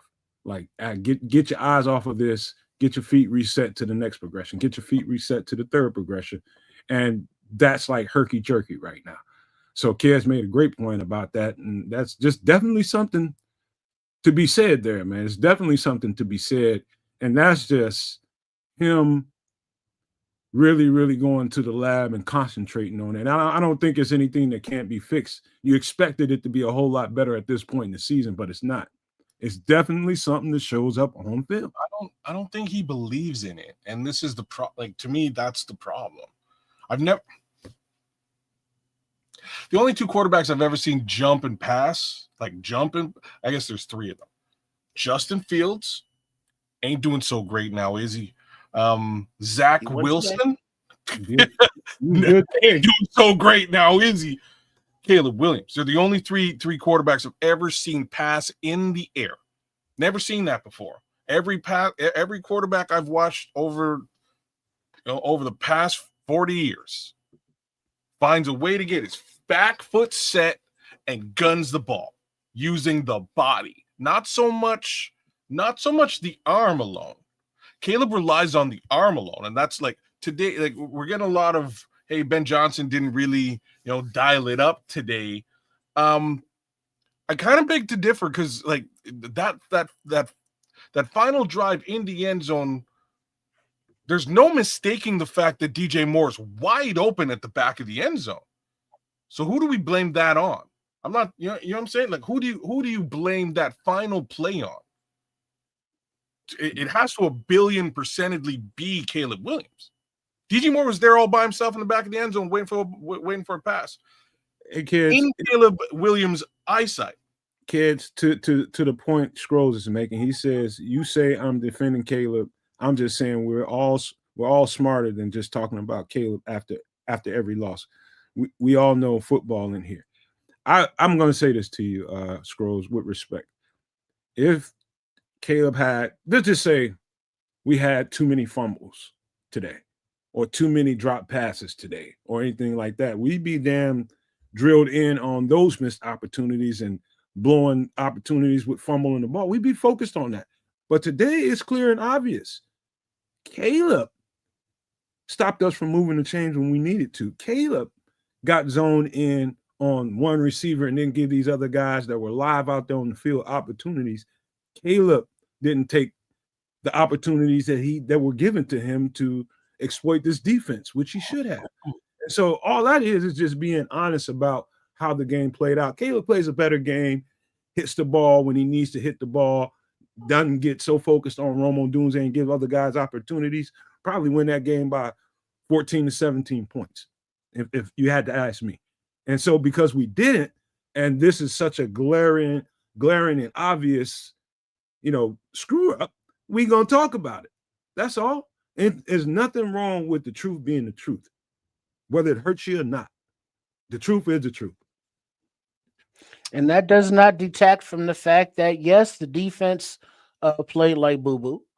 That does not Well, detract from the fact. What, you don't think they did? no, I'm not going to say again. So I'm not going to say they played great. One more time, the secondary was decimated. So therefore, Well, yeah. you're gonna wind up. The receivers are going to play that much better against you. We did not secure the turnovers that we've been seeing week on week on week on week. Like I'm saying, like that you can't put that all on the defense. Like if you're pulling What in if they end up giving up a run defense wise to Henry um, and the other fella? I'm not sure if I can pull that up right now. Because Huntley actually even had a few big ground gainers as well. It was like they probably put up about 100. I'm gonna say they probably put up about 120 yards on the ground, but at the same time, that's to be expected, right? Like it kind of is to be expected from the Baltimore Ravens. Period. Whether Lamar Jackson is involved or whatever, it's going to be a ground and pound situation. But to get diced up in the air is a whole other thing, right? And both of those things were happening today. So, I put a little bit of weight on the defense, but I'm going to chalk it up to injury. And again, the fact that 4 turnovers a game is not a sustainable way to win football games. These are facts. And that's why I've been asking that question. Is this sustainable? Can you get 3 to 4 takeaways a game? And I don't know how you do it. But I want to touch on Cornelius Squalls's comment here. It wasn't so much the route that he ran, it was the fact that Caleb stared him down on the play. At that point in the game, this is I think that might have been target number 7 for Rome Odunze. They know where he's going with the ball in a situation. He's going to Rome. Wouldn't you double team him too? So he had a guy high and low on that particular play. Why did Caleb force the ball there? I can't blame Rome for that one at all. Right? Dog, the sad thing about it. Well, hold on, one more comment real quick. But it didn't even have to be Rome. It could have been DJ. It could have been Oz. Sure. I think the point of my wanting to see that play is he just stared down who happened to be Rome. So, he didn't look off or give the other opportunity for another receiver to be open or the opportunity for the defense to think that he was throwing to somebody else. If you're going to stare down a guy like that, you know that you're not going to throw it to him because you're going to stare down this guy and you're going to throw it over there. That's because the defense is so focused on where you're staring. He threw it where he was staring. That is one thing. No. Go ahead, Fitz. No, go ahead. I was just going to say that's not good.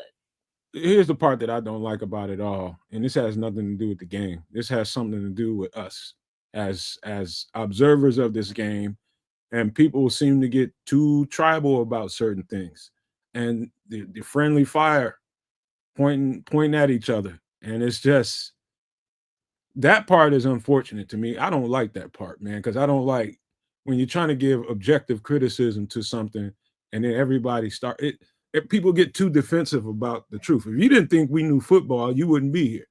If you didn't think we knew how to break down what we saw, you wouldn't be here. What I'm asking is that everybody try to be objective about it all. Whether it's the guy you like so much or everybody wants to see us win. But when it gets broken down and the reason why we don't win is on the quarterback, nobody wants to hear that. And that's the unfortunate part about it. Sometimes you just gotta just take that shit on the chin. Because when the truth is the truth, it's undefeated, bro. It's undefeated. Just telling you. No need for friendly fire, man. We're just analyzing the game. That's all it is to it.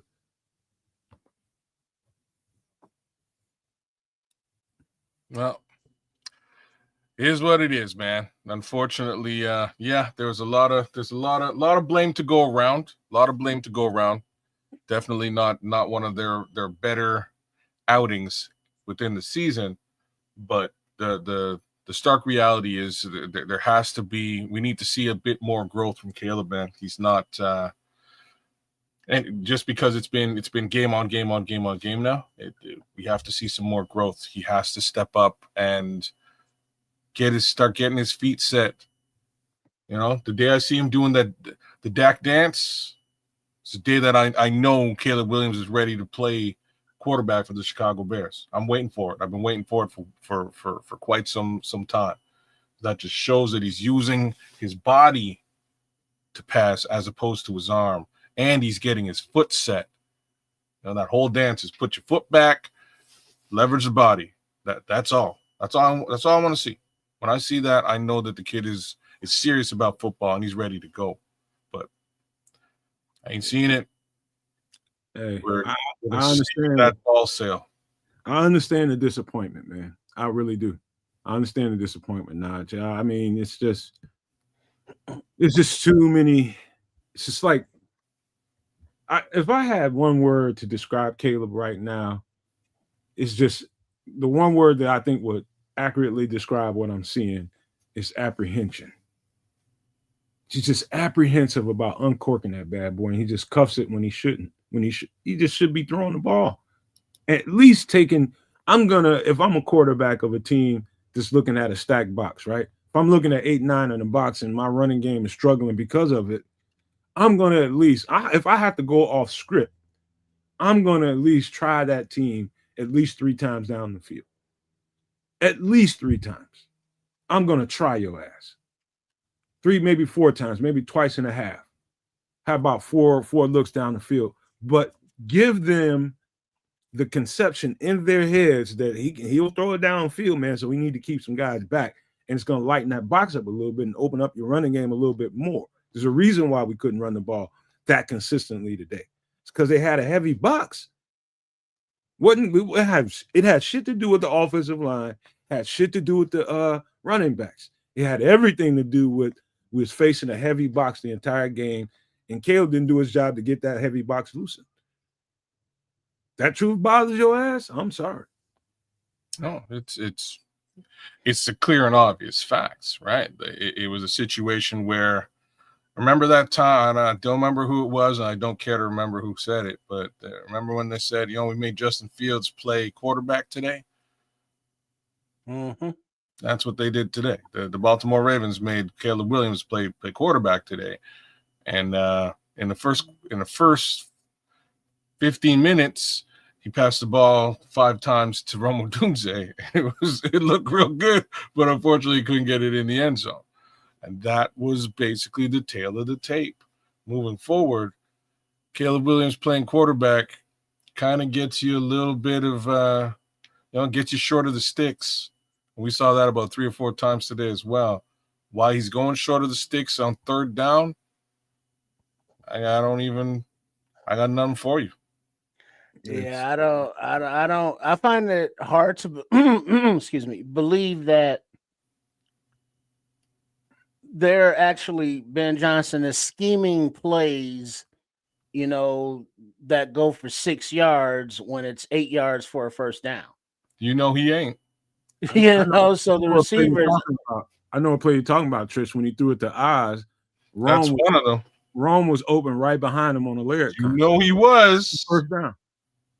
He was. Well, there you go.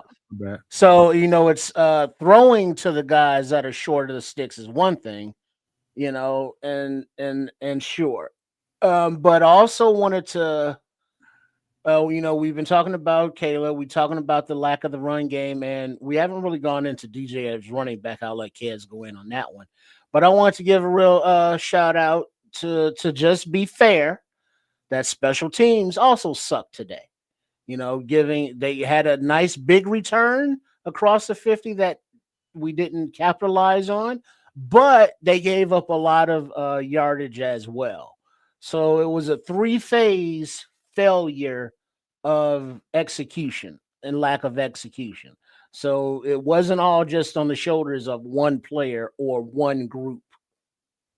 Yeah, I tend to agree with that. They found some seams in the kick return coverage for sure.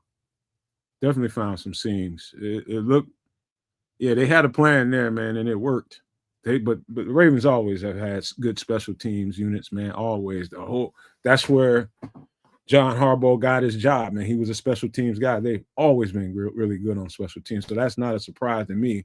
I'm just glad they didn't give up the kick return or the punt return or anything like that. So that was good, but they definitely gave up critical yardage in the return game for sure. The in the return game, looking at both sides, it was about even.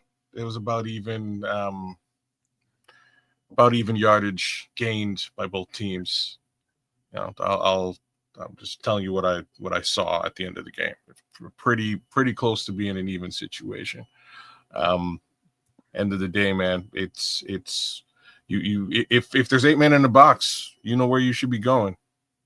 Well, now you probably foretold what future defenses are going to be doing when they face Caleb Williams is make them throw the ball. They've been doing it for 4 weeks. If you know what I mean, if you're really looking at it, they've been doing it for 4 weeks, and he has yet to be able to beat it. The upside is turnovers have saved the day. That's what's really saved the day over the course of the last 4 games.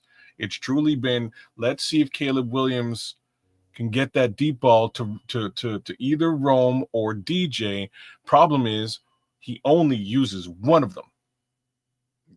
Yeah, so double team him. You ain't got to worry about the other one. This is how that interception happened. Like exactly that. That's where the interception came from. You know what? I'm gonna undercut Rome because I know he's throwing a wrong. Oh snap! Ball's in my hand. Yeah, right. Like that's how that happened. Truth, Scrolls. It's been the defense, just like Kid said, and getting the running game going on offense has definitely saved us. It's just. I know. All I know, man, is you want to see this thing turn around, man. That what he's just got through talking about, the bruise that is the passing game at times has been blushed over, with W's, man. That's what we've been trying to tell you, man. Because you get W's, you just put a little blush on that bruise and you don't see it. That's all. It's not. It's just not, you're nailing it. It's just not quite as ugly. You know what I mean? It's not quite as ugly. And you don't have to zero in and focus on it. You can gloss over and ignore it. W's make everything feel better. Unfortunately, again, y'all seeing the same. We're all watching the same football game together, and you're seeing it. So it's unfortunate the defense couldn't pull out a couple more turnovers this game. Things might have been a little bit more different. It's unfortunate they were as injured as they were. And this was truly a good test, right? It was a good test to see if the defense isn't going to pull the game out, can the offense do it? And today we got our answer. Yeah, we gotta. I know this, man. Looking forward, I don't know how many days we have left. We got about maybe 7 days left into the trade deadline. I'm not sure, but we need just having a discussion about that. The 4th, so Tuesday. Week from Tuesday, rather. Week from Tuesday? All right. Yep. So. Well, now let me ask you this. Looking at this team right now, are you buying, selling? And if you are buying, selling, what are you buying, selling? I think we still need to be in a buy mindset because, truth be told, we don't know the extent of any of those injuries. We haven't seen Austin Booker. We don't know if we're going to see Jalen Johnson again this year. We don't know how significant this shit is going on with Kyler. We don't know what the hell. We don't know about how badly injured Tyreek Stevenson is. And so from a necessity standpoint, it's possible that we might be in the need category and have to do something at the trade deadline. Whereas we might have felt like we was in a surplus and we can go get a guy that kind of put us over the top. All the edge rushers and those kind of guys, whoever, defensive tackle, whoever people think that could help us get over the top. Now we're coming at it from a deficiency standpoint. And do we need to do something to keep us where we are so we're not just completely torn apart, defensively? I think we might have to do something on defense, man. What do you think, kids? Nope. I would be Okay, so if they won this game handsomely, which is what I was hoping that they would do, I was hoping we would see I was hoping we were going to see the offense today. If they won this game handsomely, that would sort of show that this is a contending team. This is a team that's going to go a little bit further than we had expected. That's not what we saw today. Yes, the defense is hurt to shit. And I think in that respect, you just go grab a couple free agents and call it a day. I don't think you spend capital and or trade for anybody with the knowledge that Kyler Gordon should be back and healthy either sometime this season later on or next season. Same token, Jalen Johnson, Tariq Stevenson. Those guys will eventually be back. I think right now the secondary is hurting, and you should do something to help bolster the secondary, but I wouldn't suggest you trade or spend capital to do so because, again, the verdict is still out on what this team actually is. So with that being said, I wouldn't go and do any of that. And when I say what this team is, we also don't know what Austin Booker is.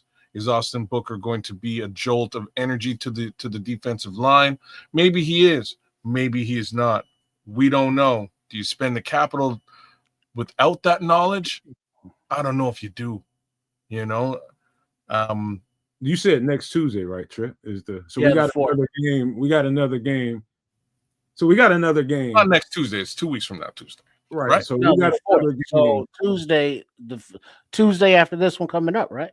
Tuesday after this one. Yeah. So okay. we got another game to get to see if this is just a symptom, something that we can clean up, which I don't know about that, or is it something that's plaguing us and we're not the team we hope we will be at this point in time. In that case, Cass is probably right. We don't go make a major trade because if you don't think you can push for something this year and you think that this plague in this quarterback and the offense is going to keep on going, then you don't do nothing crazy. Now you do go to maybe some free agent situation or some practice squad somewhere and see if you can get a piece or two, whatever it is, just to make sure you got bodies. But let's say we turn this around and next week things look a whole lot better than they did this week. Then you're back in that conversation, in my opinion. Yeah, well, it's TikTok, as we approach, and now the deflation, of a loss is what it is. But looking at that secondary, Kids has mentioned it, Nomad's mentioned it, that the injuries. I mean, we just have to add more bodies. And I would even think that there would be some practice squad players around the league who could possibly be better, talents than, what we're looking at from the back end of these DBs. Because McLeod or McCord, what's his name? Yeah, him. He got toasted out there a little bit today, and then you got all these Nashawn Wright. Sometimes he makes a play. Most of the time he gets burned. And then he'll make a play. Then he'll get burned like twice. Then he'll make a play. Then he'll get burned. So he's very inconsistent. He's very consistently inconsistent. So, yeah, there has to be talent around the league that can improve this team going forward, not just for this season. So, yeah, I would look for some moves to be made. Because, remember, this is still a Flus regime roster for the most part. So there's going to have to be changes. Well, there's going to be changes. And like I said, I expect them to happen at the end, like after the season's done. I expect those changes to happen in standard free agency slash the upcoming draft. And that's why you don't blame Ben Johnson, Scrolls, right? Like this is Ben Johnson's first foray, his first goal, first kick at the can. I think we can all say that we've seen, Jesus, like without a shadow of a doubt, have we seen competency from a coaching perspective from Ben Johnson? Yeah, there's some penalty issues, but that's actual execution of the players on the field. Like I'm not sure how else you can point penalties at the head coach. If you're going to say it's discipline, I don't think that that's the case because it's we saw similar penalty case scenarios under the previous regimes, and now we're seeing much of the same. It's the same players, right? So that's where we are. There needs to be a bit of an influx of talent in certain areas here. Hopefully, we can start to move away from some of the penalties that we're getting. There's a little bit less pre-snap stuff in comparison to last season, right? It's a little bit better, but there is still a little bit, and you have to have that conversation with the quarterback and cadence and offensive lineman. I think the offensive line is playing better, so then you zero in a little bit more, and now you think about quarterback and cadence, right? So, they do have to clean up those penalties at some point. They will, but I don't see much more of that happening this season. I think they were up to 75 yards penalty again today. It's not a good looking situation with respect to that, but we are talking about a head coach in his first season in the NFL. So, you got to give him a little bit of, the amount of slack we're giving Caleb Williams, you got to give him a full season, a full season of slack. And what I can tell you right now is, does he know when to call timeouts? Yeah. Come on. All right. Let me speak to a couple of comments before we get out of here. The first one is ATF. He says, has anyone else seen Caleb checking out during the game? I don't know about, I can say this, what I have seen, he's definitely wearing a frustration on him. You definitely see that physically on him. That's just human. That's just very human. Is he checking out? I don't know.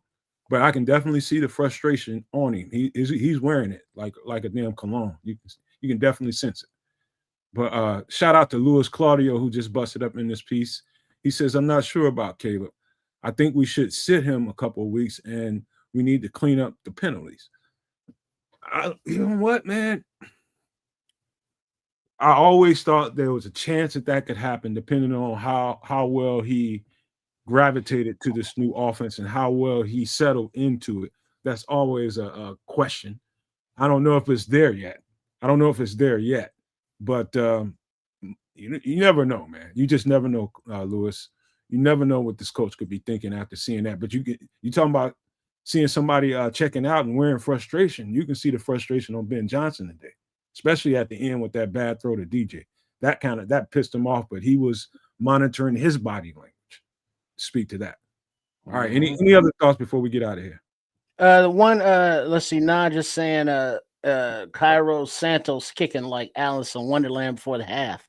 I don't know the exact amount of yardage for that attempt, but I saw it was over 50. And so right then it was like, really? Santos? Okay, he's got a stronger leg. Let's see what he got. It was lined up, but it was short as fuck. So however long it was too long. Anybody got that actual yardage for that attempt? No Maniacs, Super No Maniacs, throw that in the chat before we get out of here. Shout out to Marlon Johnson, Super No Maniac. He says, hey, Nomad, you got any of those hoodies? We got a boatload of slew incoming for you. The stuff you saw on the previous website is going to be a lot more to come with that, man. So very, very soon, I want to say Wednesday, I might have to freaking do that. Because I'm tired of waiting. We prepared to put the stuff out there. We're just waiting on some other stuff to happen so we can do it in conjunction. That's all. They said 58 yards. Cairo Santos 58-yarder. Get the fuck out of here. that was doomed from the start. So yeah. So like we gotta get ready to wrap this thing up. I haven't eaten nothing. Y'all motherfuckers ask something to eat. Yeah, no, we can close her down, man. Just touch base on some of these quick little things. Yeah, I'm gonna have to say I'm definitely in the Jake Moody camp. And I just put that out there now. Jake Moody came in and was lights out for a couple of weeks, no questions, no misses. And second Cairo come back, he was a 47-yard miss. It was a miss. There was. You're right. There was a miss, but that was hey, shit happens. Yeah, I'm still Jake Moody though. I think Jake Moody would have nailed that kick today. That's my thoughts. I think he's got a bit of a bigger leg. Beyond that, under no circumstances am I, even though I've been a little bit critical of Caleb here today, I believe the three of us have. Under no circumstances would I even suggest for a second that we sit the kid or that we bench him. Not for a second. All right. Because they put the capital in him, and we need to get to the end of this experiment. We need to see who he is. And we will. Pleasantry, sir, because I'm starving like a motherfucker. I will. All right. So, hey, y'all. Bear down. Been another game. Unfortunately, this time it was a L as a result, as opposed to a W. But we'll get to a couple more of these W's on our way towards the end of this season. And like I said, at some point we're gonna figure out who this quarterback is and what he can do, and we'll rock with him all the way through to the end. That being said, big shout outs to ATF out there. The Immortal Nodge is with us tonight. Big shout out to you. Louis Claudio, thanks for coming. The Scrolls, he's a super no maniac. You should be as well. So is the good Marlon Johnson. Thanks for coming through. Timothy Basemore is also a super no maniac. Shout out to Smitty Q. Shout out to AC Adam. FFG styles out there. Big ups to you, FFG. Mad respect. Rex Smith held it down with us today. Who else is out there? Oh my God, Ricky LaFleur. Big shout outs to Ricky. Big ups to the Blue Jays, y'all. Some Canadian love. We gonna beat y'all and take away that pennant. Mad respect. Who else is out there? Pete Jones came through. Marco King's doing the darn thing. He's a super no maniac as well. Shout out to the good minister Charles Johnson. Be Cool's in the chat tonight. Thank you for coming through. Neil Red, shout out to you as well. Shout out to Cloud Chasers Radio. No love whatsoever for Don Burr. Ice Craft, shout out to you. Give us a like, share, subscribe out there. We would appreciate that. Big shout outs to Cornelius Squalls. Number 2 no maniac. Mad love to Cornelius. Always good having you in the chat. Victor Dragon was with us tonight. Thank you for coming as well. Who else is out there that am I missing? Jay Krillin. Shout out to you, Jay Krillin. Thanks for coming through. Hey, it's baby kids, man.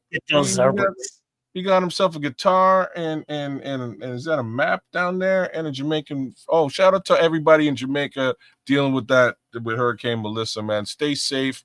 Drink Jamaican rum and forget it ever happened. Big up to my Guy Foster covers, our Guy Foster covers. Mad respect to you. Black Rain jumped in the chat for a little bit. Mad love to him as well.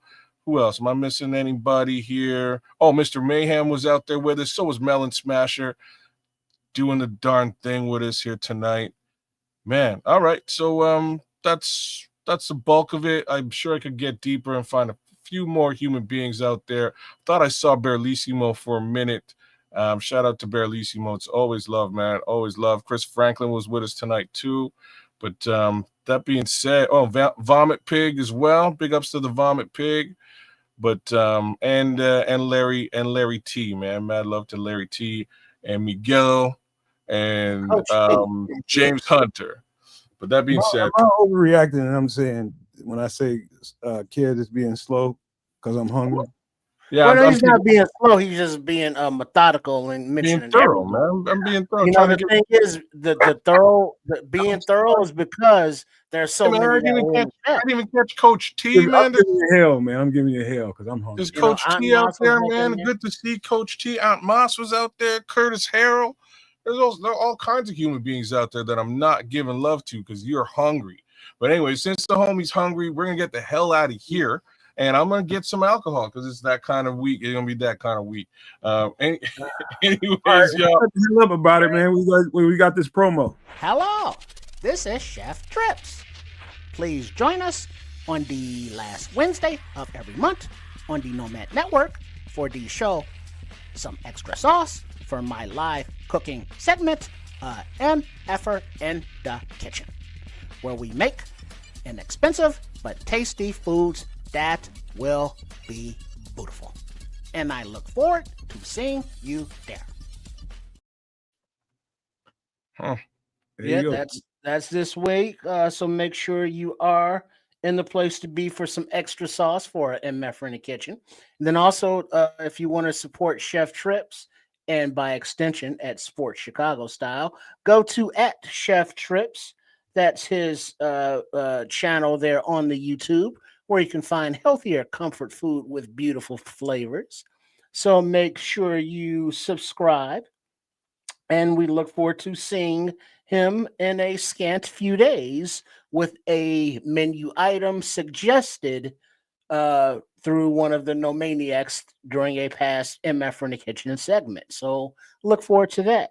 And then also, please make sure to subscribe to Sports Chicago Style or at Triple RSCS. That's the at thing, the handle, if you will. For the fun content, I got to hook up with the fellas in a little bit to record our post game show. If you have not seen the pregame or any other previous content, please do so at Sports Chicago Style. Not tonight, not tonight, ladies. The Bears lost, so it's one of those weeks where the alcohol isn't like that happy alcohol; it's that sad alcohol.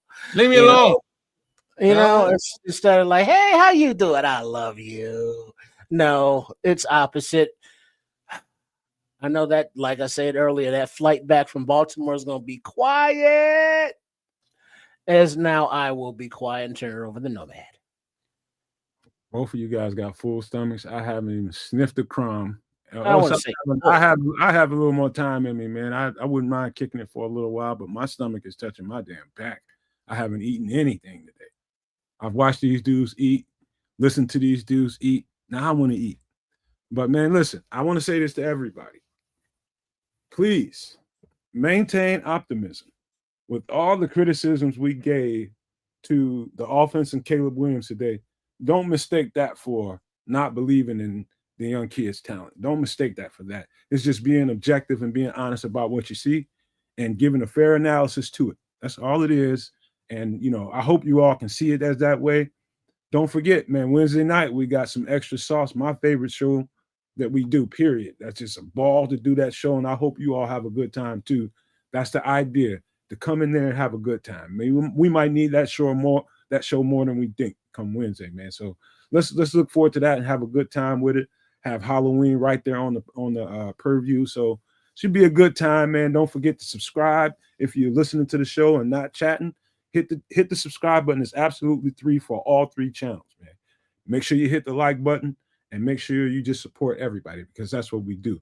But I ain't got a whole lot to say other than take care of each other, take care of yourself, your family, your loved ones. Be nice to each other, man, for a change. And so before we get out of here, I want to leave you guys with these famous words.